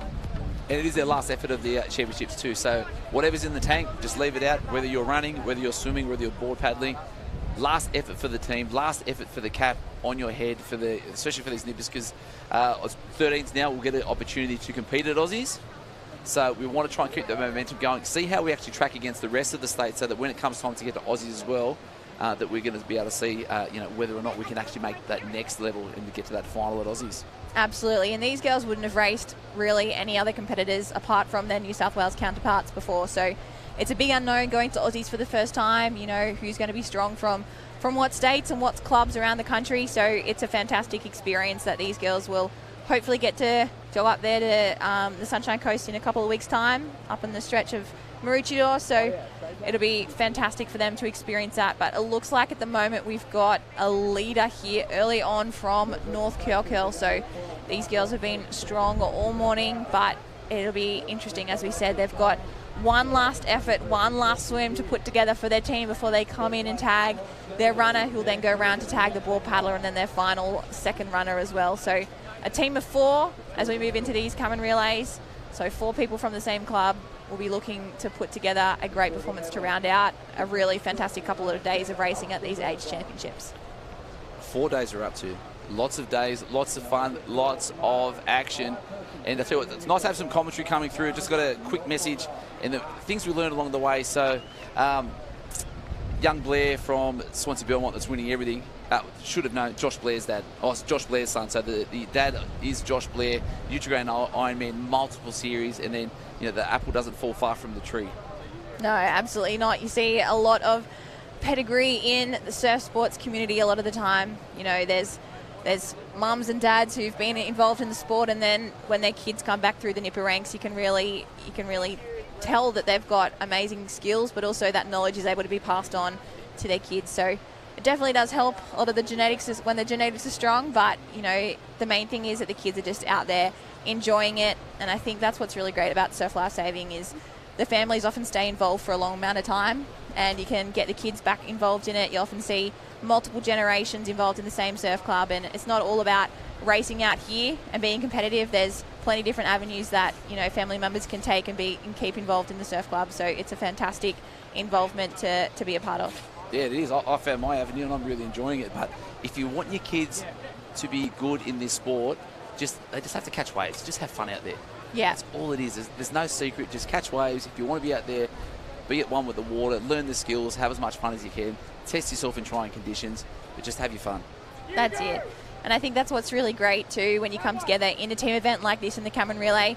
You get to line up alongside 3 of a lot of the time your closest mates that you spend many mornings training together at the pool, and then in the afternoons on the beach as well. So they mightn't necessarily go to the same school, they mightn't have any other connection apart from being together in the same surf club. So it's a fantastic way to meet new people and continue to strengthen and develop friendships along the way. And speaking of connection, Coogee trying to hold on to North Curl in this first leg, the surf race coming through. They've put a little bit of a gap on the 3rd to 6th chase squad at the moment, but that's going to be Joss Melbourne from North Curly holding onto that lead at the moment. Going to be handing over to their board paddler runners shortly. So North Curl 1, Coogee there in 2. A bit of a wave. Did anyone get any assistance? And it just, we might be a little bit on out the back there. Just hold those streamline girls. Again, surf skills is where it's going to have to be. Just a little bit of a change over there. So we've gone from a lead 2 to a pack of 6 now. Yeah, but Joss Melbourne there, still out in front. Has got that beautiful freestyle stroke all the way through. So she's going to hopefully pick up this little one, but the rest of the field is going to be right there with her. She does very well, holds that head down, streamline kick all the way through. So she is going to hold that one all the way through to the beach. She'll stand up and tag her runner in front. You can see she's getting her legs out nice and high to the side there waiting. She tags her runner in front. The runners, here we go. This is their last little dash up the beach. Got the arms and legs pumping, trying to get that cadence up nice and high. get around as quick as they can. Don't look too far behind you.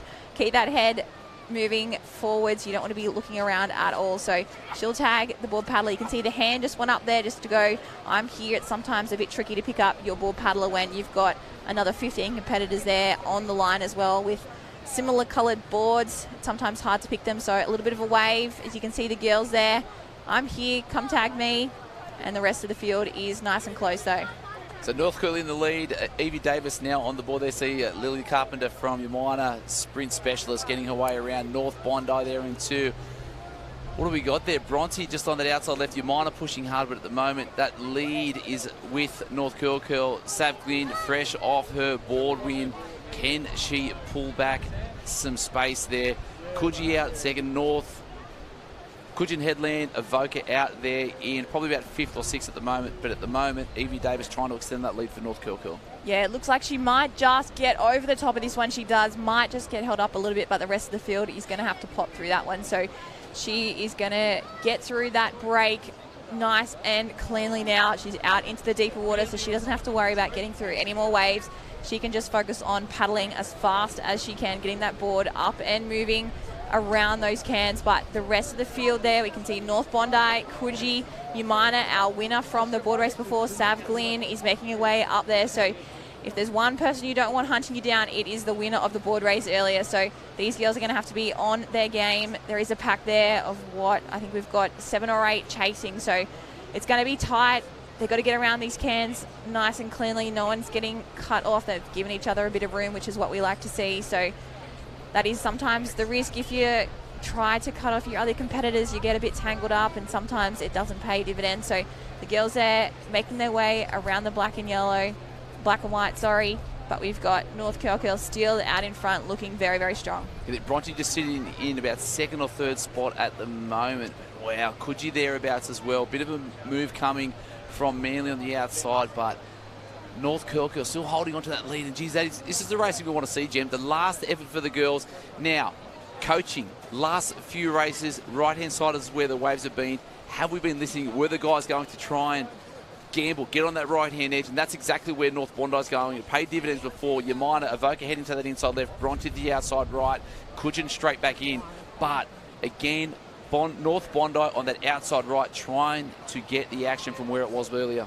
Yeah, and there's also, we've had a bit of a breeze puff up from this northeast direction, which is kind of pushing the competitors further south down the beach as they're following that wind. So you don't want to fight the chop. As you can see, our competitor there from North Bondi did really well to pull back up alongside North Curl there.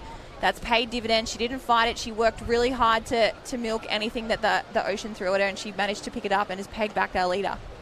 Yeah, another wave coming from behind, but then these girls are going to get stuck in that hole there. So 1st and 2nd's pretty clear at the moment. It's going to be one sprint finish coming through. A nice move from North Bondi, getting about a board length and a half. Where is your person to tag? Where are they? Get out to the board, and they're away. Is North Bondi going to be able to hold on? What a nice show of surf skills there, just maintaining that rate through. North Bondi on the tag, and they're going to win this one easily. Great skills on that finish. So important that the plan is executed as per instructions from the coach. North Bondi in 1, North Curl in 2, sprint finish on for 3, 4 and 5. Bodies are out of the water, waiting for the final tag. It's going to be Avoca in 3 from nowhere. Bronte in 4, Coogee 5, Umina in 6.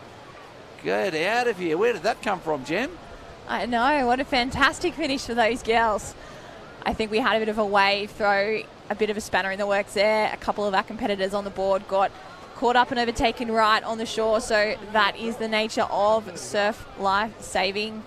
But they had to also find their runner to tag, so that can be sometimes a little bit tricky, making the tag from the board, the craft, to find your runner and get, you know, a bit of a head start up onto that flag as quickly as you can. So it can be a little bit tricky sometimes.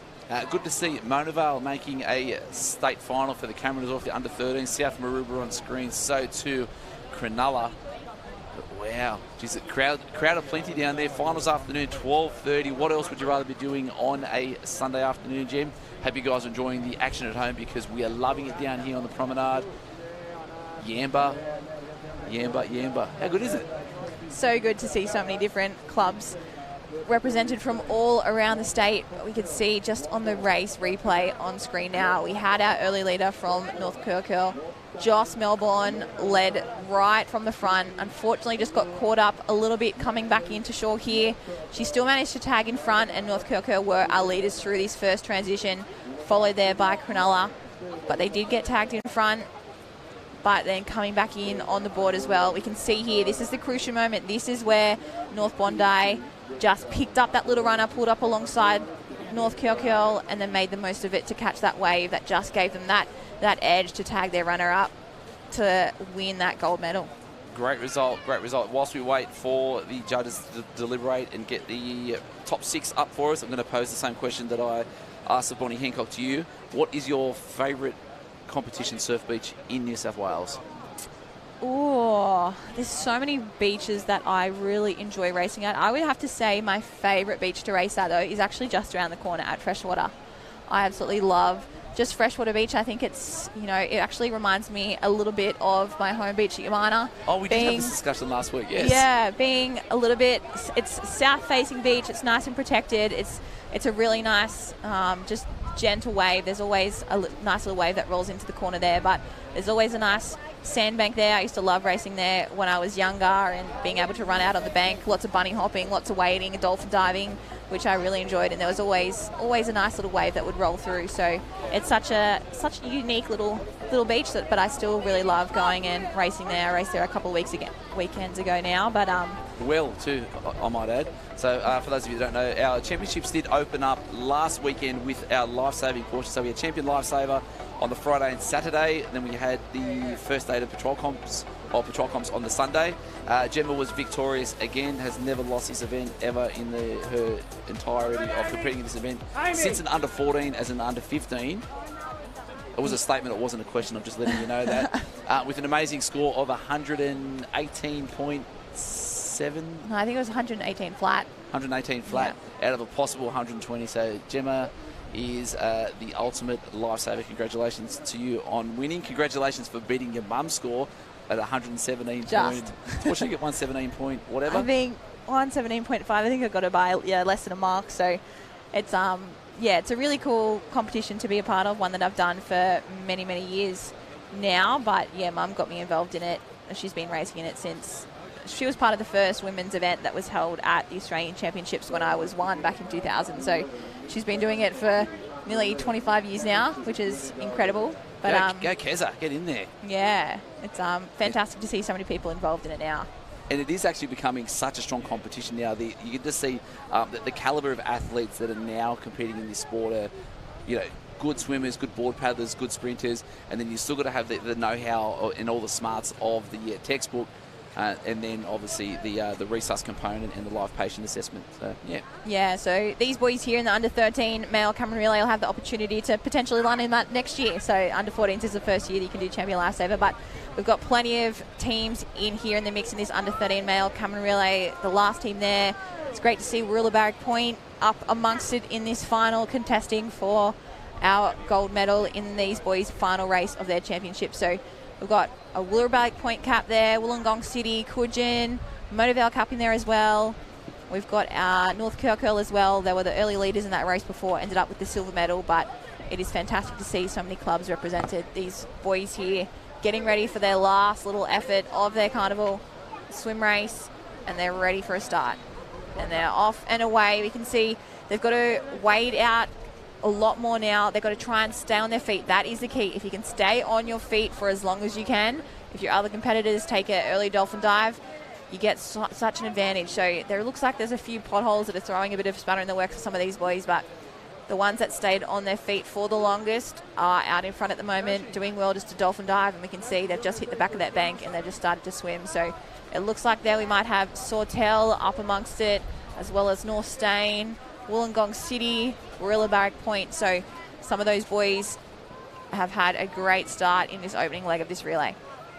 So we went straight to semi-finals for the Cameron. We had the Cooks Hill, Coogee, Avoca and Freshie were the top 4 in the heat number 1. North Bondi A, Wombi, Wanda and Coogee were the top 4. We've got 16 in the final. And again, this is the last effort for these boys out there. Sawtell, we wanted to be working really strong. Tough one's going to be, we've got Wollongong City out there along with Wombrel in the same race.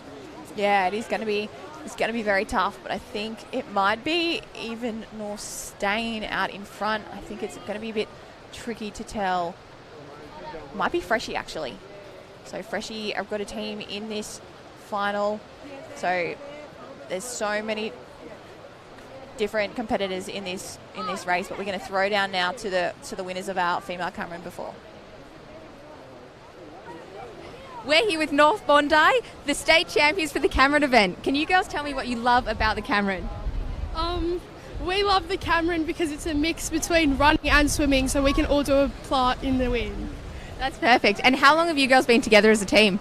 Well, I recently joined maybe a year and a half ago, but Lily and I have been training together maybe 3 times a week, and it's just great to work with each other and, yeah, teamwork.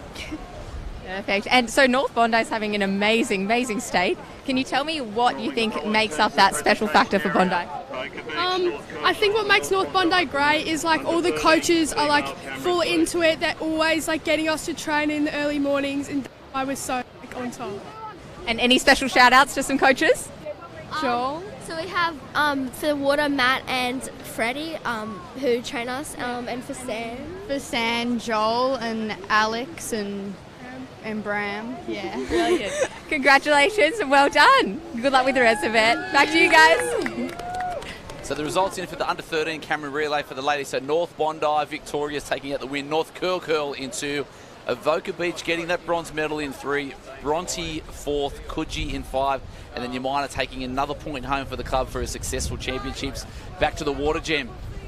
Yeah, we've got the boys still in the water. They're making their way back to the beach now, these swimmers. So they're nearly in amongst the wave zone now. There doesn't look like there's too much on offer for these boys, though. The leader might just get a little bit of a lift off that one. He does, but doesn't quite manage to pull down it. So he might have a bit of a peek under his shoulder, as he did just there, just to see, is there another wave coming behind? So when you can feel one, typically waves come through in sets. So where there is one, there is going to be more. And we can see one just starting to build behind him now. So Wambrel team out there at the moment, just getting a couple on the head there.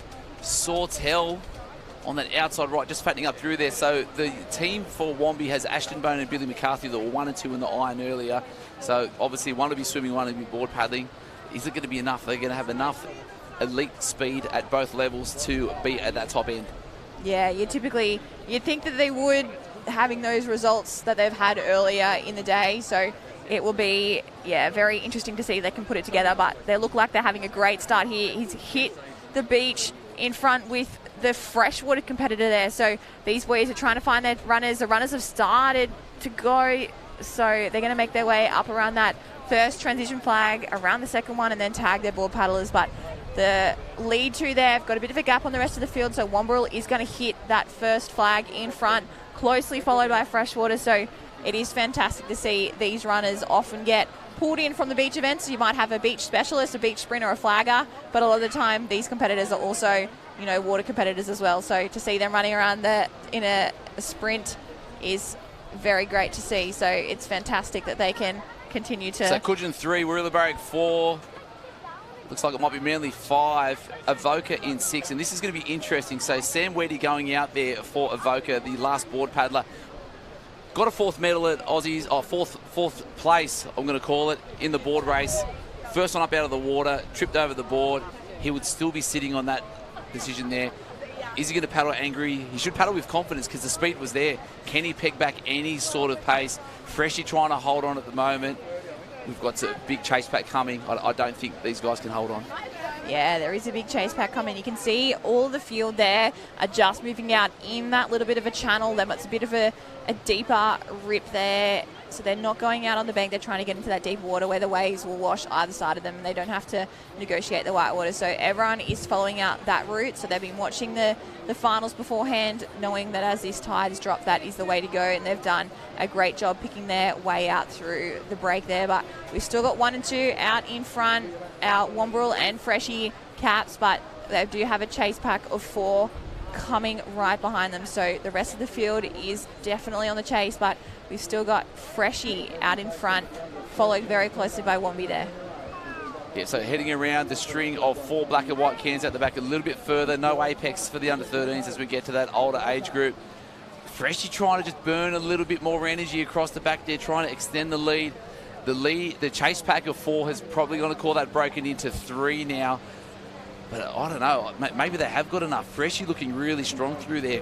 Board is trimming nicely through there, just working the runners. And just with that wind change, Jem, it looks like the runners are now coming across in that 45-degree angle. Yeah, you can see Wombrel there just really tried to lift his rating to pull up alongside Freshie. I think he's done a really good job there just to decide to make his move and come back around. But you can see he's really just trying to pick up anything, any little runner that wind is pushing through now. So he's really, really just accelerating anytime he feels anything lift up the back of his board. But he's just seen that there might be a little bit of a wave building behind him, as he does now. Just waits for it to pick him up. He's still going to have to paddle so he doesn't miss it, but he's done a good job, a good enough job there to be able to pull down it. So it's going to be a sprint finish. This is what we like to see, a bit of action. But it looks like all that wave might just die out there. So Freshie, we've got another competitor coming through at the back there. Sam Weddy from Avoca. Is he going to have a bit of luck through there? Trying to stay on the inside right. Left-hand edge is where we saw the waves going the whole way through. Kudjan Headland trying to get down to the nose there. Avoca still trying to hold on. No strokes there, adjusting everything. So we've still got Freshie in the lead. Kudjan tucked in behind. Wombi was on that inside left. Avoca in about 3rd or 4th at the moment. First tag on the far right for Freshwater, sprinting up the beach. Wombrel through on the inside. We're waiting to see if anyone else is going to pop their head through. Avoca's now in 3rd. Jackson came 2nd in the flag sprint earlier. Can he make his way through to 1st? Is he going to get the dip on there? Freshwater 1, Avoca 2.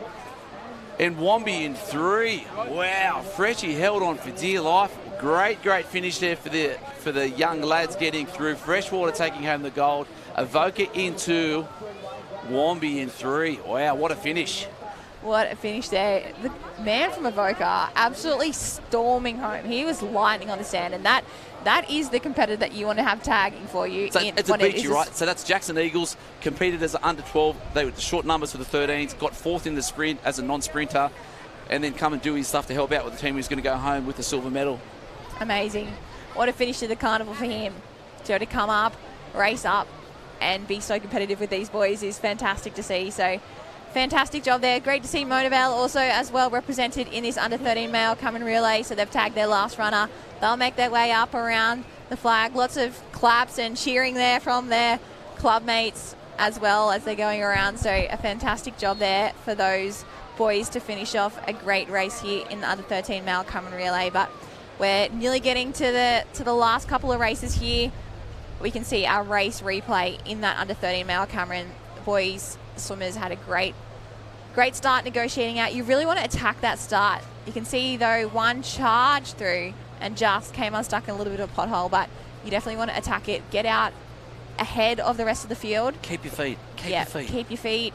Dolphin dive under that white water to set it up, and those that really went out hard, opened up a bit of a gap, were able to tag their runners in front. That set them up for the board leg to come. Yeah, wow. So look at the gap there, Jem. It's probably about 25 metres at the moment, 1 and 2. So Wombi looking strong. I didn't think that Freshie had it in there. Nice little wave on the inside left, but just out of shot there. You saw Sam Weddy take that little cut to that right-hand edge, and that's where they came in on the wave. They had the inside run. Wombi pushing hard. Freshie trying to get out the lead, and Jackson Eagles just said the little pocket rocket. He's driving hard just up on the inside, and he's probably hoping that race could have been another 5 metres in length. But wow, Freshwater taking home the gold. So the team from Freshwater, Harrison Air, Jake Payne, Brad Nitz and Lucas Peacock, all going home with a gold medal. Avoca Beach teammate Jackson Eagles, Ziggy Walker and Levi Sinclair with a great swim. Missed out on the iron by 1, and he was swimming angrily, and he's made his way through onto the podium. So too Sam Weddy. And the Wombrel teammate Ashton Bone, Billy McCarthy, 1 and 2 in the iron, with their teammates Kai Birch and Eli Lang taking home a bronze medal. Kudjan Hanland in 4th. We're really break point in 5. And we're just waiting. There's a bit of deliberation for 6 through to 12. But wow, what a win, Freshwater. Setting it up with a great swim. So good, Freshwater Team A. Amazing finish for those boys, but we're making our way into our next race here, the under 11 mixed. Cameron. So this is what we like to see, the boys and the girls getting out there amongst it all together, so they can have anyone doing this opening some legs. So it'll be interesting to see, can some of the girls come out in front of the boys.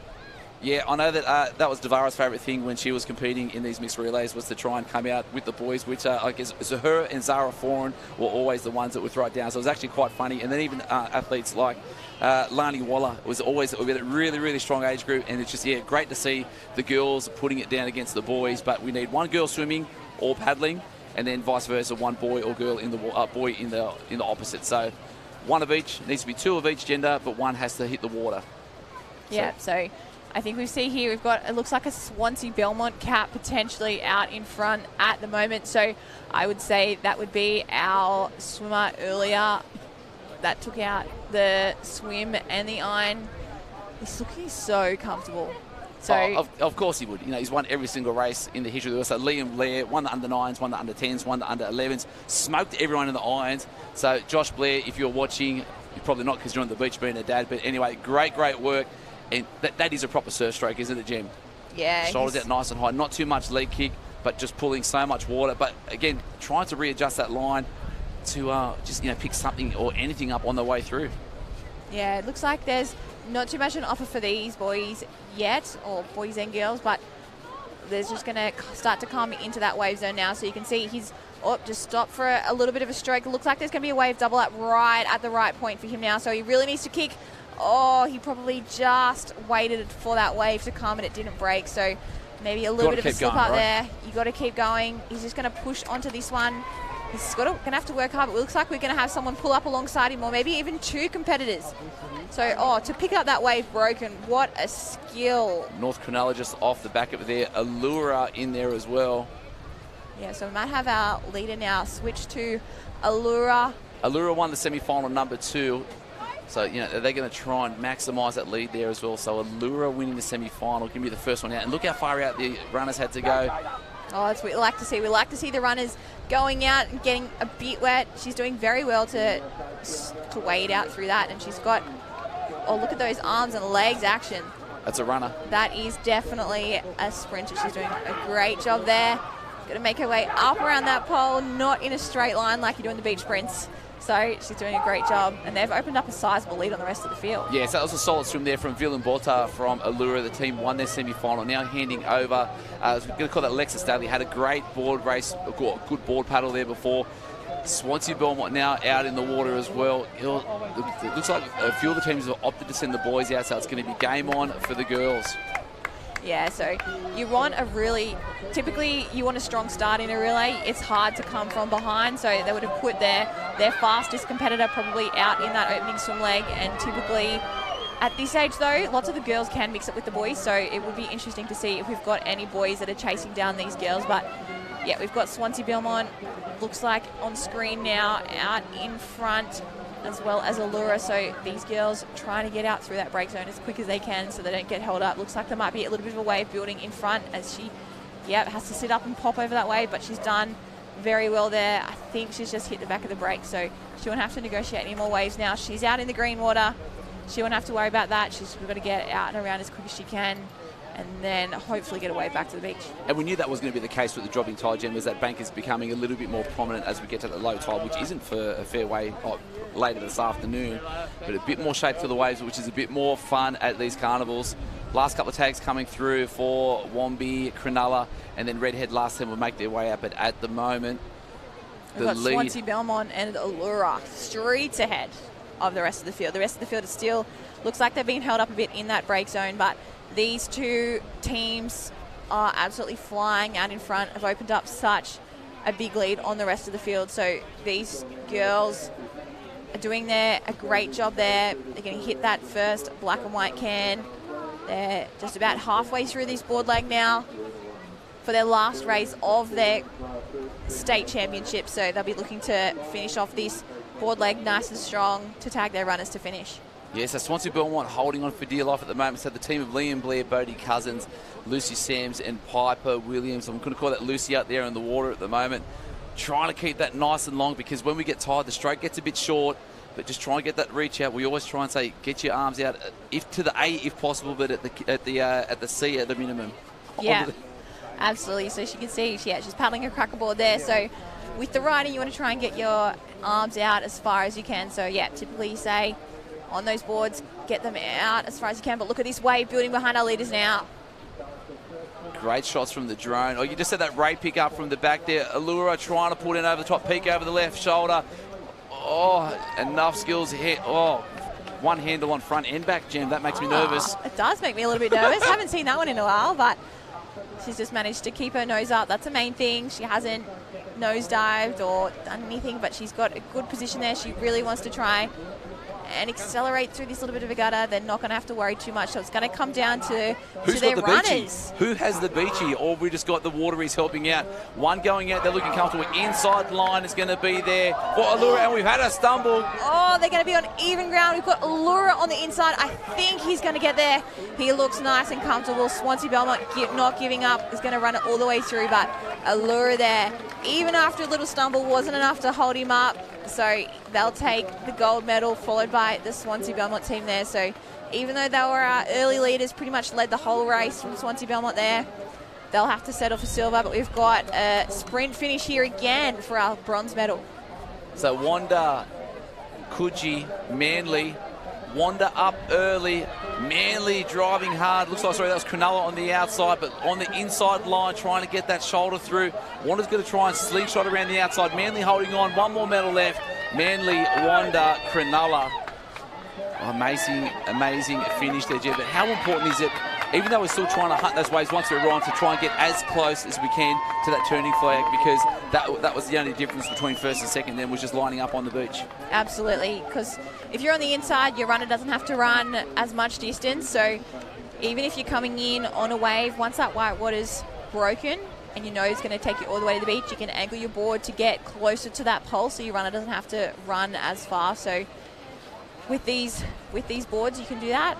If you're paddling a ski, definitely not. So these guys don't have to worry about, they don't have to worry about that for another couple of years. But yeah, you can see, the rest of the field just coming through here. Another North Bondi team looking super strong. And that's the championships done for the under-11s. What a great program for them, but finishing off with such a strong race. The Allura Team A, strong start to finish. Good to still see the Daffodil Jammers out there for the Redhead crew. Wombi. And it still matters though, right?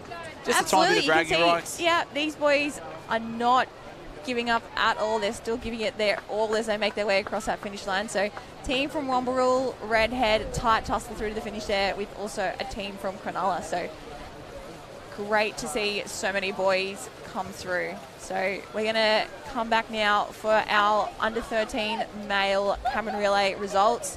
So it was our freshwater team that took the gold medal, followed very closely by a charging Avoca team to finish in second.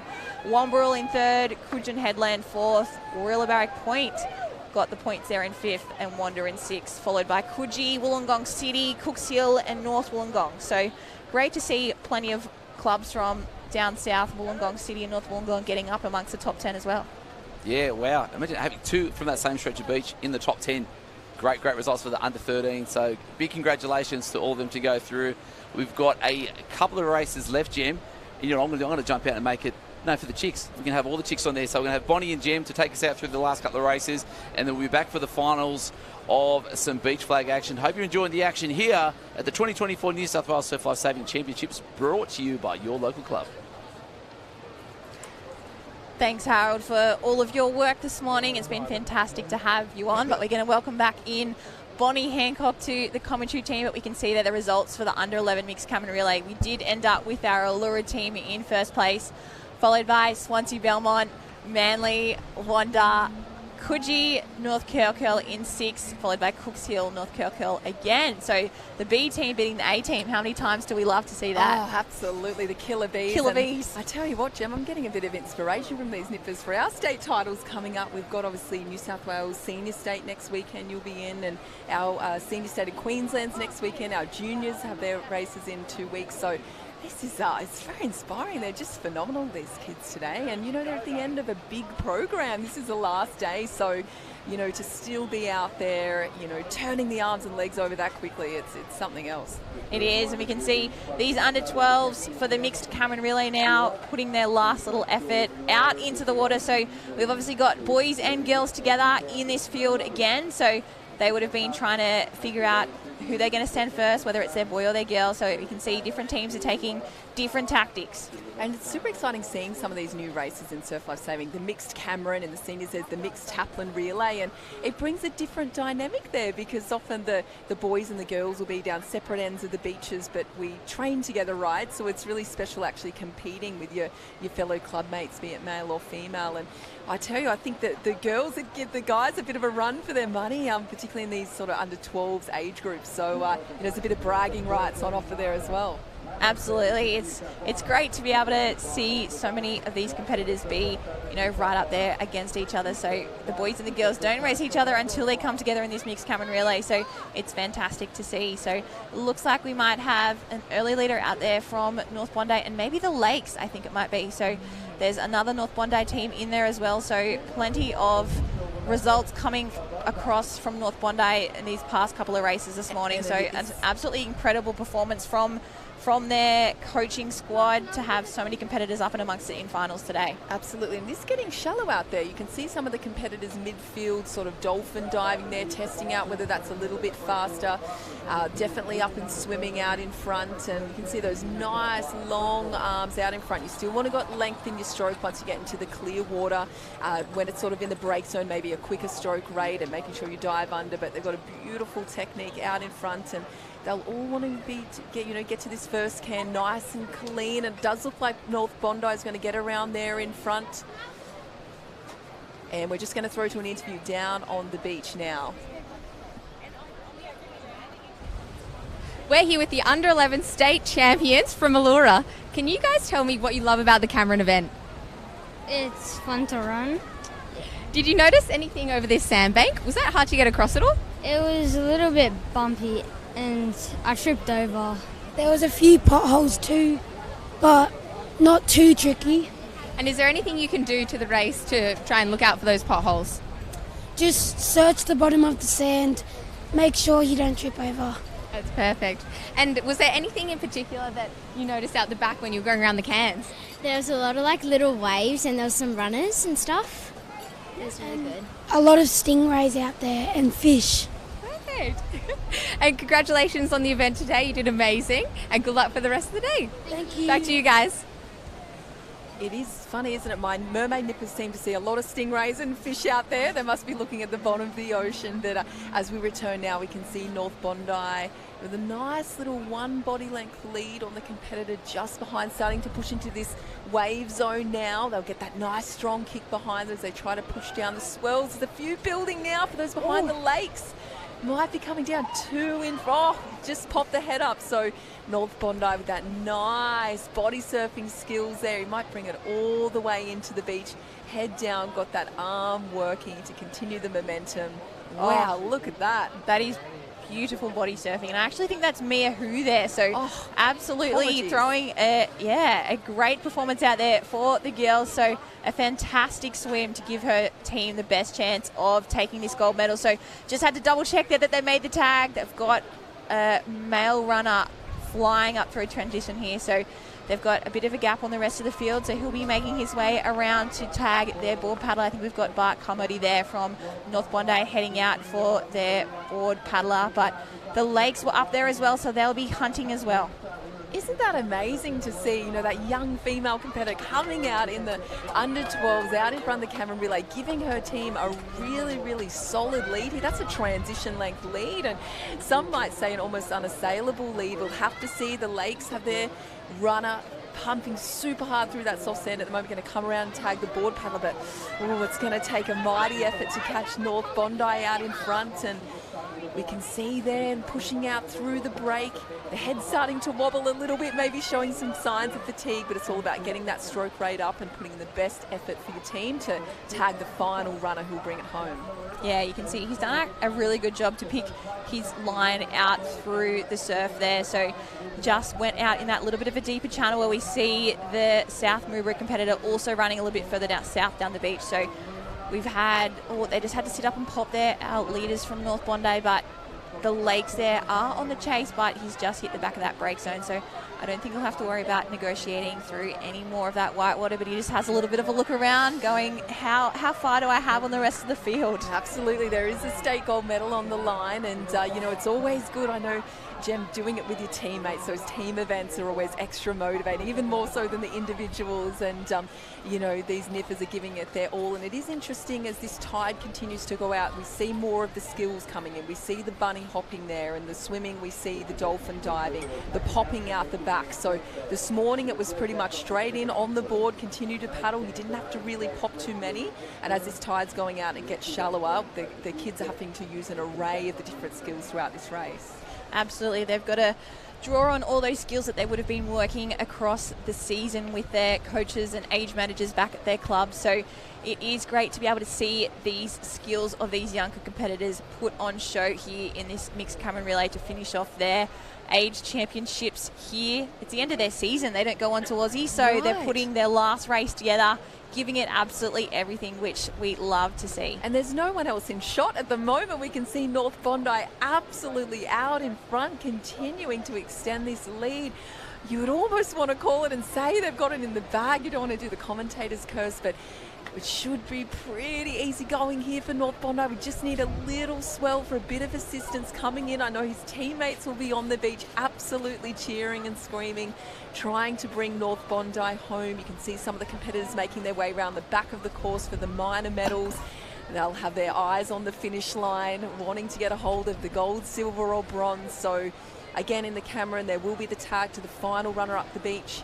I always enjoy tagging a runner up the beach. That doesn't happen in a Taplin so much, but fortunately in the Cameron, there's a couple little swells here. Yeah, I think that's our second place there from the Lakes. I think they're still holding on to the silver medal at the moment. So I think our North Bondi team might have even hit the beach. They have. So, look at that running style too, making it look effortless as they fly up across that soft sand. So no question here for North Bondi taking the gold medal. They led from start to finish with Mia Hu in that opening swim leg, straight into Freddie Carmotti. So an absolutely incredible race that they managed to put together with their two runners. So 4 gold medals for North Bondi to finish off this under-12 mixed Cameron relay, and what a way to finish their carnival. Absolutely, and we just see South Maroubra coming in here. That'll be for the bronze medal. You know, it just shows the importance of getting out in that first leg and setting your teammates up. So today the order has been swim, board all day. So the same order for the Iron Person is for the Cameron. That's drawn at the start of the carnival. So we see the Lakes coming through here in second place. They'll be absolutely thrilled with that performance. And in third place will be South Maroubra. And we can see in fourth place there's going to be a run-up between about 6 competitors. They're going to tag their runners who will get the legs up and going to finish off. You see Kujin coming through there as well, so the country clubs being represented well. Yeah, you could really see when we had all of these competitors there on that wave, some of the runners went out a little bit further, some were waiting in shallower, so they would have been told where exactly to go, but it looks like, Redhead's just going to edge out Swansea Belmont. We've got Bulleye in the mix, as well as Coogee and Allura, so a very tight finish there for the judges to pick, but we've got Manly running up behind them there. They don't have to tussle around, they can run up nice and comfortably with beautiful technique. So a fantastic finish for those guys to finish off their carnival there. Another Manly team, so great to see 2 teams from the same club represented with their home stretch of beach, so a great finish for those guys as well. And it does show the importance, doesn't it, Jem, of finishing and that lunge across the line. You know, how many times have we seen a gold medal taken from someone right on the finish line? So I tell the nippers back at Mermaid, you never finish until you're a metre past the line. You want to run through the line instead of stopping just before. But it's easier said than done. That soft sand, it can be really, really hard, you know, at the end of a big race. And you can see the Cameron relay with the fresh legs underneath the sprinters, that speed there. So certainly, you know, they do make it look easy. It's certainly not. And we're getting set for our next race here, which is the final of the under-14 female Cameron relay. Again, we'll start with the swim leg first, and just like Mia, who did in the last race, we want to get out in front of that clean water to set the team up well.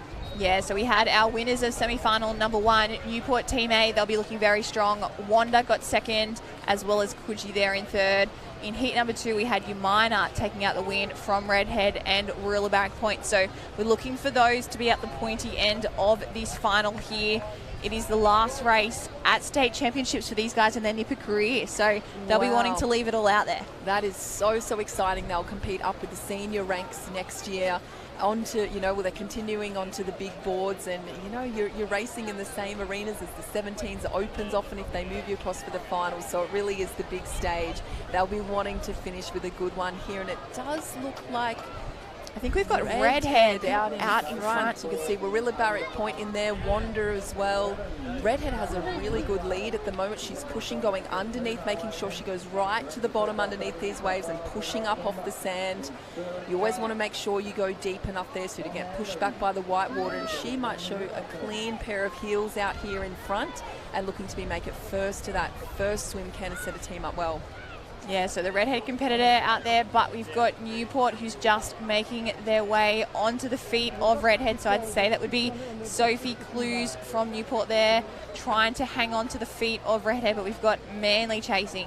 We've got North Cronulla in there, Warilla Point, Avoca as well. So these girls are giving it their all, but we've got, our early leader there of Redhead just turned the can in front with Newport. They've got about a can length on the chase pack there in third. And you can just see as well out in front that nice clean water. It certainly makes swimming a lot easier. You sort of want to break the race down into sections, sprinting to the first can as best you can along the back. If anything, it might be the time just to back the pace down a little if you feel you've got the race under control, because off that last string can, I can tell you they are not holding back for their very last race of their Nipper career, really. So turning, they'll be looking for the finishing flags coming in, or looking for a tent of a certain colour behind those flags. It's always good to have a bit of a landmark to line yourself up with, because it can be a bit of a mix of colours and all the blur there, so you do want to have a really clear landmark you're aiming for. And you can see Redhead out in front now. They'll start to lift the pace, but Newport trying to come around the outside now. If they're going to make their move, they've got to do it now. Yeah, and we can see Amber Sky Stevenson from Avoca there in third is just starting to peg back our leaders ever so slightly. So she was the winner of the surf race from earlier in the day. So we know she's got the pace in the swim to be able to be right up there, and she'll be coming home a bit stronger. But it looks like there might just be a little bit of a wave here on offer for our leaders in 1 and 2. Can they get down it? Oh, they're not quite going to get there, but there is a wave for our backmarkers here. One behind, it looks like Manly might be coming through on that southern side there. Redhead on, Warilla Point on. It looks like 5 of these girls or so are trying to get down. Looks like Newport might have the best of it here at the moment. They've got to swim across this tiny little onshore gutter, though. They're not quite there yet. Head down and go, girls. Big kick. There's a few little waves pushing behind, but they're up and dolphin diving now, back into the swimming. It's looks like a few potholes might be building here too, so they've got to try and stay strong on their feet to come in here and tag their runner, who will tag the board paddler for that final water leg. The girls are just trying to get up to the feet now. They're up and waiting. You can see the potholes there. And the runners waiting on the beach anxiously ready to get into that sprint and absolutely fire in that transition. You can see it's super tricky for these girls to come back in this swim. The water looks like there's a lot of variable depths. Oh, as we can see, the Newport runner there just takes a little bit of a stumble. So Sadie Maggs there would typically be out in the water, but we've had Warilla Point come around from the outside, absolutely flying around transition there. A Manly team, then Newport. So this isn't over by any stretch of the imagination. They'll tag Warilla Point, their board paddle there. She'll run into the water. She's done a good job just to stay on her feet, get over the top of that white water and get straight onto her board. So she's opted to jump straight on, no bunny hopping for her, and she's straight into her paddling. And you can see the quality of these transitions indicate that there are some sprint specialists in here. So it's a really nice opportunity in the Cameron for the water athletes to actually compete with the beachies, and often they don't see each other, most of the weekend. So you can see these runners running around. A lot of them have a sprinting technique, and that can be the crucial leg in these Cameron relays. And at the end, it's anyone's race. If there's a couple on the wave, it can come down to to that sprint finish. So you want your fastest competitor on the beach in that leg. Absolutely. How many times have we seen over the past couple of races it's come down to that sprint finish and is all decided in that last kind of 40-metre sprint? So you definitely want your fastest runner, whether if you can recruit some people from up in the beach track arena, you definitely want them in your team, which is so great to be able to see these competitors combined together in this Cameron Relay final. But it looks like we've had Newport just hit the lead, so I think that is Tilly Young, the winner of our iron person from before, has just snuck up the inside of Warilla Barrack Point, so she's done a very good job there to get her nose up on the inside as she makes her way around that can. You can see that lead just extended out a little bit there as she turned that can because she had the inside running, so she didn't have to paddle as far. The Warilla Barrack Point competitor just had to slow up and give her a little bit of room, which is kind of extended out a little bit, so she's kind of trying to pick up any little run here that the ocean is putting up on offer. With that little bit of wind that has puffed up, there are more runs on offer which the boards can pick up, so she'll be doing her best. She's just jumped back up onto her knees. She doesn't want to look around too much and try and pick up anything that the ocean is throwing up for her. Because it is an advantage being in front. You've got first pick at the runs. You can look at the ocean and see what the ocean's doing. We've got a little bit of that nor'easterly breeze still coming in, so there is something out there and she's starting to pick it up now. Newport looks like she's got a little runner in front, though Warilla Barrack Point's not giving up. She's pushing hard behind, and this is what we were talking about, Gem. It might come down to that run up the beach, though. Newport continuing to lift now. She's trying to give her sprinter every opportunity to take that gold medal. Manly looks behind to see a little shorey building now. Newport's got a couple of metres. It might be enough. It is going to come to this run up the beach. Oh, it's going to be close. It's going to be a close one here. You can see the sprinters anxiously, tag me, tag me. There you go. Newport have the first tag up the beach, up and away. Look at that beautiful technique, using the arms Look at that to fly smile across the sand. That is They've Lisa got it. Durs there. So she isn't from up in the beach track arena. She is a very competitive water competitor herself. So she does enough to cross the line in first place. A smile as she crosses that line. The Newport girls there, followed closely by Warilla Barrack Point, but the rest of the field, you can see these waves are really starting to come into play. That bank is breaking out much further than this morning, but then they're having to still paddle back through that little bit of a gutter where the waves reform, so they've still got to be on their game. A few come a little bit unstuck and go a little bit sideways, so you've got to be paying attention, making sure you're looking where that wave's reforming and doing your best to try and hold it all the way to the shore to tag your runners there. So we're going to have a battle here. It's going to be tight for our minor places. We've got North Cronulla there. We've got some of our other competitors coming through. Wanda. And I must say, Jam, you must be incredibly proud seeing Newport take that race out. You're doing some wonderful things there in mentoring the young girls coming through. I know Lizzie Wellborn, Piper Harrison, you've got some incredible seniors at Newport, and it seems like the club does an incredible job at empowering the young girls and nurturing the nippers coming through and continuing to those senior ranks. That must make you very proud. It is. It's just fantastic to see these girls come away with the result that they should be all very, very proud of. They put in a lot of hard work. They're there every afternoon at the beach as well, so it's fantastic to be able to have them train with us, and they definitely put us through our paces, so it's great to be able to see them rewarded with a gold medal.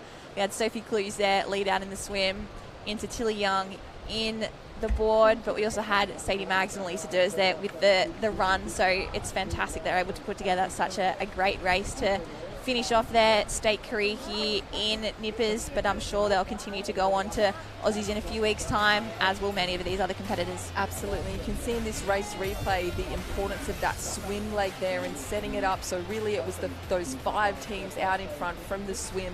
It's a very hard task to catch that lead, and the board paddlers finishing off here off that string can. They started to lift the rating. You saw Newport there just do enough to pull ahead, and the beach competitor there sprinting up with a big smile, taking the win. They'll be absolutely thrilled, and what a wonderful way to finish their weekend.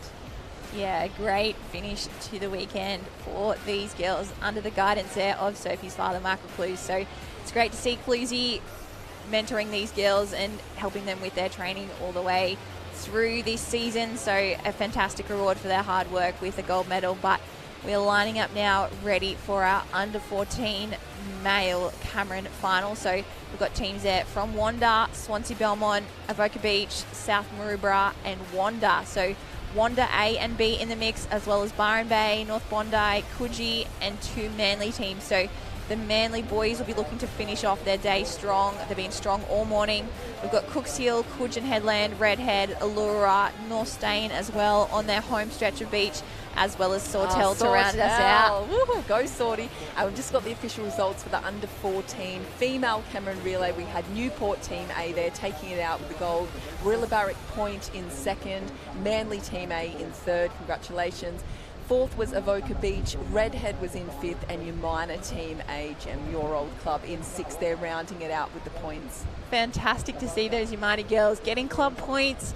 So, of course, our top 6 places earn points for their club. So they'll be stoked with that performance. They should be very, very proud of themselves. They've had a great championships here over the past couple of days. So to round it out with a 6th place in the under 14 female Cameron relay is something they should be very, very proud of. Absolutely. And the boys would have watched that race with the girls there. They would have seen the potholes. They want to stay on their feet, get a really nice, strong start, and they would have seen the crucial element of that swim leg. So these swimmers, they'd have gone around the cans probably dozens of times this weekend, but that all doesn't matter. It's what you can do right here, right now. You know, staying sharp, staying alert, making the good decisions, and knowing that all season, all of that hard training has led to this. You know, the Cameron Relay, really probably one of the blue ribbon events of the carnival. So they'll be very, very excited and keen. I think I saw a little front flip or a back flip there from the Sawtell competitor. So he's full of beans and ready to give his team a strong start. Yeah, you can see the swimmers there have just been released by the starter, I suppose, to be able to go down and wash their goggles. So you can see most of the competitors went down into the water. It's a great opportunity to suss out the conditions right in front of where your starting position is on the line. Have a look. Are there any potholes where you're going to be running in? Do you want to be waiting? Where do you want to start?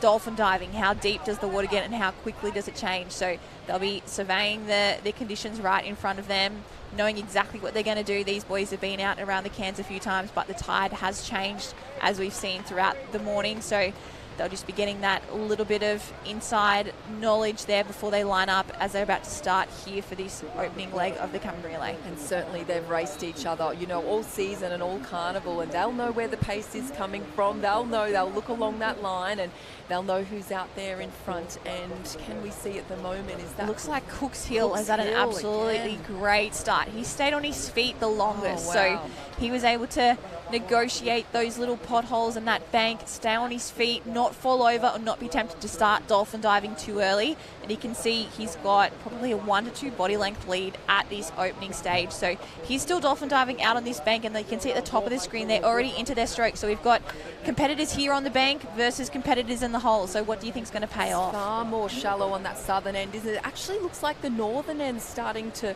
move ahead here now. This is going to be really, really interesting. Still dolphin diving a little bit on this southern end, but the northern end looks like it's pulling out now. We've got one of the competitors making the most of that there. I can't quite make up the cap just yet.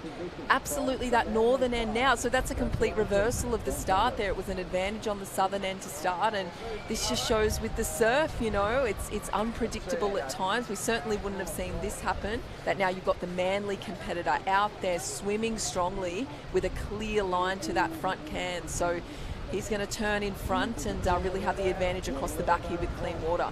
Yeah, we've got the team from Manly there. These boys have been out in front all morning, followed very closely there by a Wanda team, South Moobra up there as well. So they're starting to open up a little bit of gap though. The team from Manly is going to extend out to probably just over a can length as he makes his way across this back string of 9. So these boys are trying to give it their all. It's their last race of the day, but we've seen Henry Whitehead earlier in the day being so strong, so I'd say he's probably out in the swim at this stage. And it is that feeling of being in front. You feel like you've got the race, you know, under control that little bit. You know, you can have the clean alley coming. You can look at the ocean and make the decisions back here in the pack. It can be a lot harder to swim. It's a lot more hectic. There's you know, so much going on. So I think it's a huge advantage mentally as well, being out in front, which we possibly understate sometimes. So he's looking around now, starting to have a little bit of look as he comes into the wave zone. He can see the boys a couple of meters, 5 meters back from him there. He doesn't want them to close. He wants to give his team every chance of going into that board leg with as big a lead as possible and doing what the girls did in the last race. So you'll see the kicks start to pick up now. He's got a beautiful surf swimming technique, and here's the wave the Manly competitor wants now. Beautiful body surfing. Looks like he'll take it all the way to shore if he can. Yeah, he's doing a great job to pick up that one there. It formed just at the right time, but it is not going to be enough to take him all the way into the beach. So he's going to have to put his head back down, keep swimming through that little bit of an inshore gutter. But he has opened up a sizable gap here on the rest of the field. Will there be anyone on this lead wave? Oh, they get a little bit of assistance to close that gap, but he is up and dolphin diving now, so I don't think it'll be enough for the other competitors to catch him. He's up on his feet. Oh, he just takes a little bit of a dive down onto that wave. He'll be up to tag his runner in first place, so they'll make their way up through the transition in front. The team from Manly looking very, very strong. It is a bit cruel there. The waves are petering out a little more than I thought. They're not carrying through. The competitors having to stand up and negotiate those potholes. But look at this Manly runner absolutely flying, coming around to tag his board paddler. It's always a bit of a nerve-wracking feeling getting tagged in front, that's for sure. But the nerves are a good thing. It means you care. He'll be super excited to get out there, get straight stuck into his rating and see how quickly he can get around the course, because at the moment Manly is in the box seat to take home this under-14 male Cameron relay. You can see Wanda coming up there now, getting the legs up, starting to work their way around the transition. Some of the other board paddlers are getting tagged already, so the chase is on for the Manly competitor.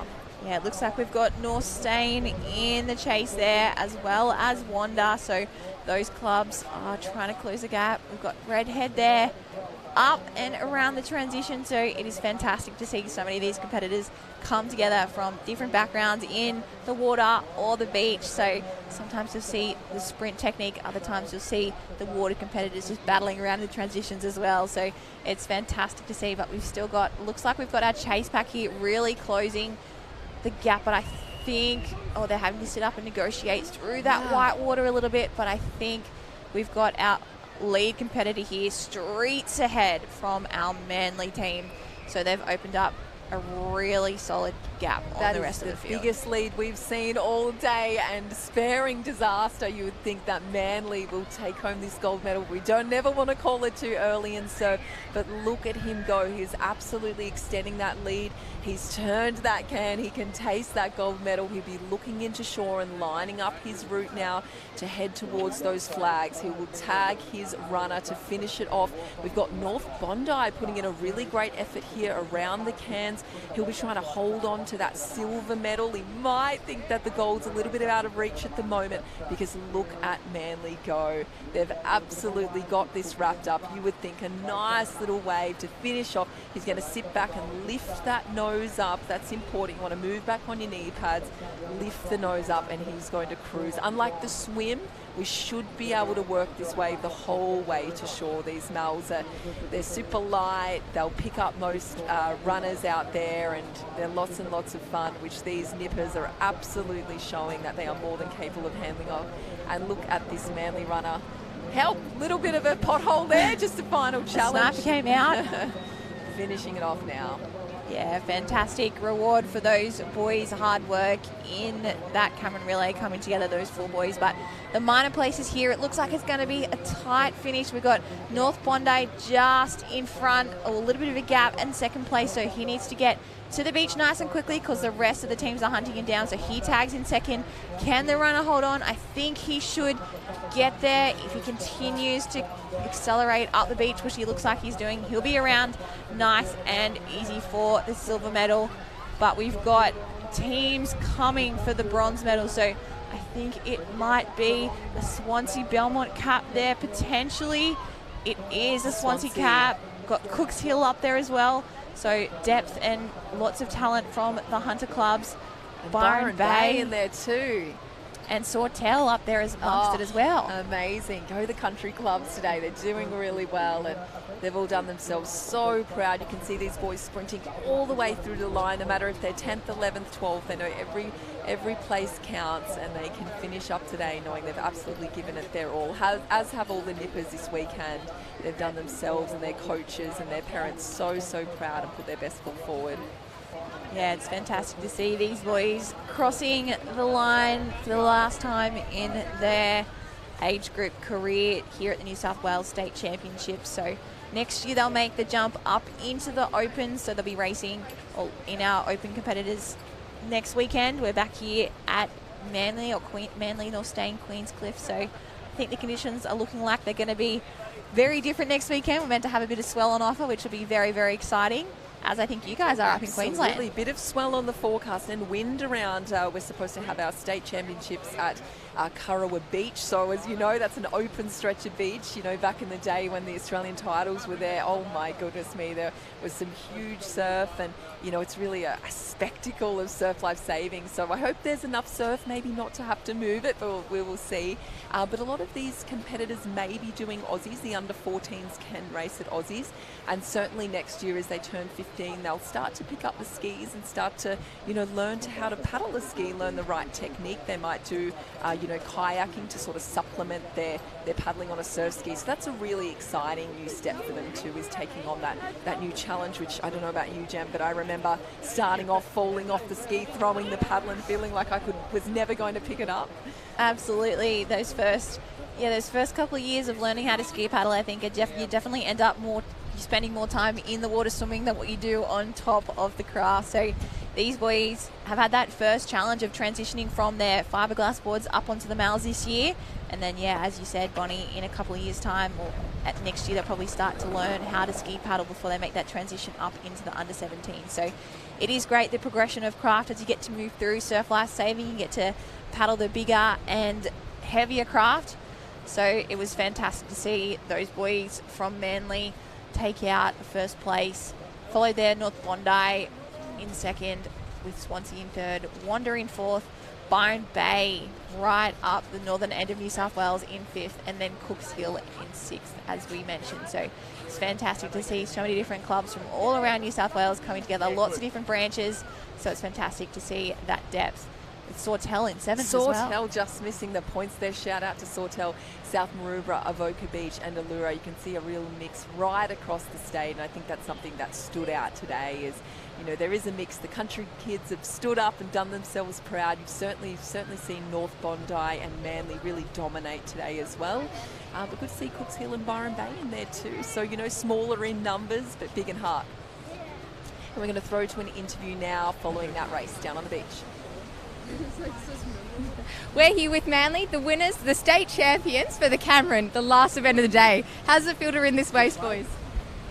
Very good. Yeah, so exciting, comes naturally. And how about being at Manly, your home beach, in front of this crowd here? How's that feeling? It's really awesome. I love competing at my home beach, so yeah, it's such a good privilege.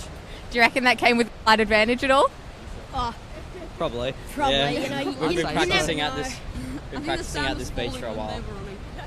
That's so good to hear. And are you all going to stick together as you move on up into the Open competition? Yeah, definitely. Yeah. Hope so, yeah. Perfect. And how long have you all been together as a team?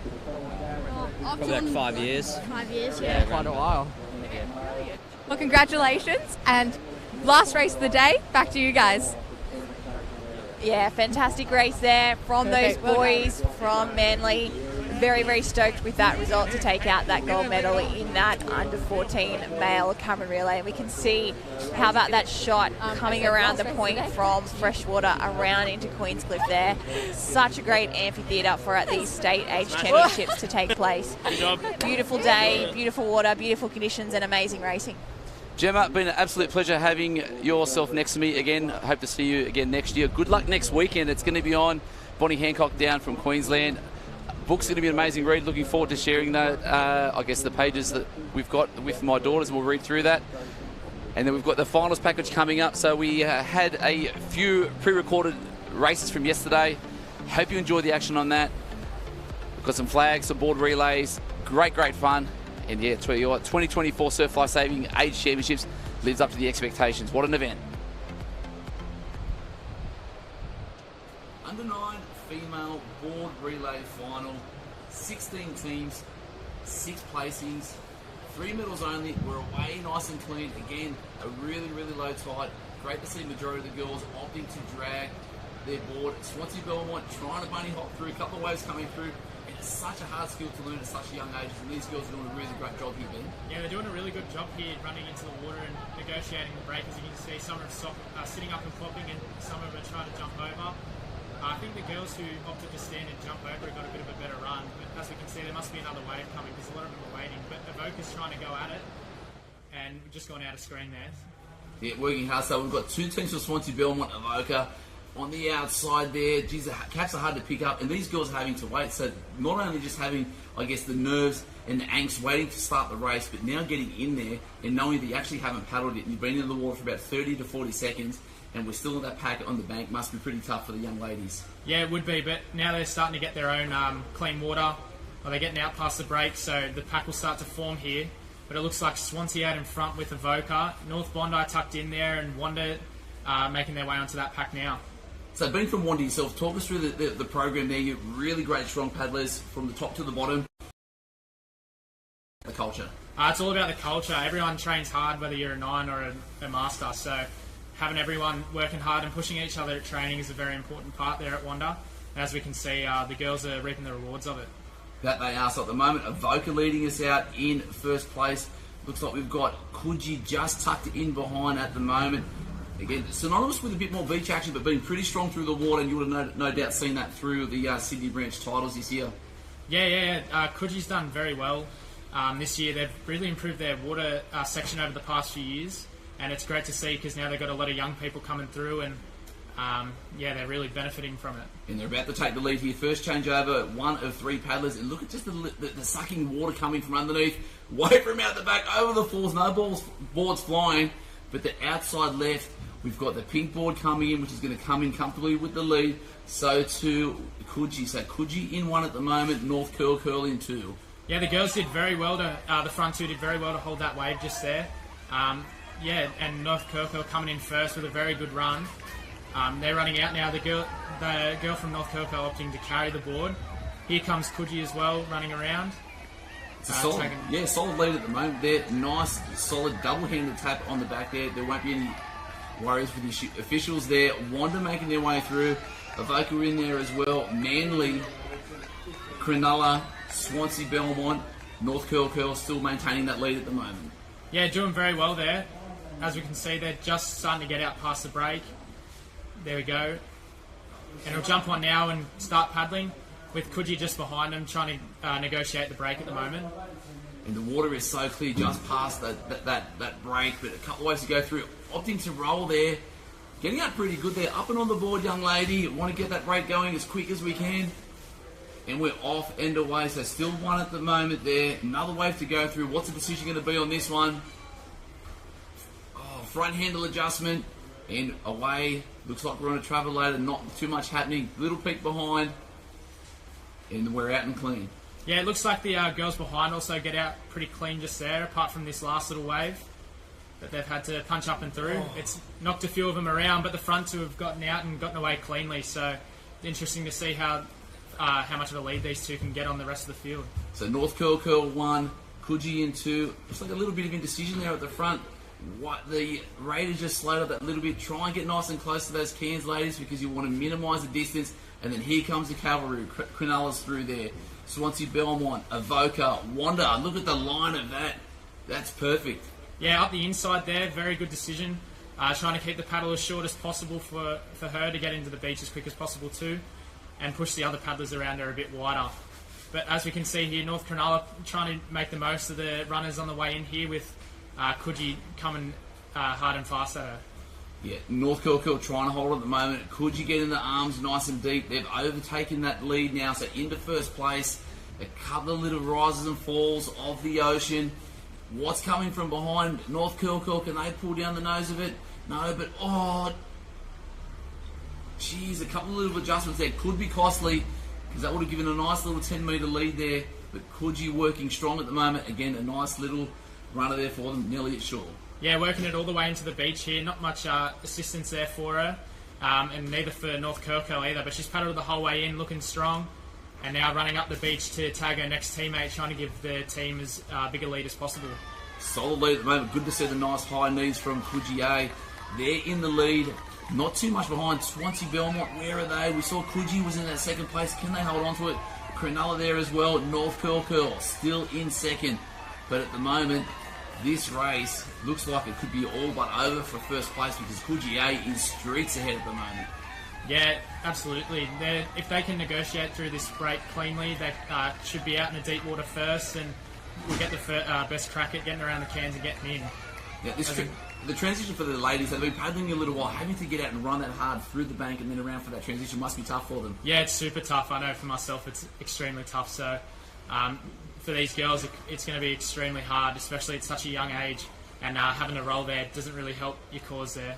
So nice little roll there. Coogee still trying to hold on. Had a little peek over his shoulder to see who was coming, but no one in shot at the moment. So this is Coogee A. Can they hold on? Lots of water moving, and then, oh, what have we got here? Wanda making their way through here and trying to break the rest of the pack, but it does look like there's a lot of moving water just there.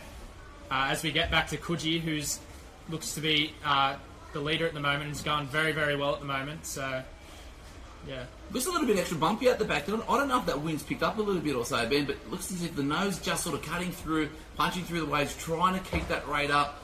But look in that back corner, who have we got there? The girls are having a look around, trying to figure out what is going on. We might have a tiny bit of confusion there, getting around the apex, making decisions, a little bit of confirmation possibly from the water safety. The girls know what it is from right to left.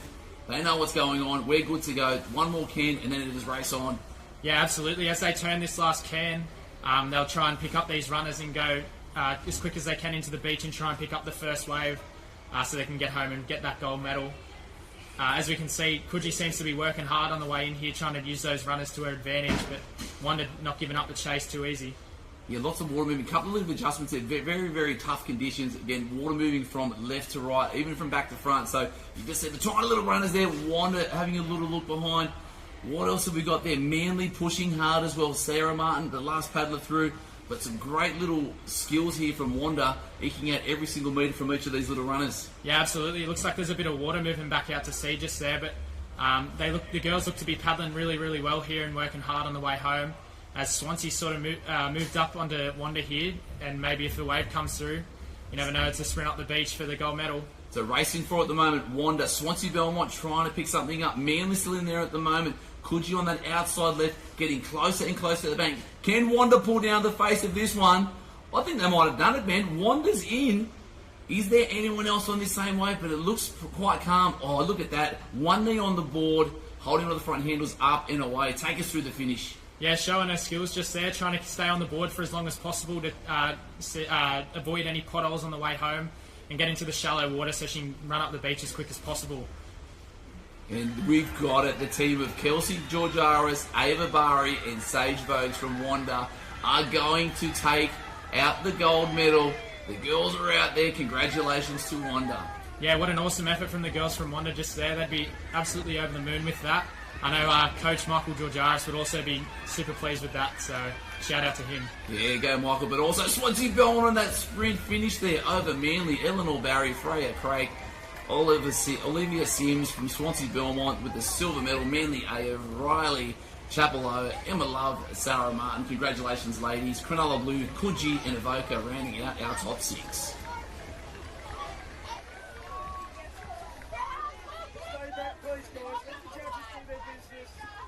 Well, what a championships here at the 2024 New South Wales Surf Life Saving Championships, brought to you by your local club.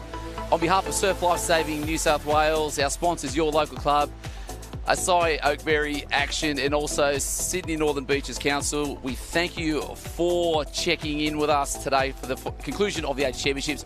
Next week, we're back for some more hot action, Saturday and Sunday. KO freebies, also live on Facebook. We'll be live, we'll be here, we'll be ready to go. Big thanks to Adam Mills and the super lady commentators we had today, Gemma Smith and Bonnie Hancock. Hope you've enjoyed the action, because I sure have. On behalf of Surf Life Saving New South Wales, peace.